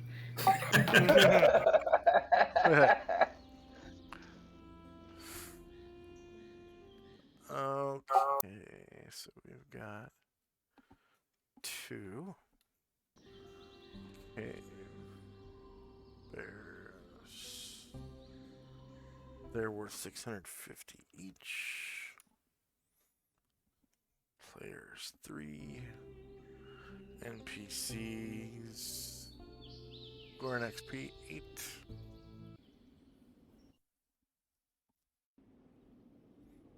And 2 creatures were defeated in the encounter. And they have 6+6 hit dice, so technically that's 8.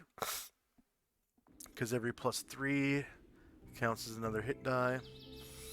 Number of warriors and bards is 7.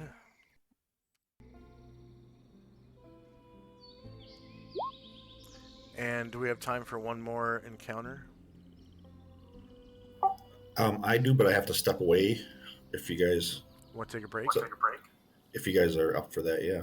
Yeah. It's been a couple hours since our break, so. Sounds good. Okay. All right, so we're gonna take a 5-minute break here.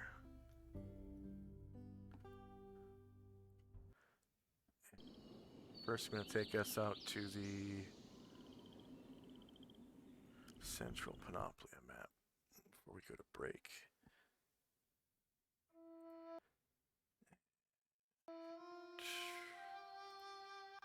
So we'll be back in about 5 minutes. 3 of those minutes are going to be commercials, and you'll have this map to look at while we're gone. I'll take you up to where the players are. So they're here. Their destination is right there. All right, we'll be back in 5.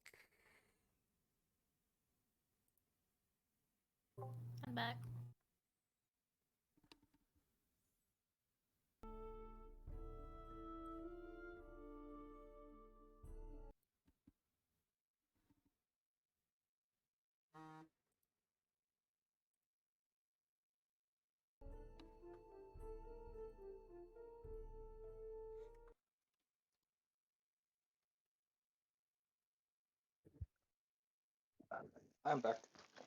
Okay. I'm back. All right. So, you guys have come to a great pit in the mountain range, and there are two ways around it. You can go east or in a southerly direction.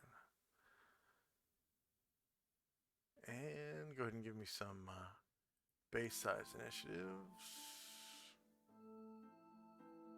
I'm still on the map. Oh, Yeah, me too. yeah. 1 second. There we go.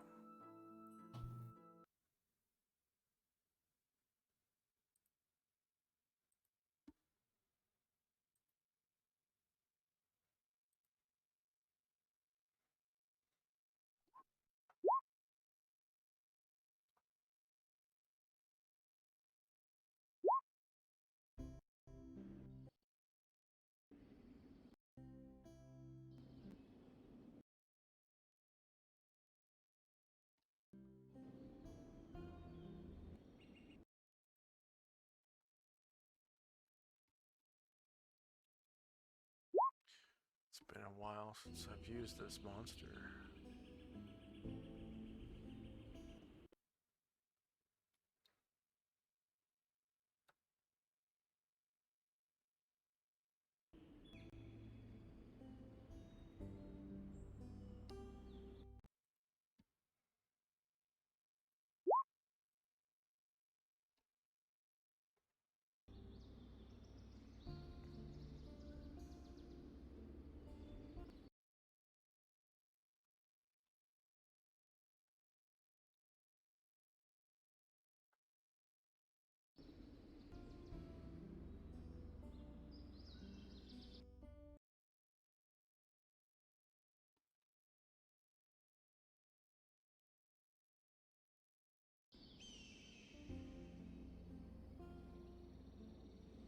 Okay.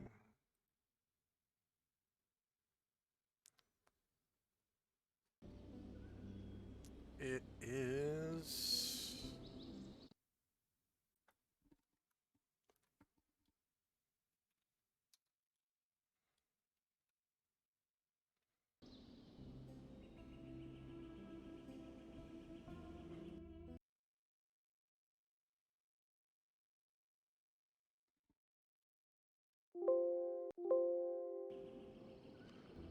Oh.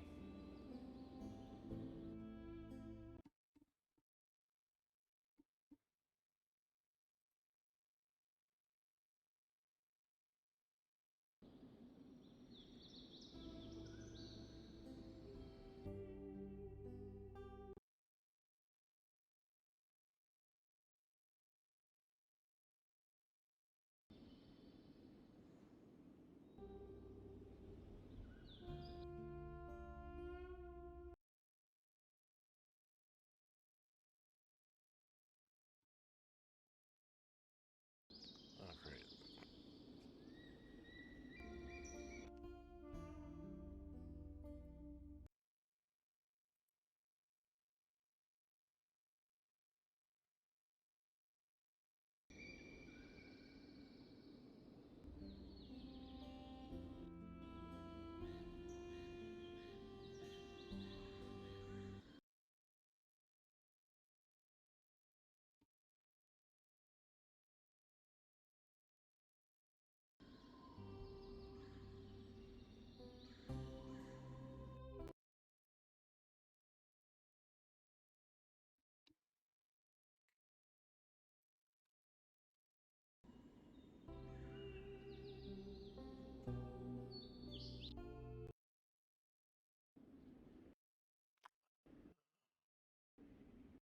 Okay, so this is actually at 8 p.m. So let's see.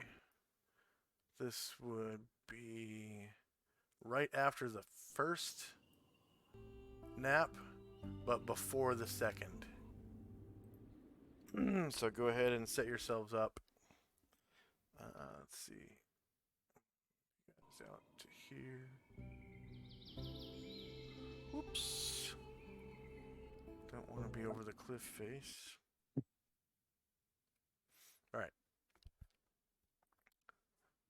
So set yourselves up for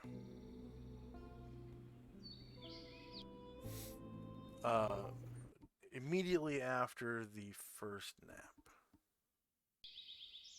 I think there will be some people memorizing spells and people waiting to go on the second nap.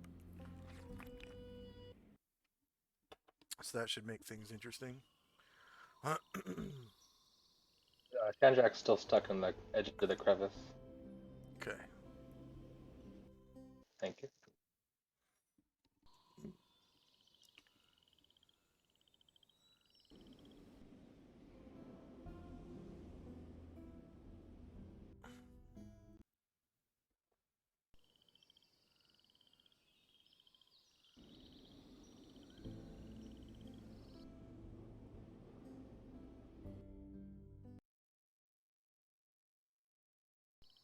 Okay.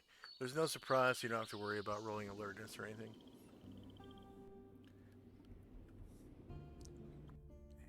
Counter distance.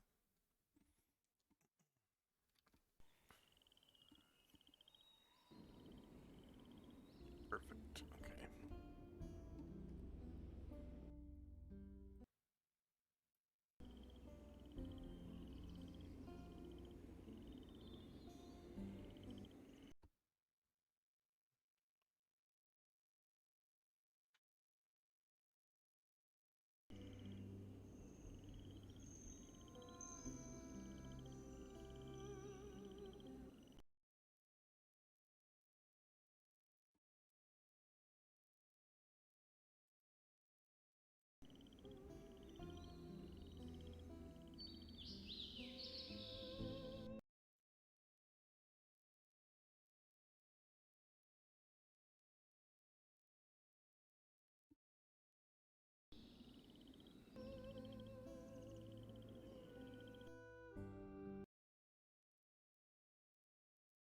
So sorry, what time did you say this was right now?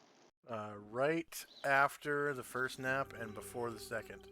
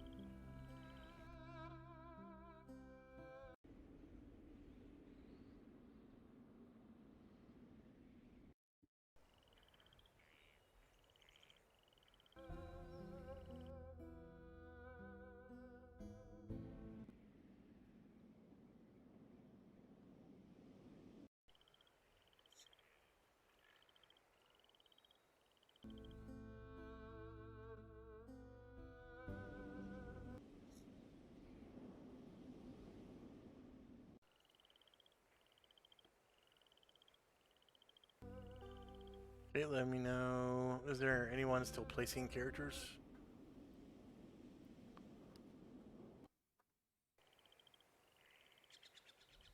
Alright.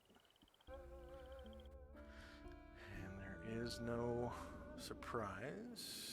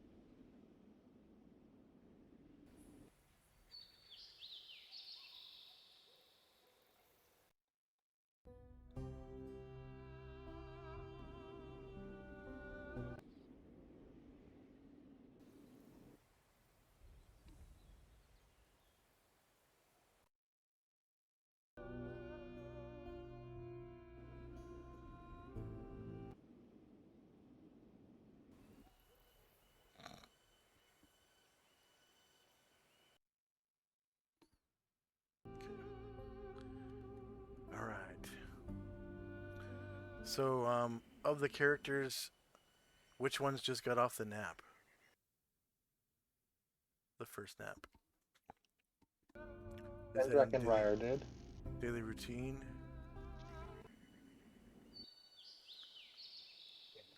Okay, so is this list updated?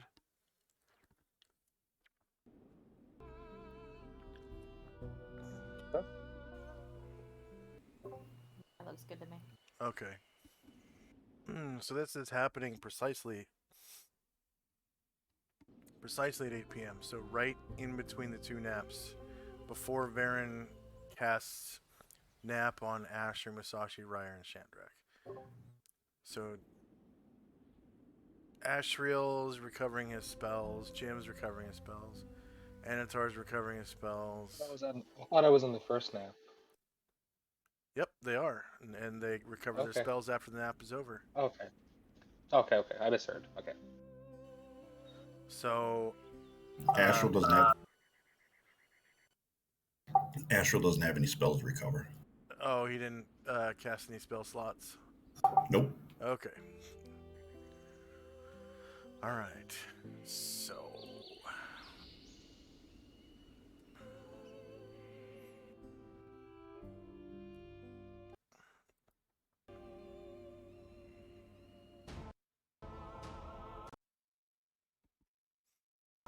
you guys see off in the distance two guys that look like this. Whoop.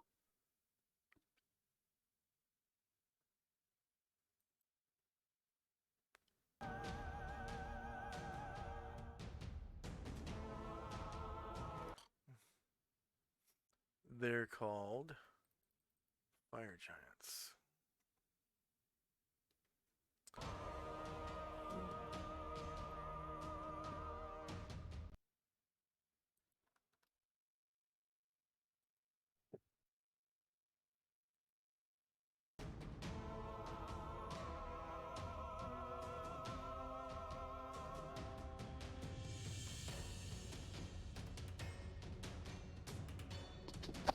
Fire giants are brutal, ruthless, and militaristic. They are tall but squat, resembling huge dwarves. An adult male is 18 feet tall, has a 12-foot chest, and weighs about 7,500 pounds. Fire giants have coal black skin, flaming red or bright orange hair, and prognathous jaws that reveal dirty ivory or yellow teeth.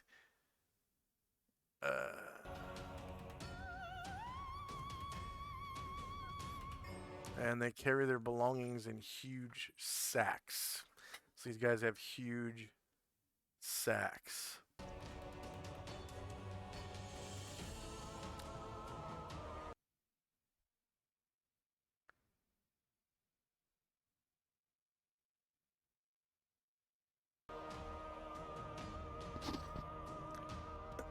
And they're coming towards you guys with these giant kin two-handed swords. They're fully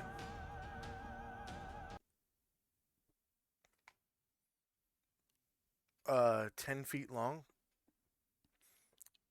and they're made of 35 pounds of steel. They look like they could flatten a regular man in one strike.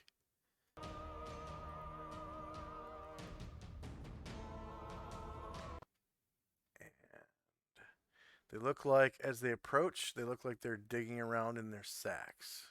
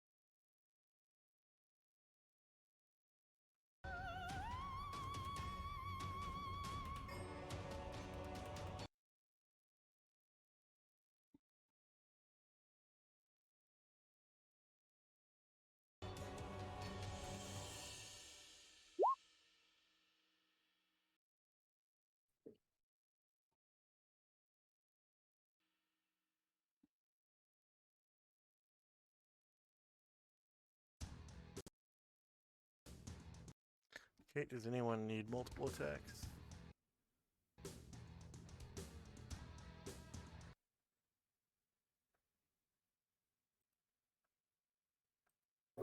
Yes, I'm sorry. Second.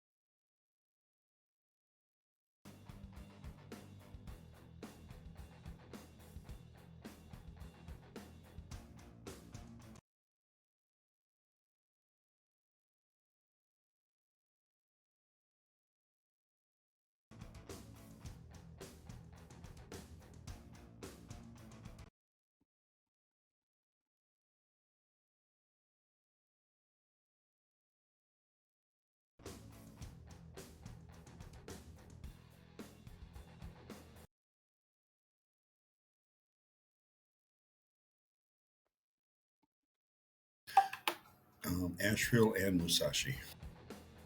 Okay.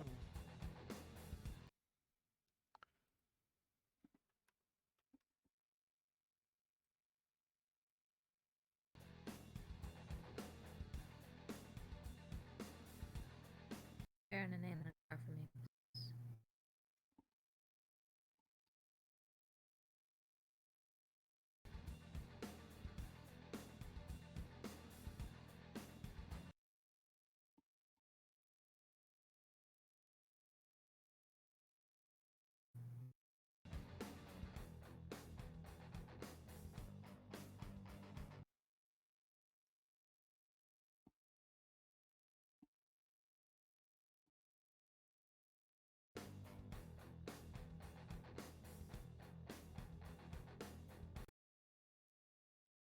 Okay, Amber, you said who? Baron and Anatar, please.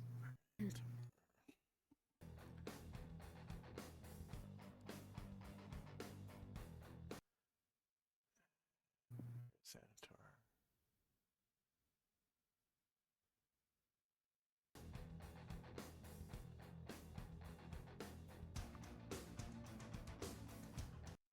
I don't see Anatar.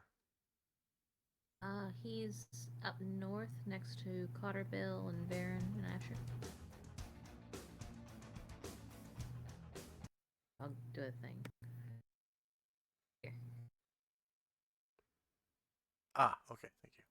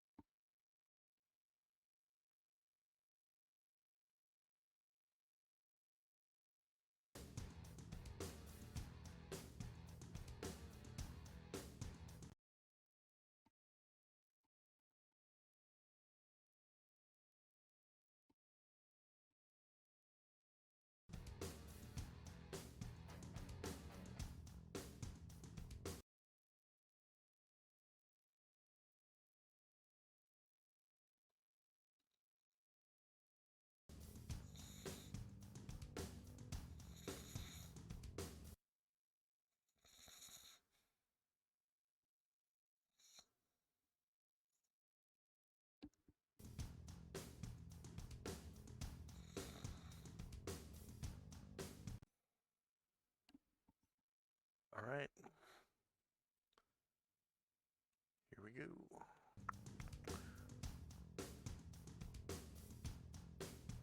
Time now is 8 p.m. 17, 11, 8, 5. Time is always -1.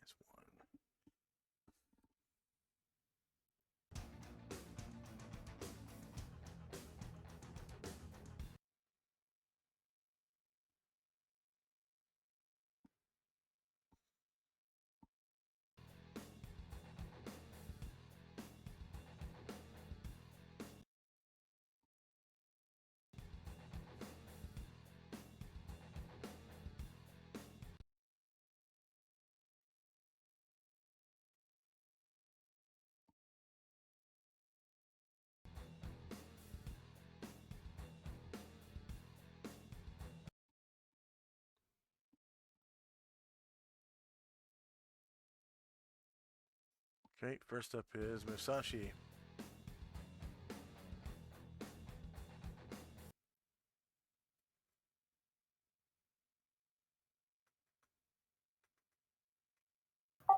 He cannot really see him, so he's just going to wait.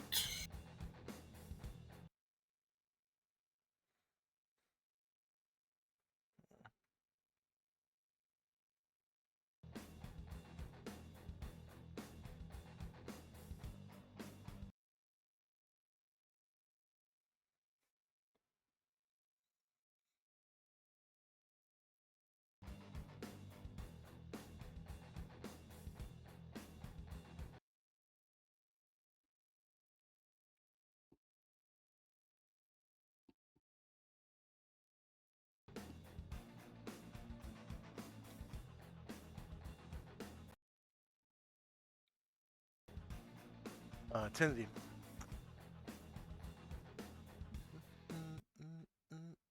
Tenzi can barely see him, but he can't attack him from here, so he'll wait. Okay, Baron. Same. All my people are waiting for them to get closer.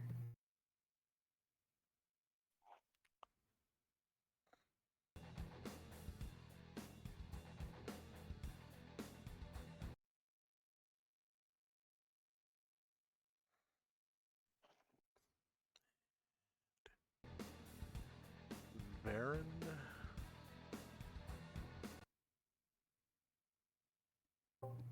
Yeah, Varen's waiting for them to get closer. Minotaur Okay. too. Anatar.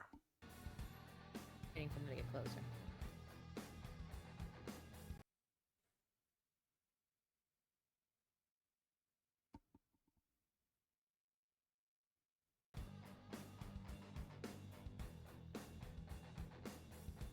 Did you hear?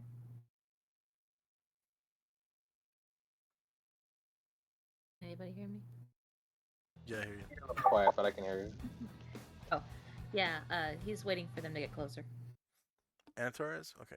Chandrak. Yeah. I can see about half of one pretty clearly, so I'm gonna launch a Melf's Acid Arrow at him. Okay.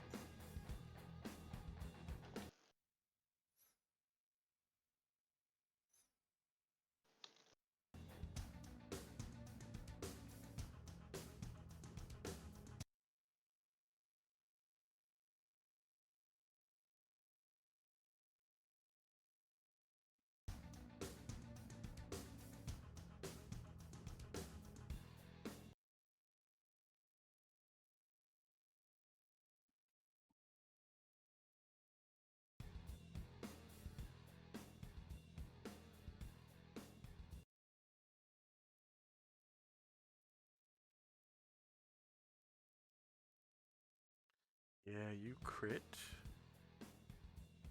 Causing 12 acid damage. And we haven't, I haven't used the Melfs in a while, but we agreed that we'd use that optional rule that if you get hit by an acid attack, the monster has to make a save versus death, and if they fail, they get a -2 to their attack and AC. That was like an optional rule for acid.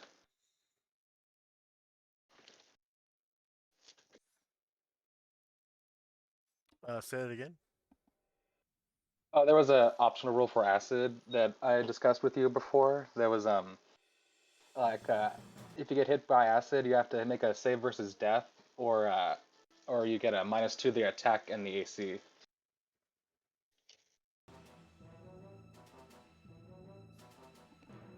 Oh, debuff his weapon or something? Yeah.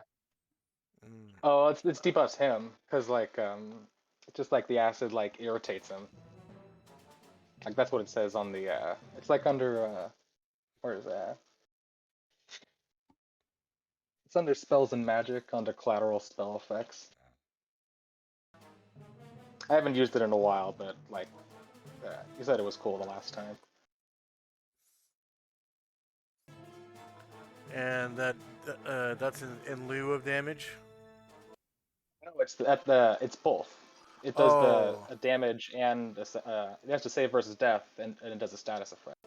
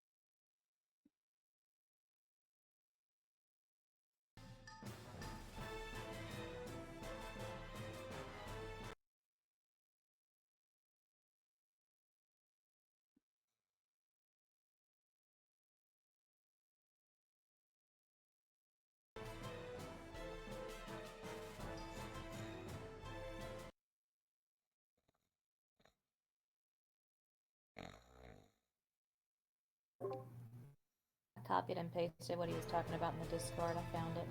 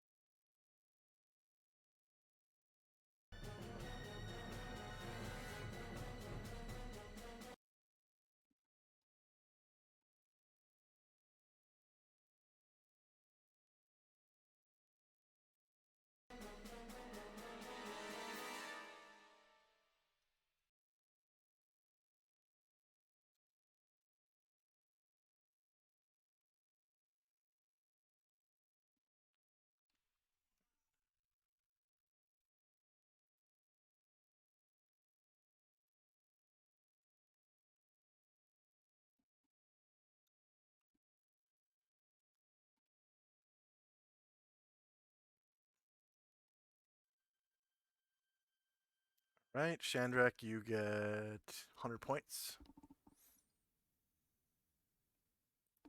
Asher. Gonna wait till they get closer. Cotterbill.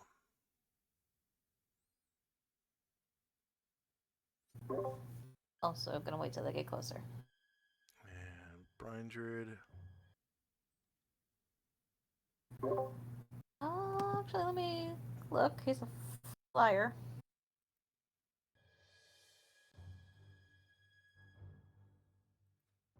But he does see the Carangler looks like he's about to cast, so he'll wait for that.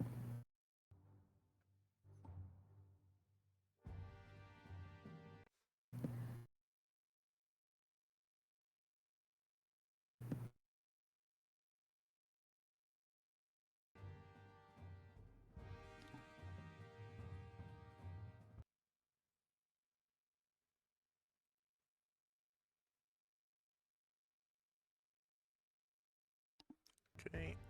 Ryer was casting an illusion Fire's spell. going to. Yep. It's going to try to cast summon 5 orcs. Let's see. He's going to do it. So an illusion of 5 orcs. Yes. Yeah.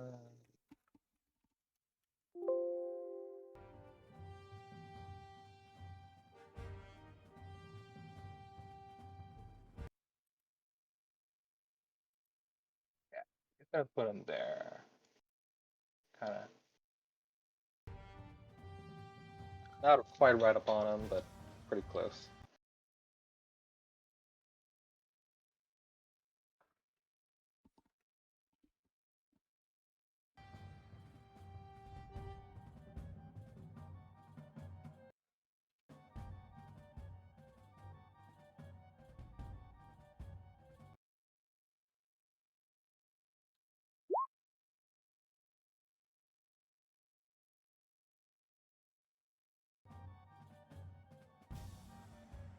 Yeah, just got to taunt the giants. Okay. So they can't make sounds. Yeah, but they're going to wave their weapons. I also need you to draw the AoE. Because they can't leave the AoE. Right. How do I do that? With the A draw 36 tool. grid square.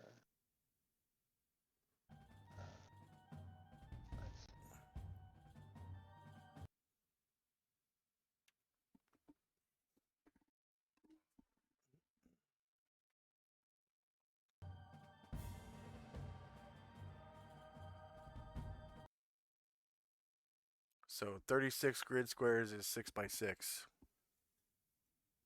And you just make a square. There's literally a draw square shape. There.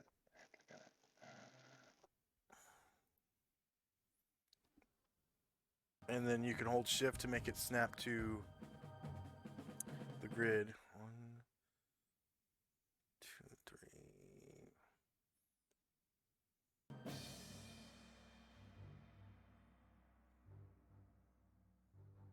All right.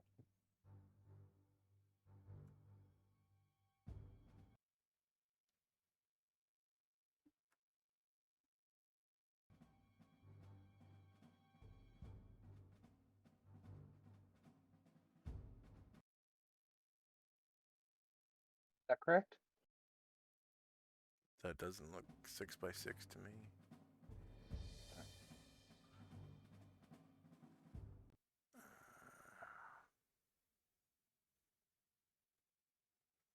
Weird. Mine's not snapping to grid.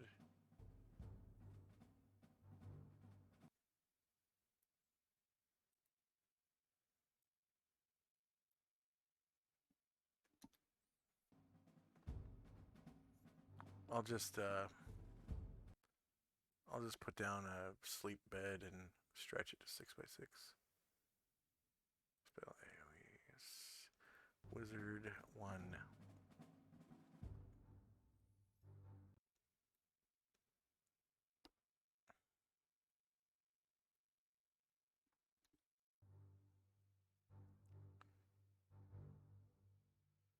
So that actually is 6x6. So go ahead and move that around until you find where you want them to be.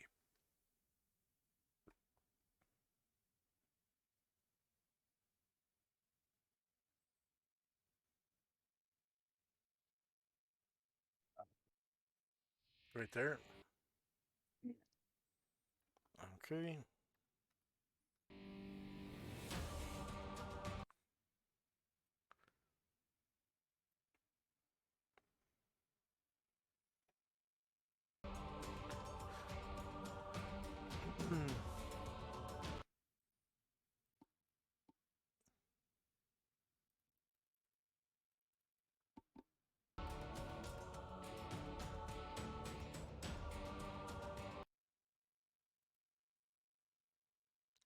Shandrak. Should be able to move them now.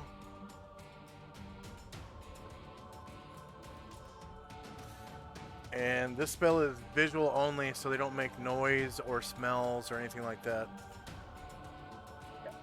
And the weapons.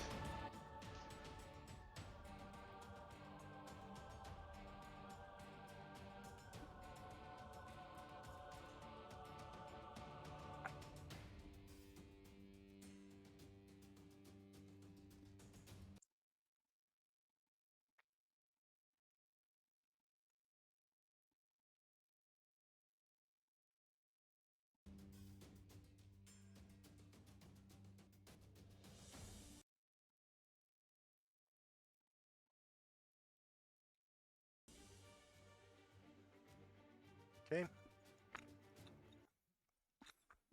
Are they going to do anything or just chill there? Oh no, yeah, they're just gonna chill there. Alright. Camera Glore. You can't quite see him yet for the spell, so he's gonna wait for them to move a little closer. We can't see both the second one anyway.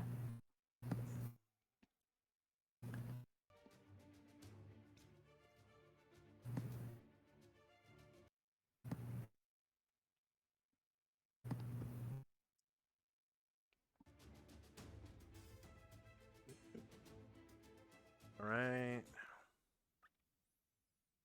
The first fire giant. The one that's covered in acid. It's going to step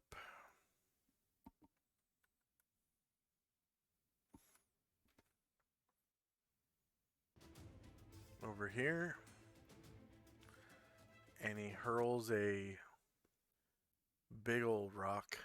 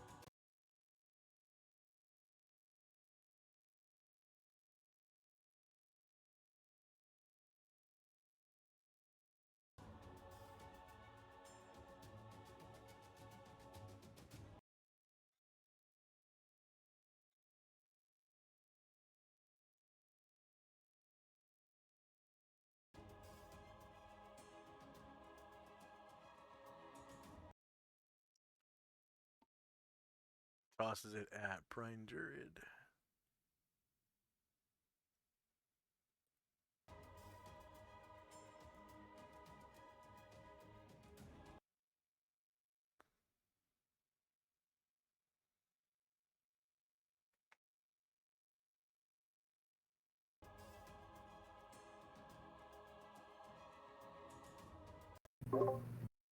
Yeah, hell of a throw.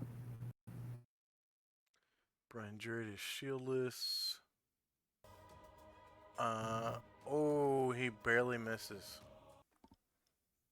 By 2.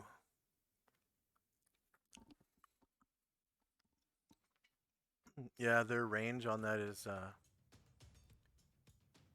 to 600, and they don't have range categories. That is impressive. Yep. The next fire giant does the same thing, but to Caranglor.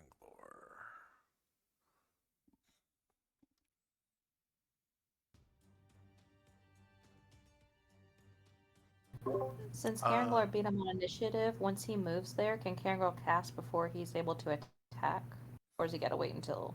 Actually, he can't see Caranglor, which probably means Caranglor can't see him. Or am I wrong? Damn. Am I wrong? Oh yeah, you can't tell. Okay. 1 second. He is huge, so Caranglor might be able to see him. Actually, Caranglor can see him, but he can't see Caranglor. That's funny. Yeah. What did you want to cast? A forked lightning bolt, please, at basically this trajectory.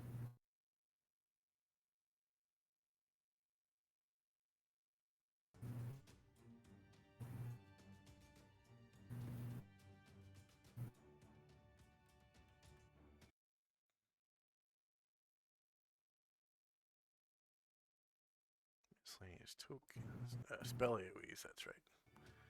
And Wizard 3. The forked bolt is 10 feet wide, right? Alright, here you go. Thank you.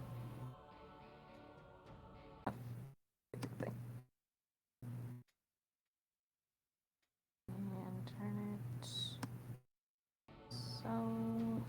Oh, come on.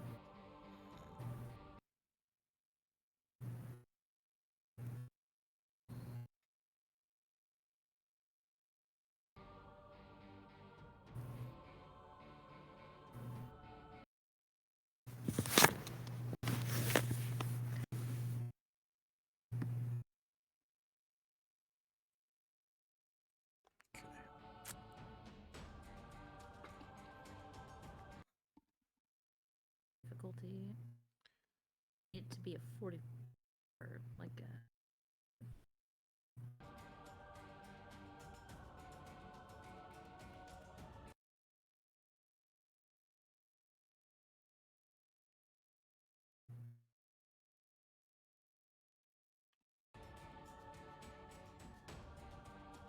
How'd you say you get that more minute angle on it? You hold the E key to move it in, to rotate it in the 8 cardinal directions, and then the finer key is Alt. And it's not quite 360 degrees, it's 120 groups of 3 degrees, I think. So it's almost like military mills. I think that Military mills might be 2 degrees though. that angle ought to do. Alright, with it. Okay. Hold on, let me see if. Let me double check. No, it only got one. Yeah, I think I can only get that one though.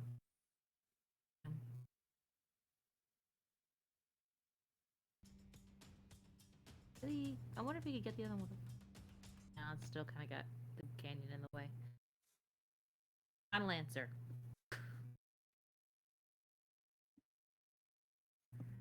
And then can I get some damage? Here, just go.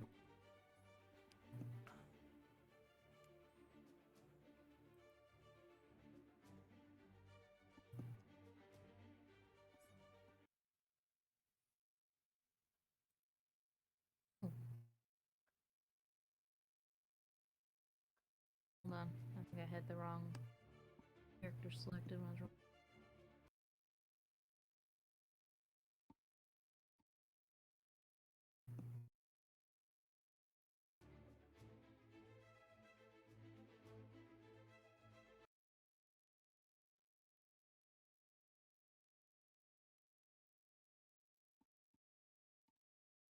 Okay, they get a save.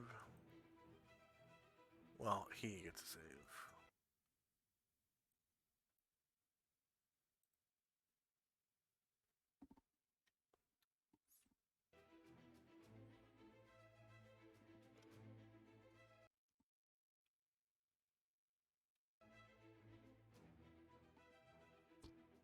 Okay, he saves and takes 14 damage.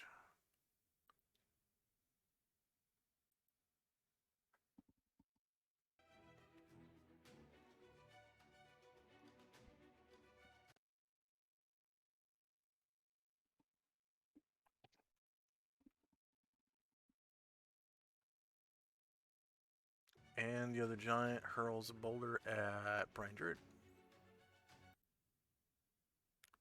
Oh, you said Karen Glore before, but either one, I'm like, whatever. Yeah, I can't see Karen Glore. I can see Brian Druid. Oh, okay, yeah, you did say that.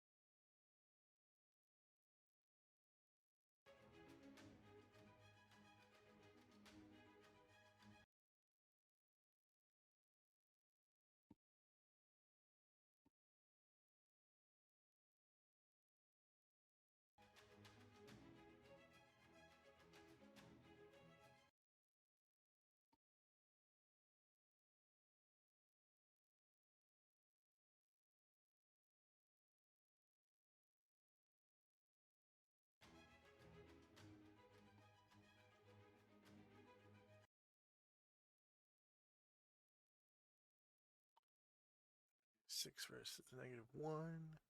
Wait, why is that breaking? All of a sudden, the attack macro is beginning to break.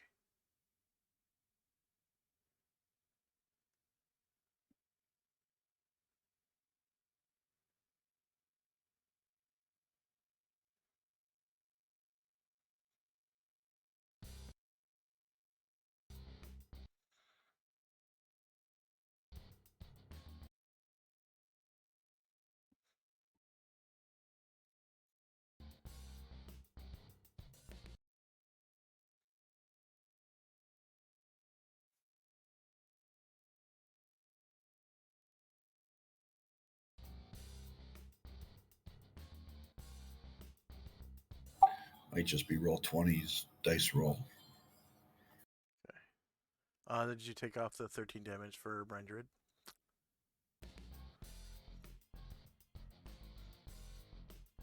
Got it now. Okay. Ashrael. Oh, I need to. Astra's going to fly up 10 feet in the air and then move 13 feet forward, or 13 squares forward. Oh, hold on. I need a Okay. grenade-like missile for the first one. Okay. Choose target. Name a thrown object. Boulder.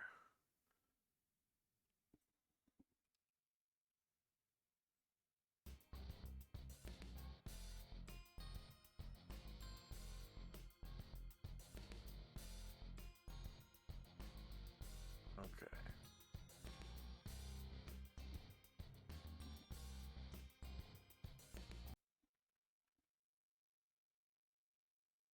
So 1, 2, 3, boulder there, and boulder just the side of him. That just hit him. Okay, go ahead, Asheville. Astra's going to fly up 10 feet off the ground level here, and then go forward 13 squares for a total of 15 squares of movement. Okay. I'm not sure how you want to handle elevation if he's flying over this pit. Just mark as though it's from his original elevation for now.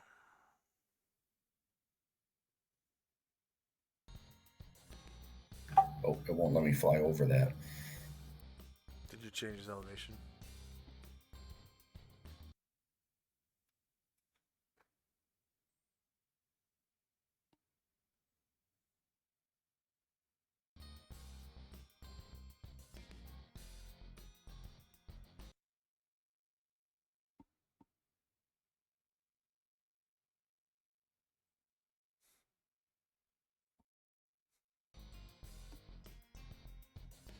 That'll be it for him. Okay, Musashi.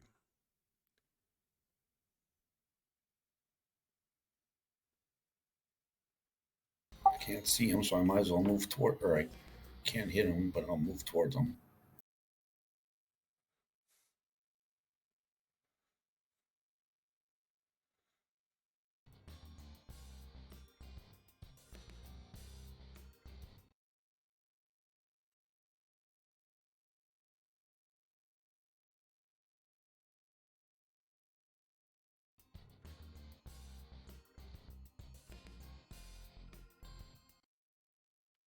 Varen.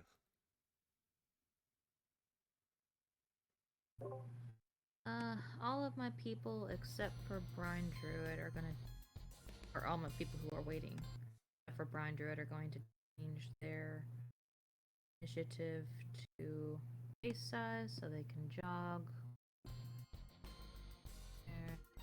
How tall are the giants?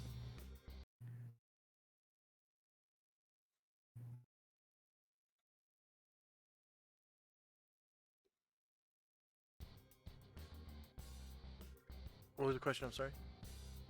How tall are the giants? They are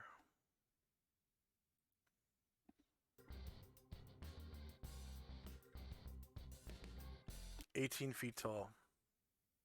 So Brine Druid is going to fly at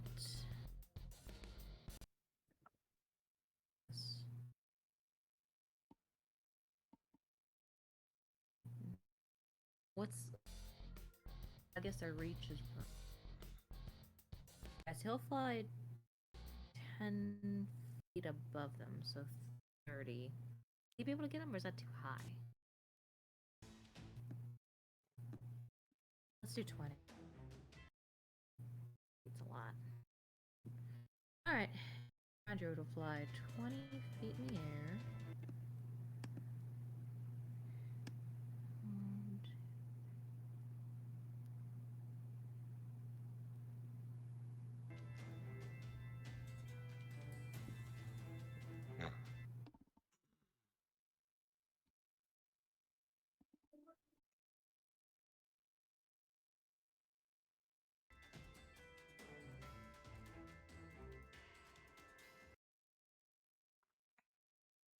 If anybody else wants to redeem a magic item, this is the encounter to do it with.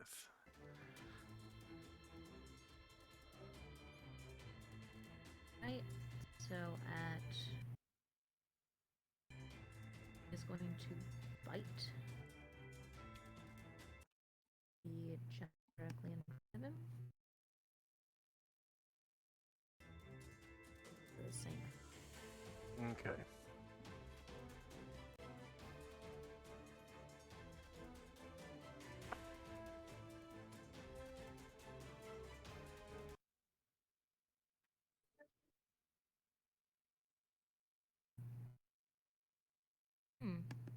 Let's try again.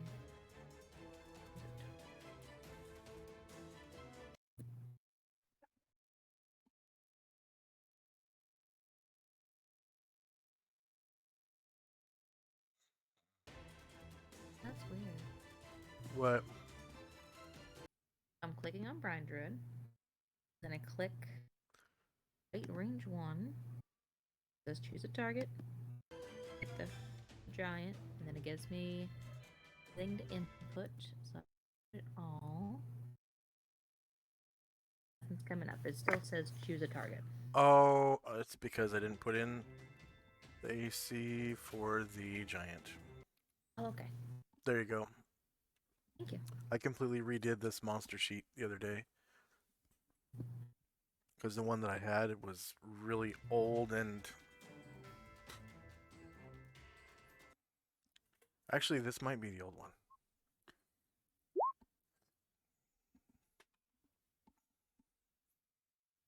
Okay, so they are shieldless, so you hit him for 27 damage. He did go over half his movement, so he doesn't have to move anymore. Let's see Yeah. where he is. And going to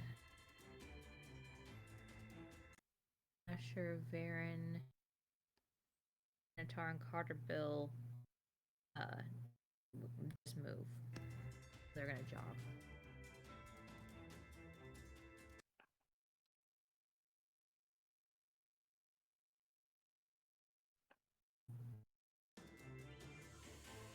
Okay, Asheville. He moved his movement, so he's done. And then Varen again. But before they move all the way, I'm gonna. Actually, yeah, they're just moving. All right, Jim. Cast Bless.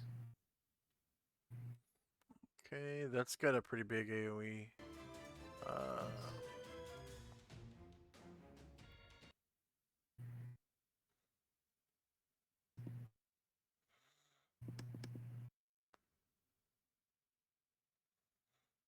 180 feet in a 50-foot cube.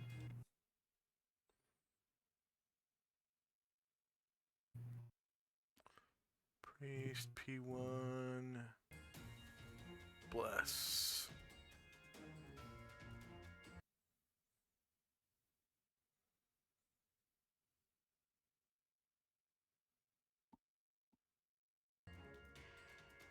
That's good.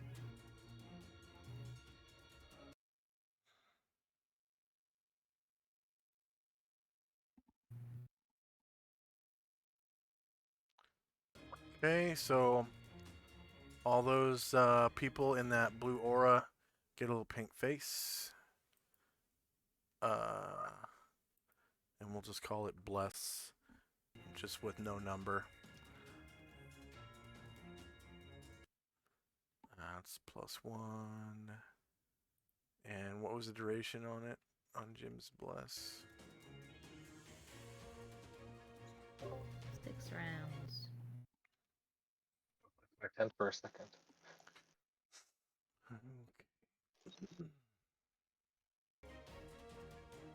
End of round. It looks like the Giants are getting ready to swing their giantkin swords. At the end of the round, Tenzi was waiting, so I'm going to move him if that's okay. Yep, go ahead. Yep.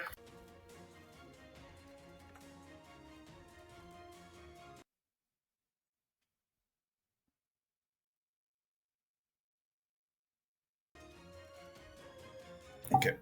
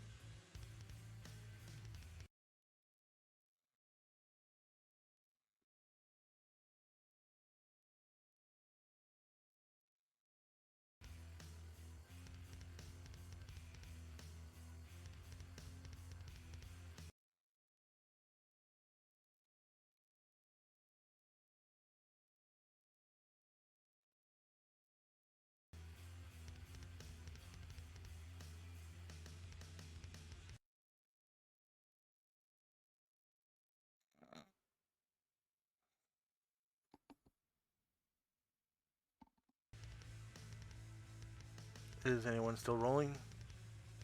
I'm still getting my multiple attacks done here. Okay. Yeah, I'm still rolling.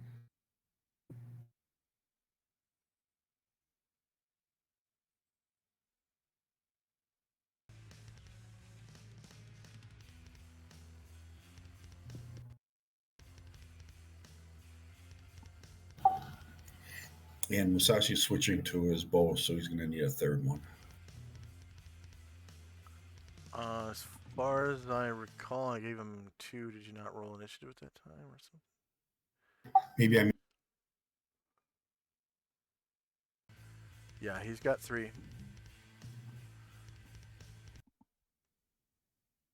There it is.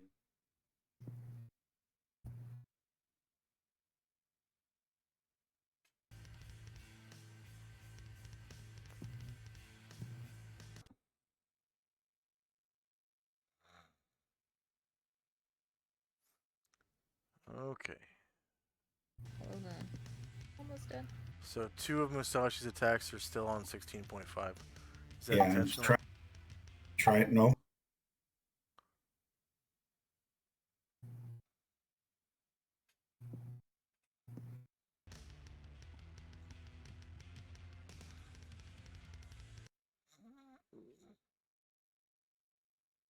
Okay, finally went through. Sorry. Right. Mm, Here we go.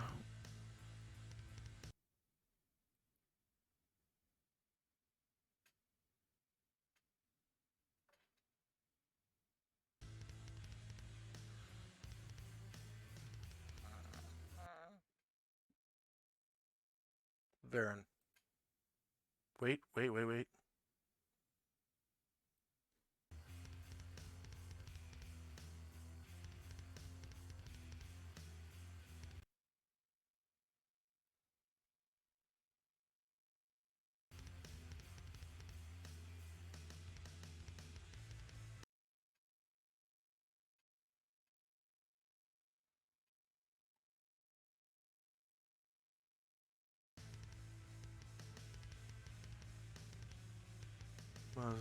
Yep, Varen.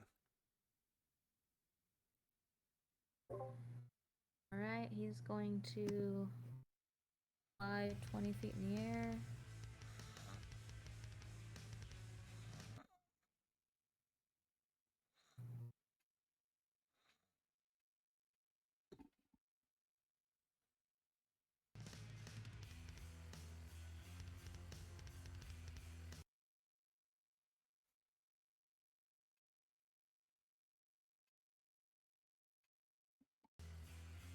Because it.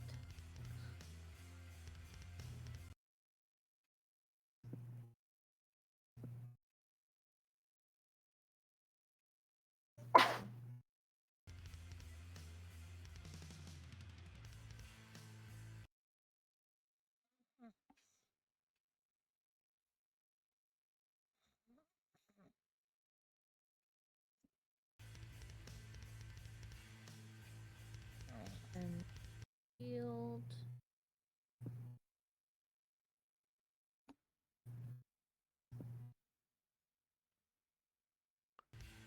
Alright. That was against this one? So you hit for 13 damage.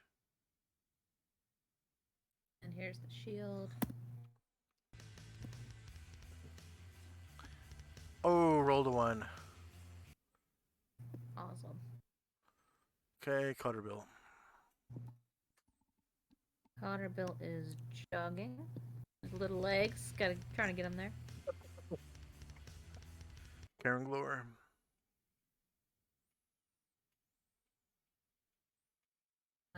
Karen Glore casts Fly on himself. Okay.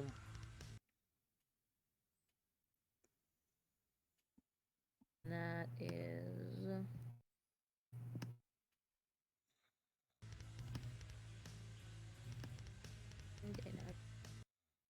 80 rounds.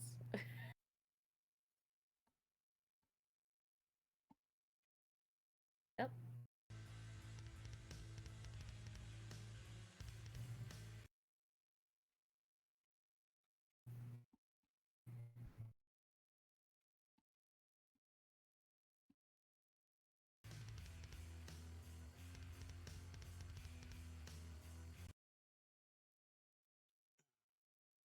Okay, Karen Glor was moving.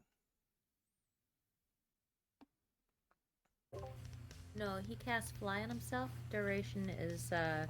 80 rounds. Karen.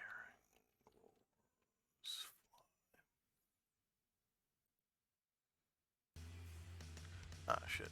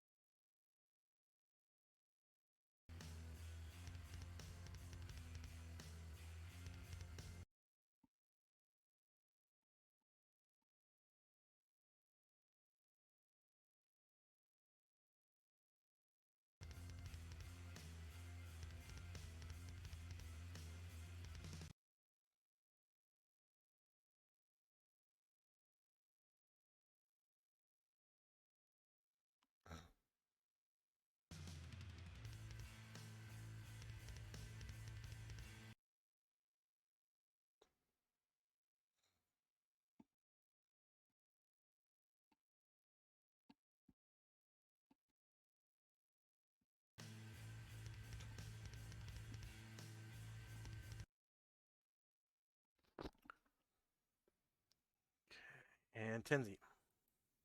Waiting.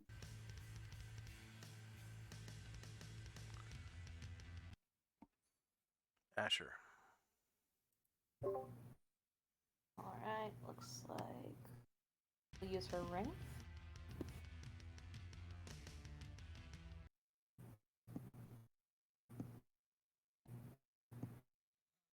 She'll go.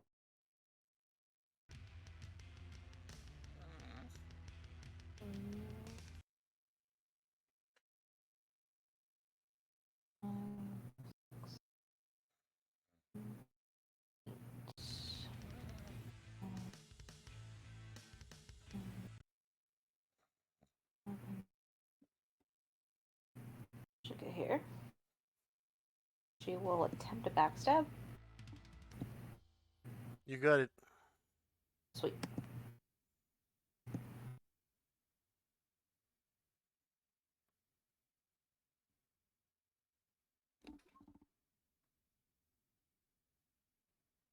And she'll be visible.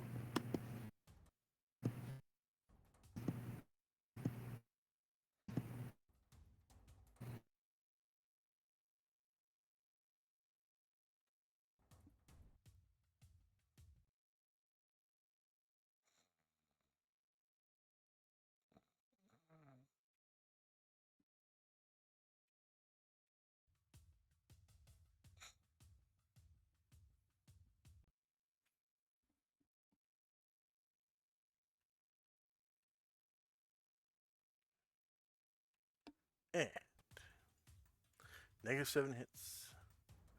You cause 33 damage to the fire giant.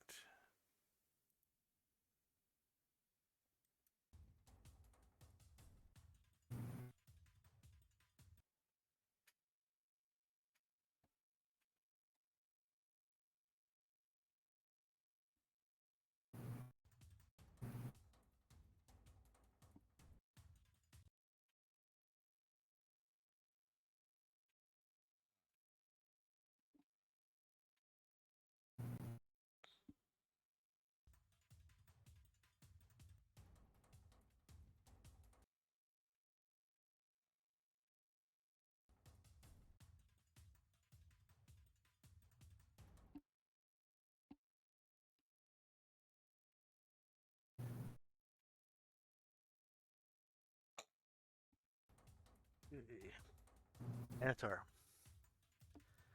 Alright, Anatar's gonna come here.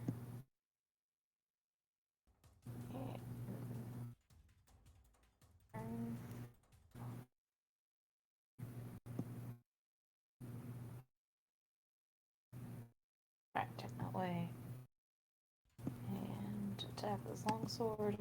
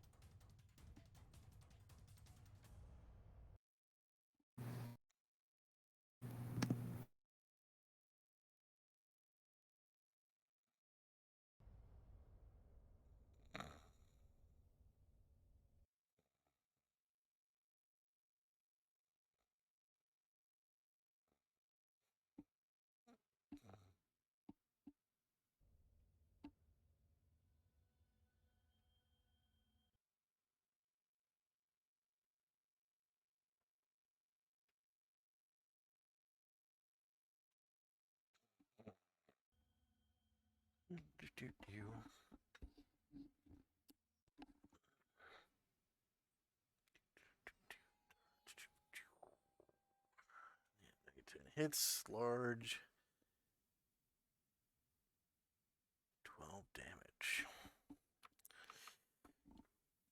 And Ryer. Ryer is going to command the orcs to attack the giants. Okay.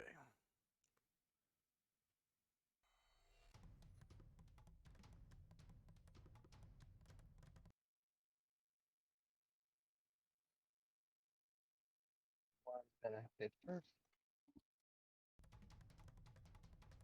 His long sword.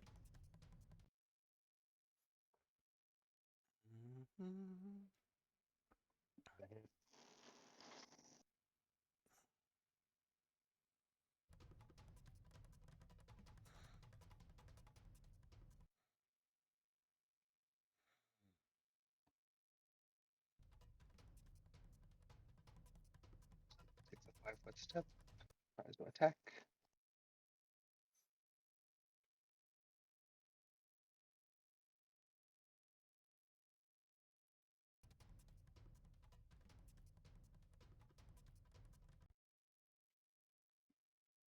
That one fumbles.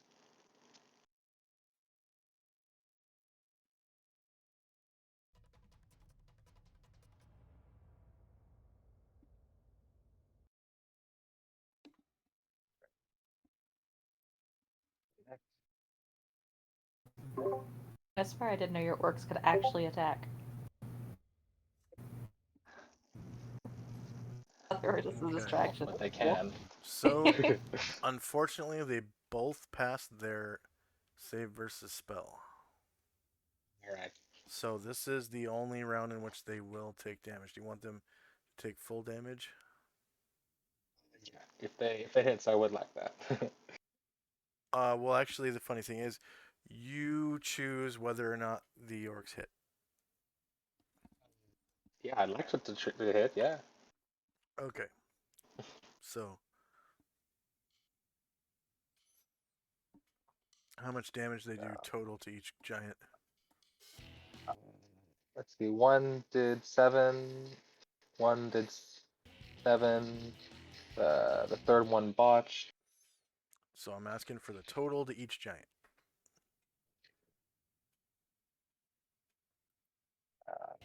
Right.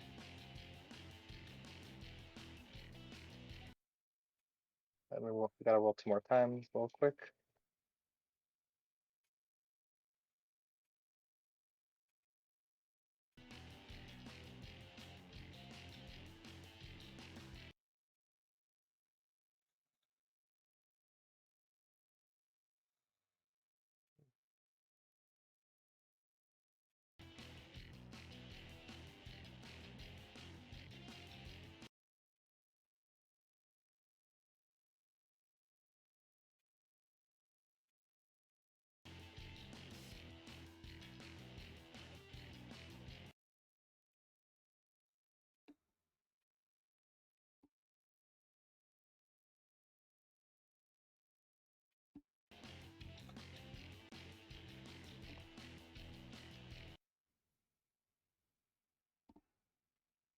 Right. 12, 9, 21. That one botched. 28. 35. All right, so that'd be 35 all to the one on the bottom left. Bottom left. Okay. Now remember, you're choosing how much damage.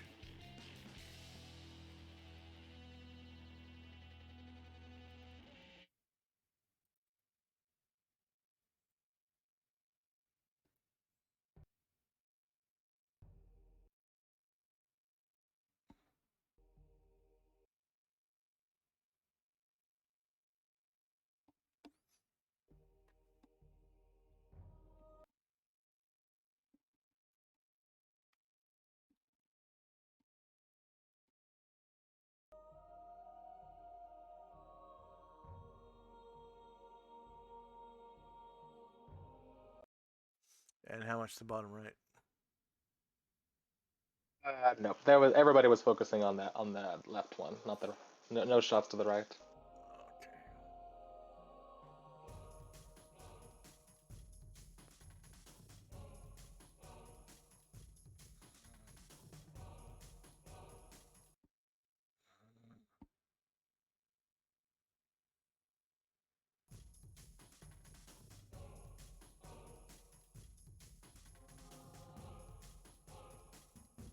And Shandrak. Fire my second Melp's acid arrow. And actually, did the is the fire giant supposed to take his damage at the end of the round or at the top of the round? End of the round. Okay. He got shot last round, right? Yeah. So at the end of this round, he'll take the damage.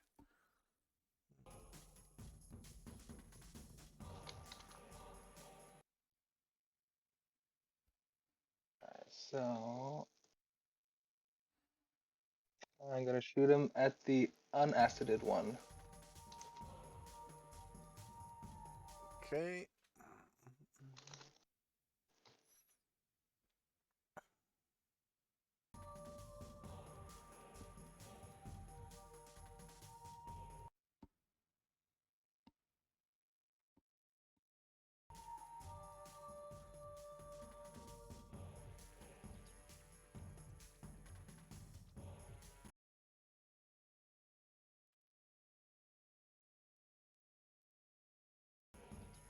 That was the one on the right. Yes. The rifle. Okay, so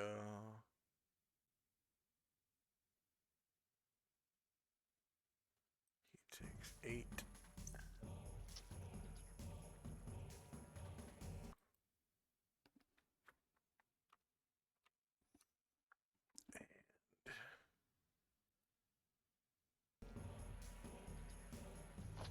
Gets acid. 6 damage.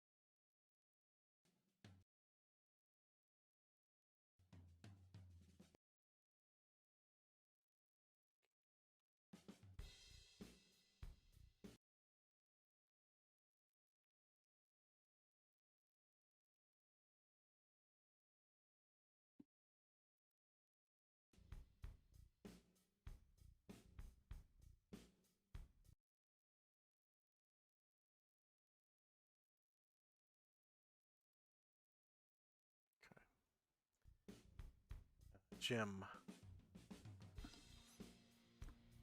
Gimme, gimme, gimme. Jimmy. Jim is jogging. You ever seen the wizard with Oh. it's got like Bo Bridges, Jeff Bridges' brother, and River Phoenix before he died, and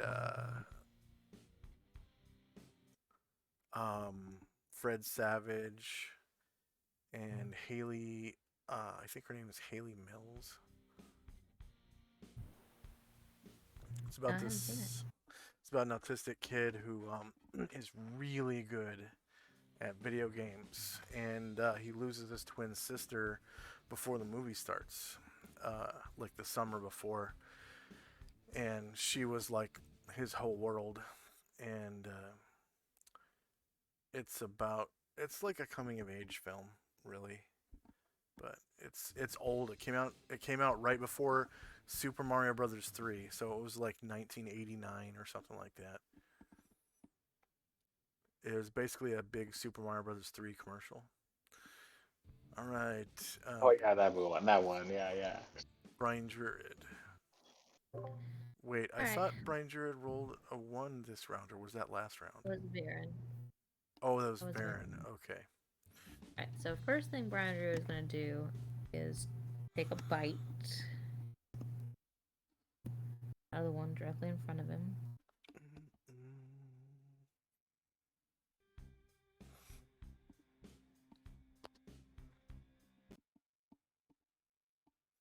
Then Shieldless, you critted him. That's a legit crit. That is a clean natural 20. You cause 46 damage with that bite. Go ahead and describe. Otherwise, I'm taking an attack of opportunity. Let's see.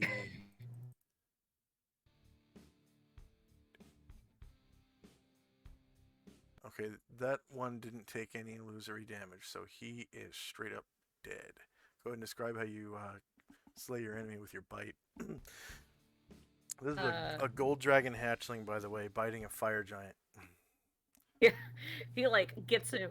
He's only a slightly higher than him. It's like 18 feet versus 20. So he like gets him in the neck and just like savagely like rips him like a dog with a squirrel. And then he will do a wing over,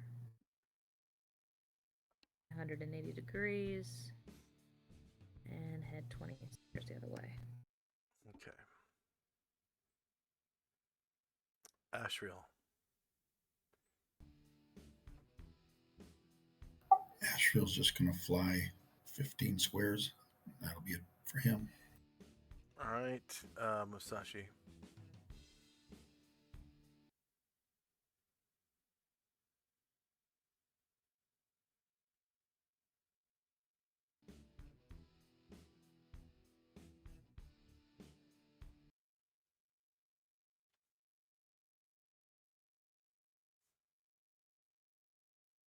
He'll move half his movement.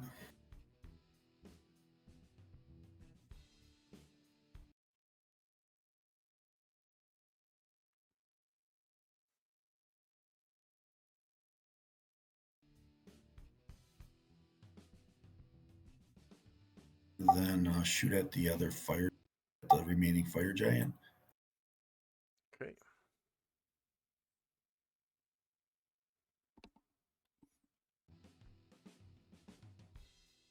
I think you can. I guess check the range here.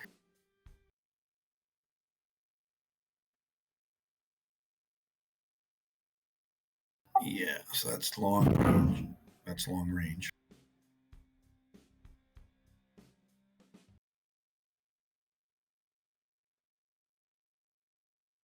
But he did Kiai.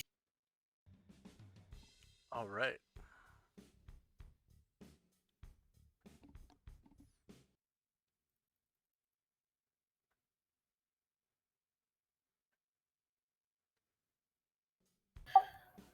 I'll have to. I have to move that up there because it's not in the table.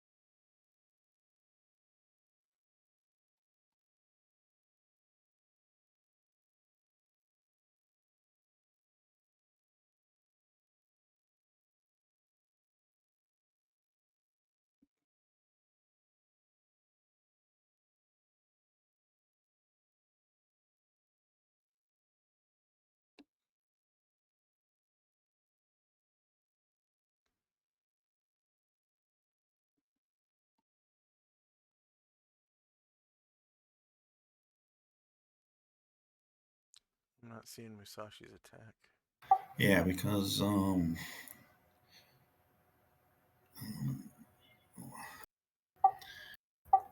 I move, I'm not. I tried moving the Ki one up there, and it's not in the list. So I got. I don't know.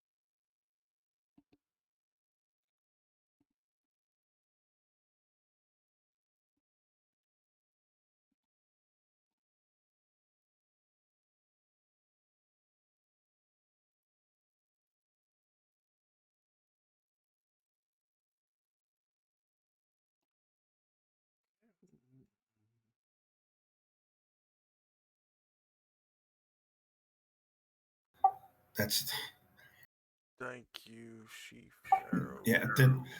I did, but I'll try again. There's a bunch of boxes there. Oh, that's right. For all the key ones, they're unchecked.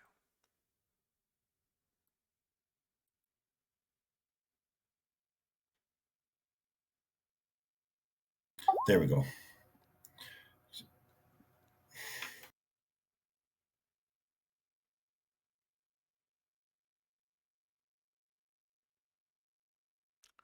Oh yeah, they're supposed to be checked on decks though.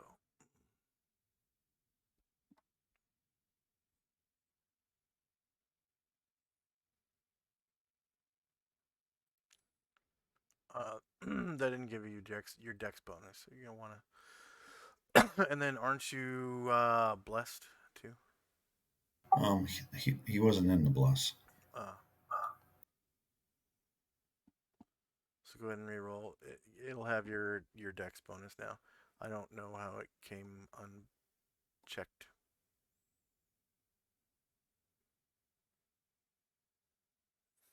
Okay, shield is -4 hits. You cause 11 damage. I just want to make sure that it's at long range. Yes, it was. You rolled a 17.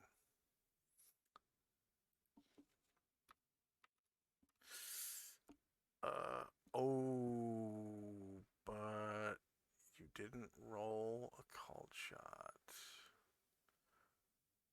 Okay, so plus 11.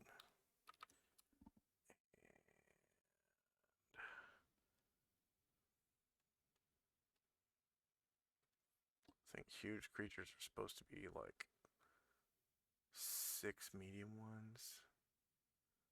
So there's 1, 2, 3. It's a D9. 1, 2, 3, and then 4 through 9. Okay, you ended up hitting your intended target anyways. He's so fucking big. It was basically 2/3. You had a 66% chance of shooting him anyways, and you caused 11 damage.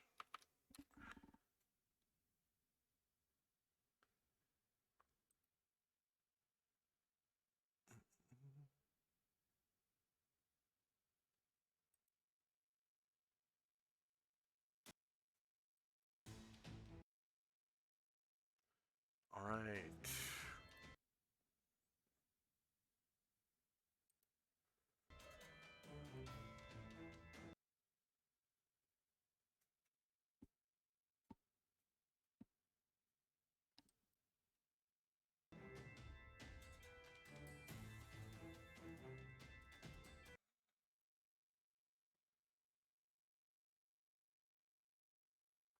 Okay, he's gonna attack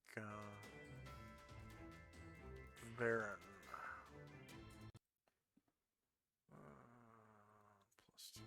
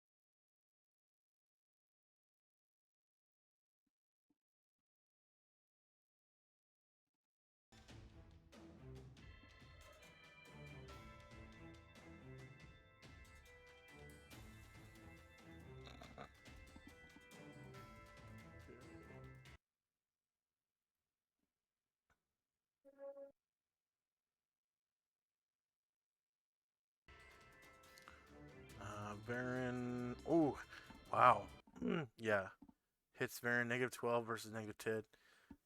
Only causes 6 damage. What? That's not possible. 3 times 2 plus 10 should be 16 damage.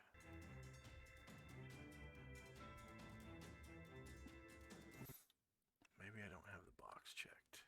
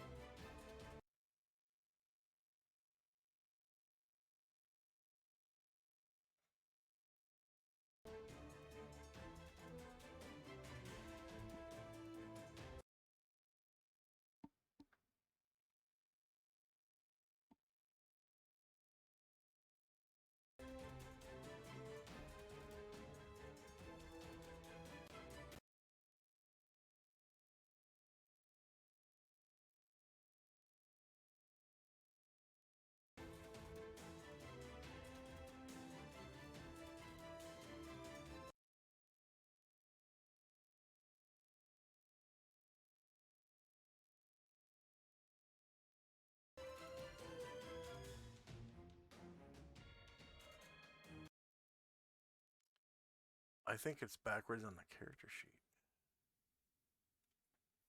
I'm gonna have to talk to what's his face about that.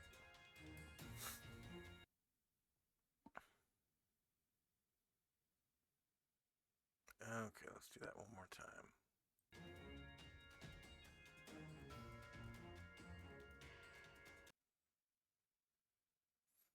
Unless his stack was supposed to be that low. Oh shit, it is supposed to be that low. Jeez. I gotta check both the boxes.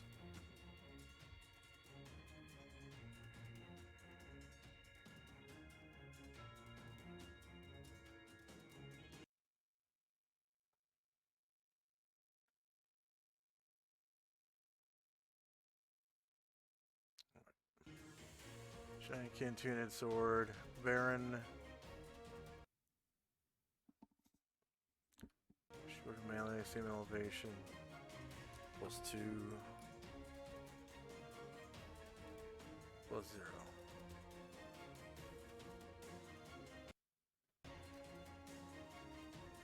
-5 misses. Baron is off balance. Anatar. Alright. Tar comes up to here. Attacks with longsword.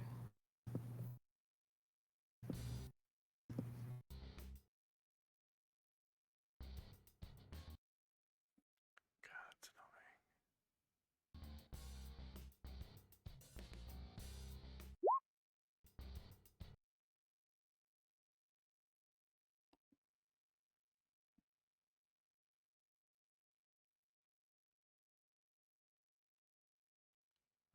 Shieldless misses. Ashriel. Ashriel made all his movement, and he's not in range, so he'll have to skip.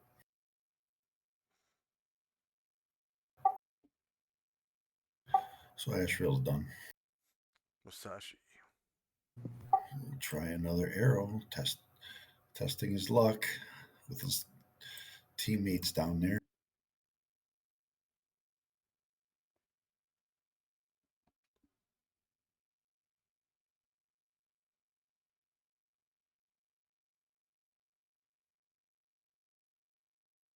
Go ahead and roll a d9. No, before that, roll a d9. Okay. You are shooting Baron in the back. So go ahead and roll. You get a +2 to hit him because he's off balance. And he has no shield in the back either. So it's probably gonna hit. Is he flying? Yeah, he's 20. Yeah. So I'd have lower elevation. Yep.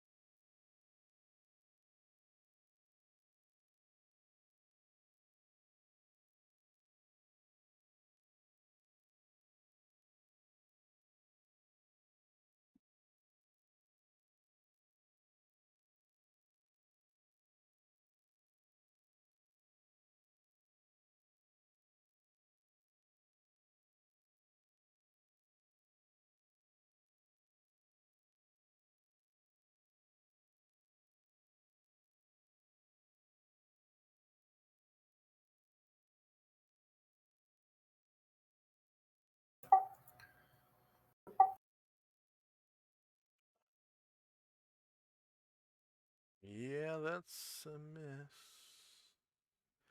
Yeah, his natural armor class is -2. Okay, Varen is off balance and Musashi again. Are you gonna shoot again? Yep. Okay, go ahead and roll a d9.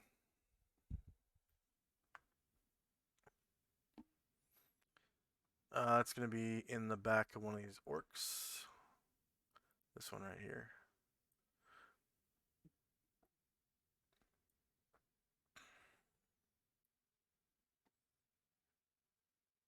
And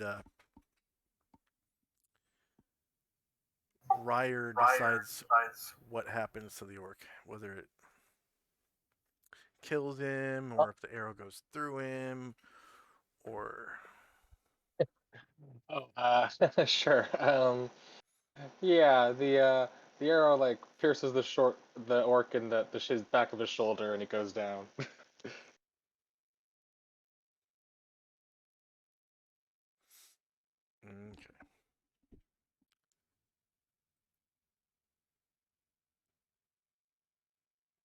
Yeah, it hits. All right.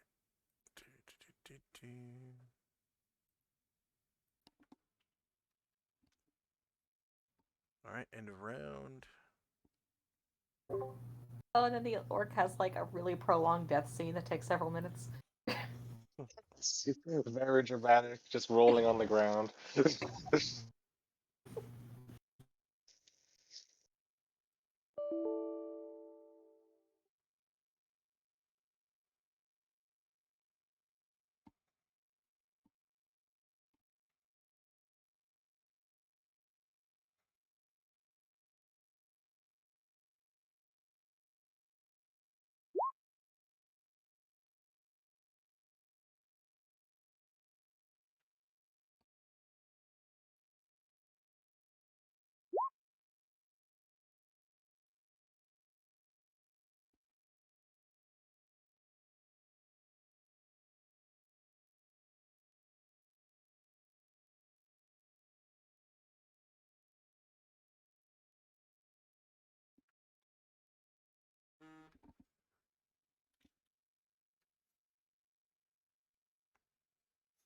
Okay, is anyone still rolling? Yes, and may I please have a second attack for Karangler?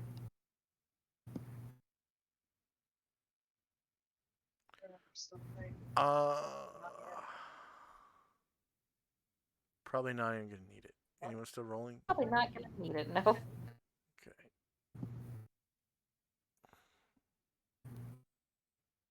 All right, here we go. Oh, wait.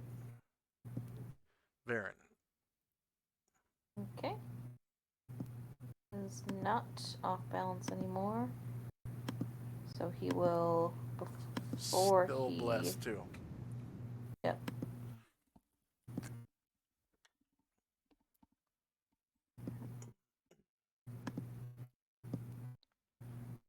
So before he has to take his movement, he'll go ahead and strike the giant.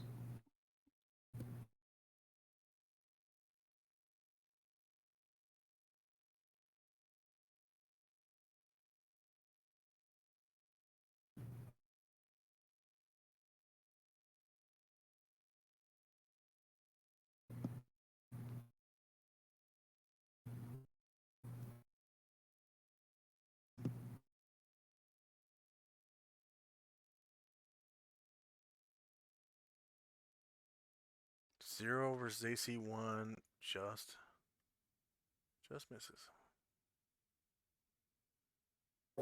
So now we'll go He shield. rolled a 2. Yeah.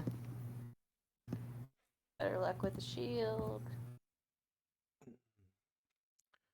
And you also have 2 talons as well.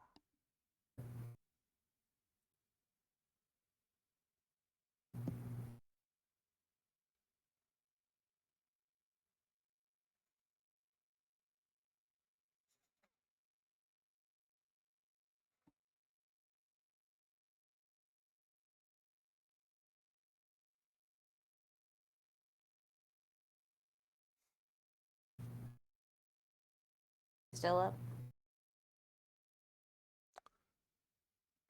AC1 versus -1 is a miss. And you Oh, still yeah. have 2 claws as well. And did you? Oh, because it's a flank. I have not rolled natural fighting yet. Yeah.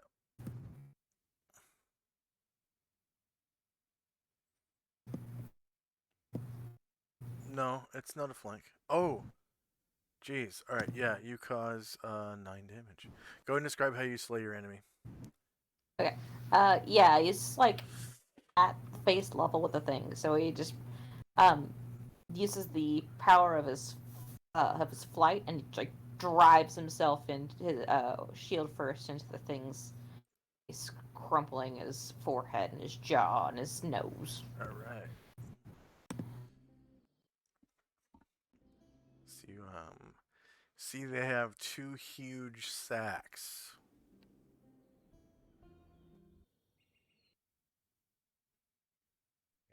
Charging up on us like that. And first up is Tenzi and Company's move. Tenzi has been coming down there, but then when he saw that both Anatar and Varen had already got there, he decided to turn around and start walking back. Um, and then Ashro will do a wing over and fly back. And Musashi is going to come down to see if he accidentally injured anybody. So 1, 2, 3, 4.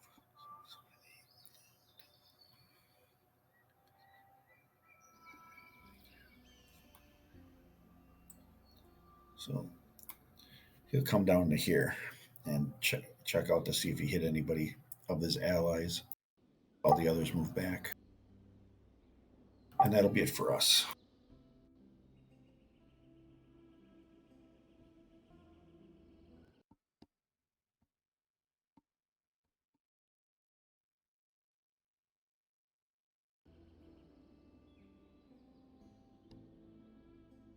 Okay, Shandrak and Company. Andrak is gonna jog down to the group and check out their handiwork.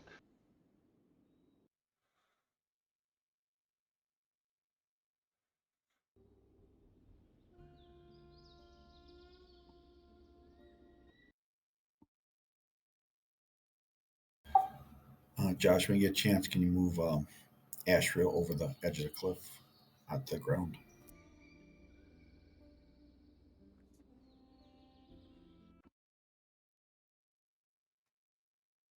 And Shandrak is gonna look over the body of the fire giant on the bottom left.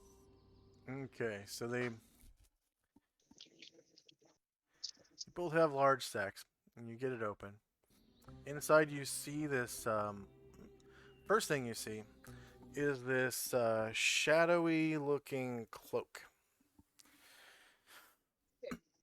that seems to be made of like It's almost like it's made of mist and like crow feathers and black silk and like wolf pelt, black wolf pelt, all at the same time. Nice. And as you like move it Put through it the on. move it as you move it through the air, it gives off this weird like almost black smoke up into the air around it and black mist down the bottom of it.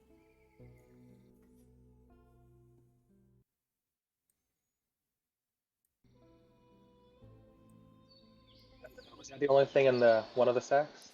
No, there are also several large stones inside, and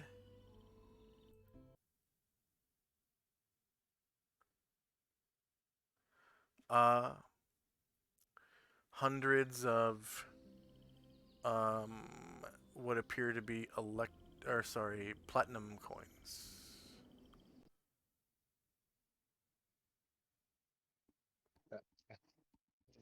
Nice. We got a good find this time.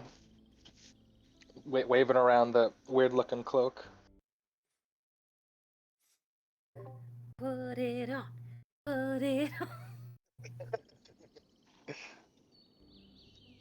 And I think that'll be all for Shandrak's turn that time. All right. Where did my turn order tracker go? Did I shut it off again?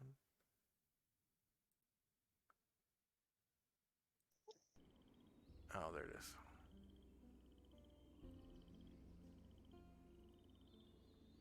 All right. Asher and Company. They are going to try to open the bag of the giant on the right. Okay. Inside you find hundreds of what appear to be platinum coins, several large stones, and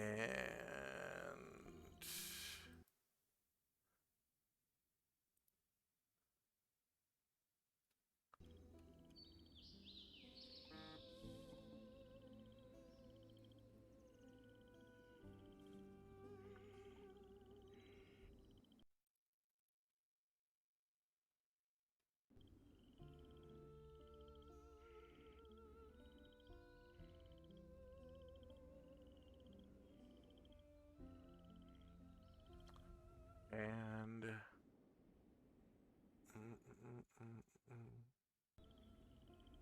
can you roll me a 3d4, please?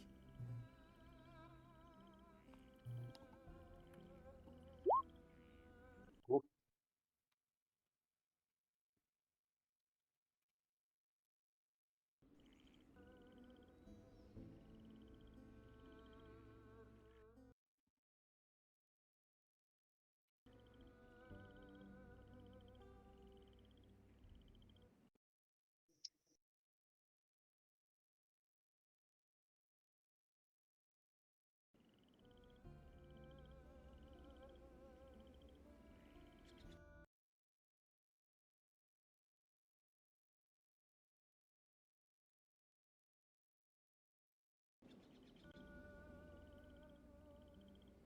Ten. Okay. You find this.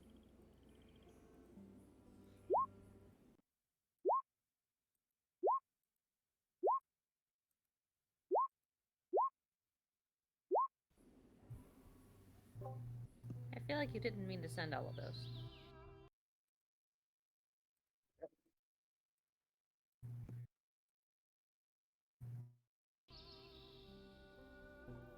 The hell? What?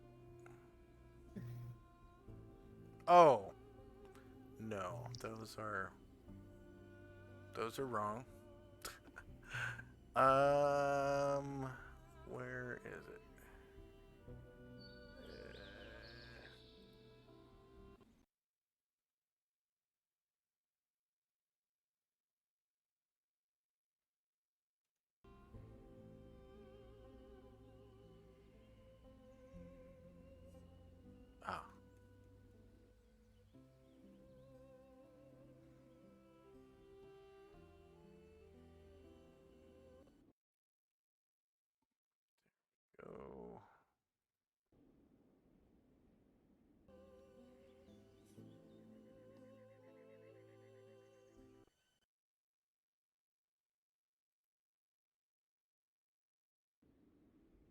There we go. There it is. All right.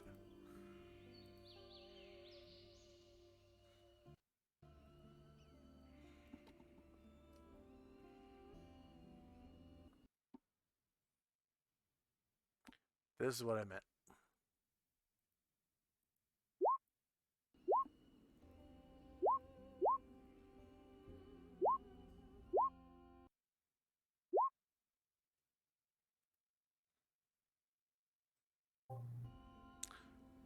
Okay. Oh, we found all of those? You found. Yep. There was a candle inside, block and tackle, winter blanket, some ceiling, so candle wax, 1 pound of it. That's for letters. There is a large chest inside, a holy item of a random god that I'll roll in a second, a small basket, a good lock, and a blank signet ring. And the holy symbol is of Hera.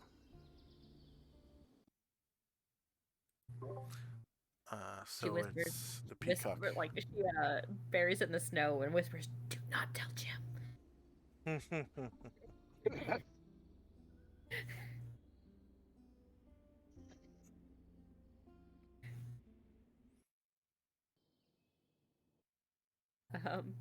the rest of it, like she kind of shrugs and she's like, "It's some normal stuff. You can look through it if you want." But she uh comes over, yeah, or she asks Anatar to drag the other bag back to camp so they can all count it together. I'm assuming it doesn't weigh more than a few 100 pounds.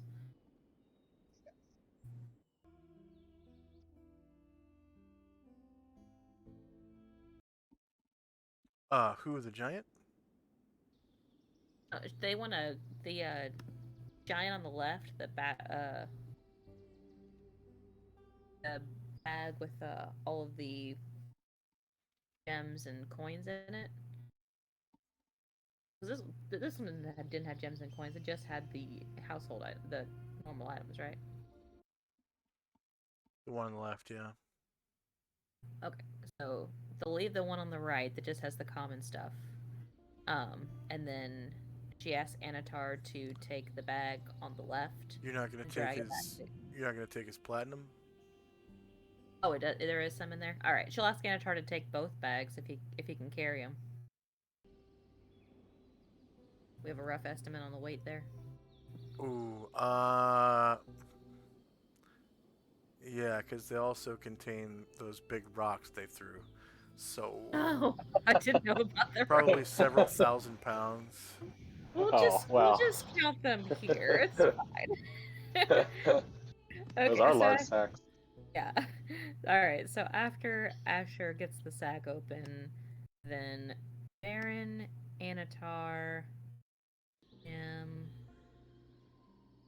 will and let me see who else I can get there.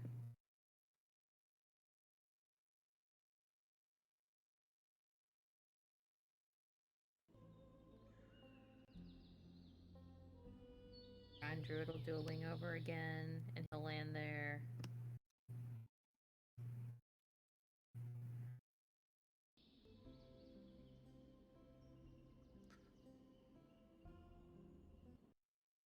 I'll turn around and help Cam.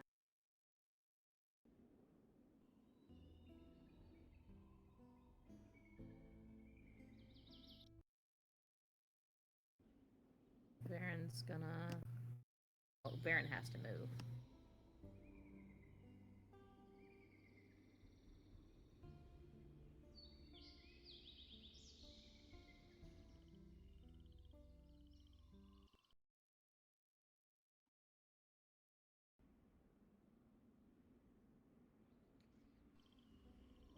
These giants are worth 8,000 apiece.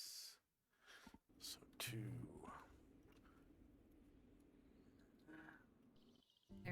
I'll fly down there.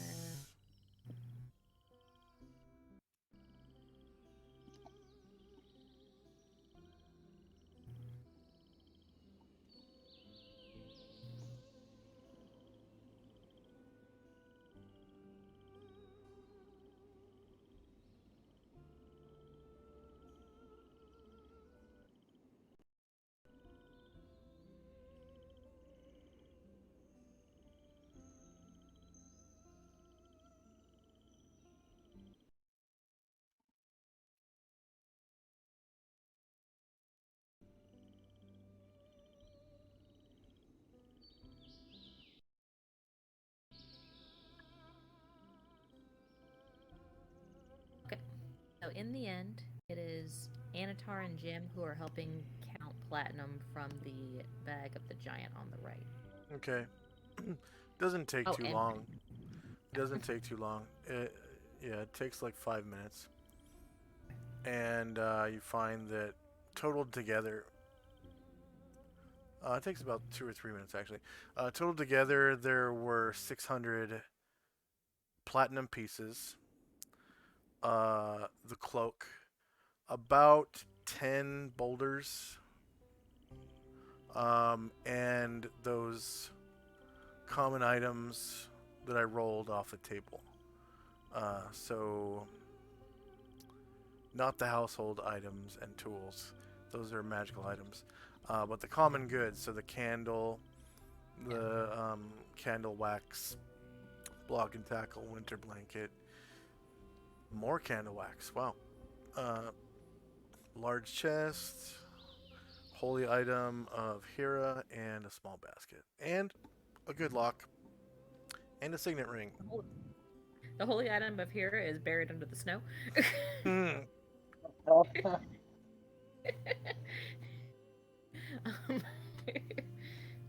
and at the end of the night, Asher divides the platinum between the three player characters, 200 apiece.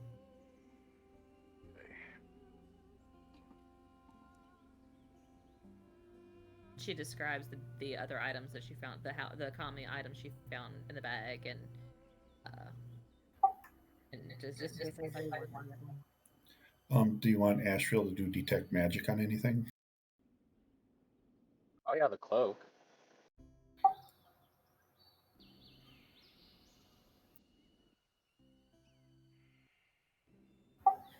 All right. He will do that.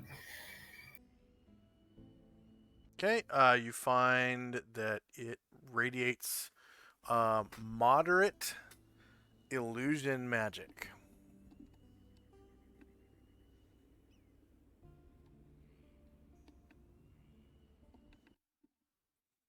And like I said, it is sort of like a misty, smoky, black raven feather, black silk, and black wolf fur covered cloak. Like the around the shoulders, it appears as though it's black wolf fur, and then it goes to black silk down the back, and then around the frills around the bottom seem to be, well, no, down the back I guess would be the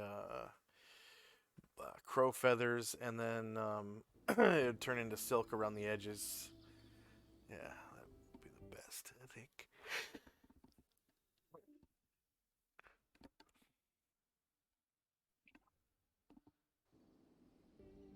And it gives off like a smoky. Chandra. Oh. You pull the. It's got a wolf.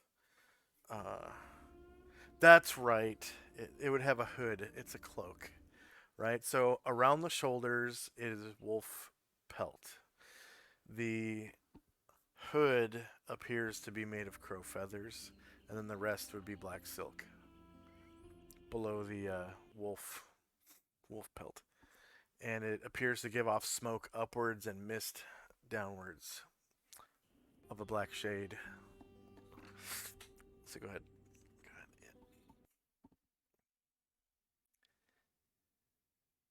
Chandrak will ask Anatar, do you want to try to identify this and those remaining potions tomorrow? He goes a little pale.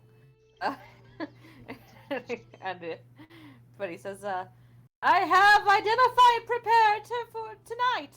I can identify it tonight. Are you wearing that cloak?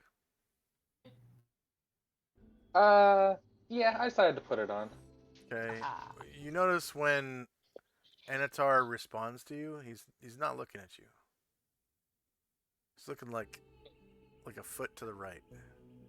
It's really weird. It's off-putting. Chandrak's like, oh, right here, right here.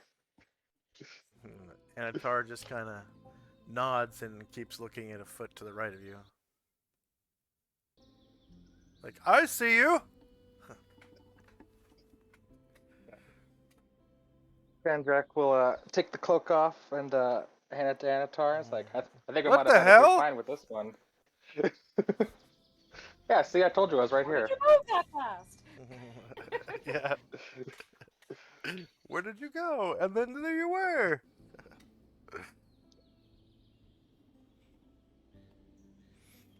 Okay.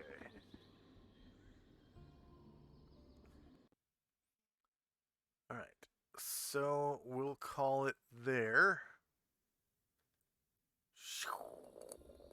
Go back to the landing page.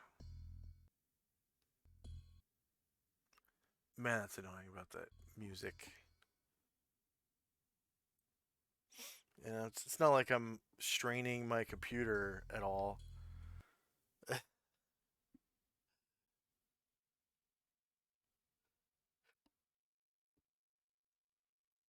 Okay.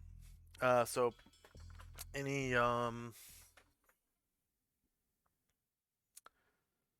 suggestions for me?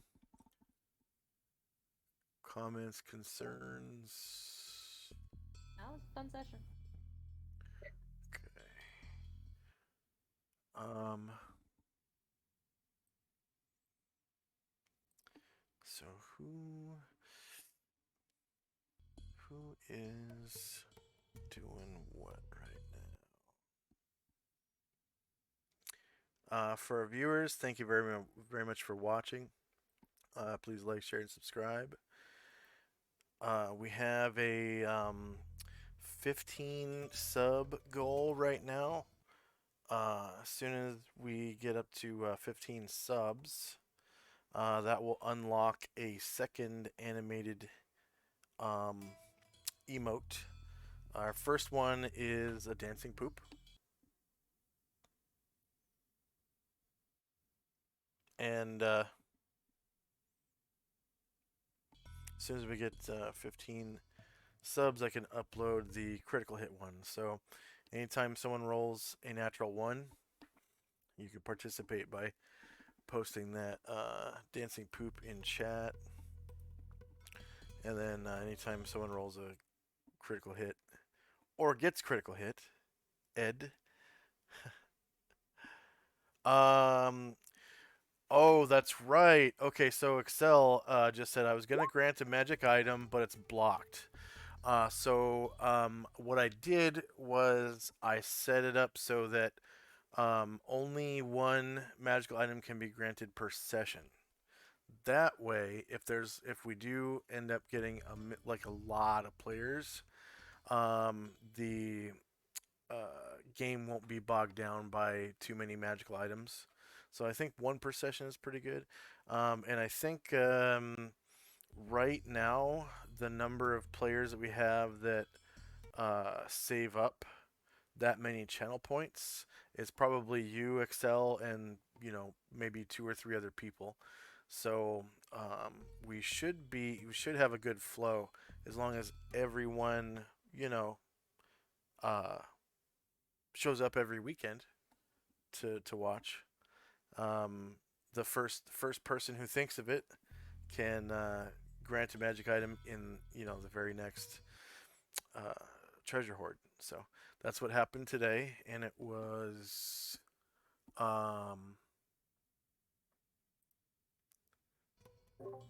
Taco Tuesday. Yep, that was Taco Tuesday. He requested, he or she, I don't know their sex. Cloak of Displacement to the next treasure hoard as redeemed by Thaco Tuesday for 10,000 GP channel points.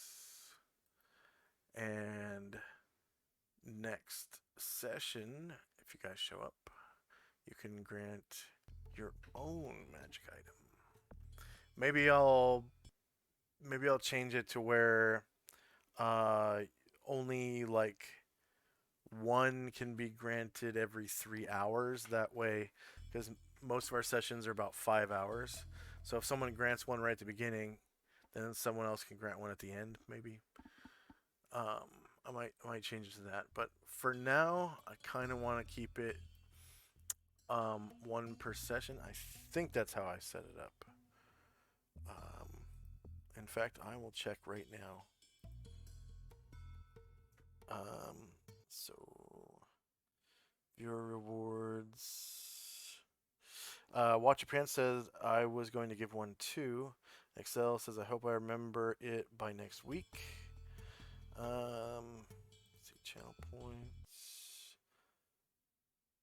and rewards and grant a magic item. Edit.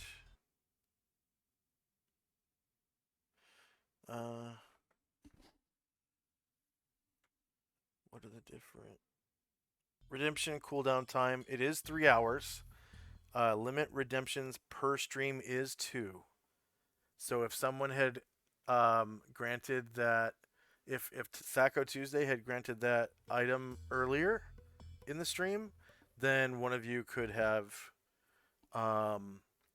granted one later on. So it pays to grant them early on in the stream rather than later. That way, up to 2 can be given per stream. Limit redemptions per user per stream. I do want to put 1 per user per stream. That way, yeah, redemption cooldown time is 3 hours. Limit redemptions per stream is 2, and limit redemptions per user per stream is 1. So two magic items can be granted per stream.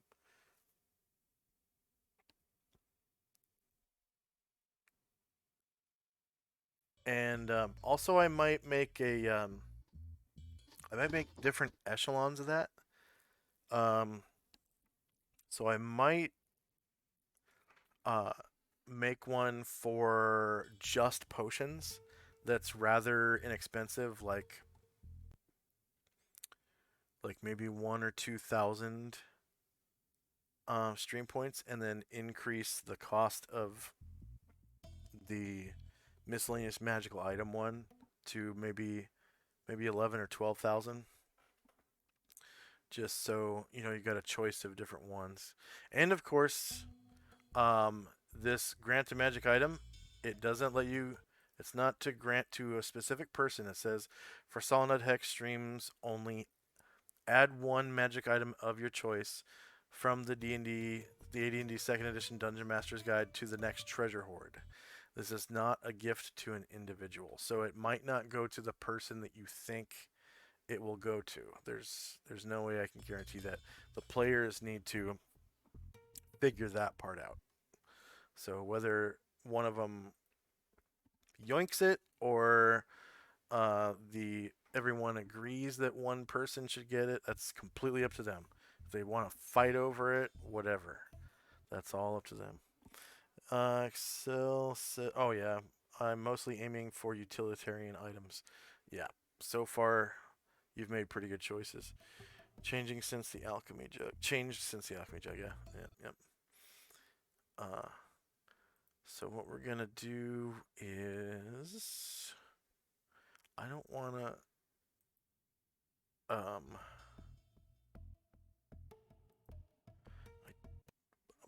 none of my friends are playing D&D right now. The only people I know that are playing D&D is WebDM, and I don't want to raid them because they're like a huge channel. But you know what? They're the only guys. It's the only one. That's the only choice, really. So I'm gonna raid web DM right now. Please, please, please stick around for the raid. And if you have a subscription, when we get into the raid, please use this emoji like as many times as you can. I think it'll go in like 20 some odd times. So that message right there. So we can shit all over their stream, right? Alright, so webdm/raid. Webdm.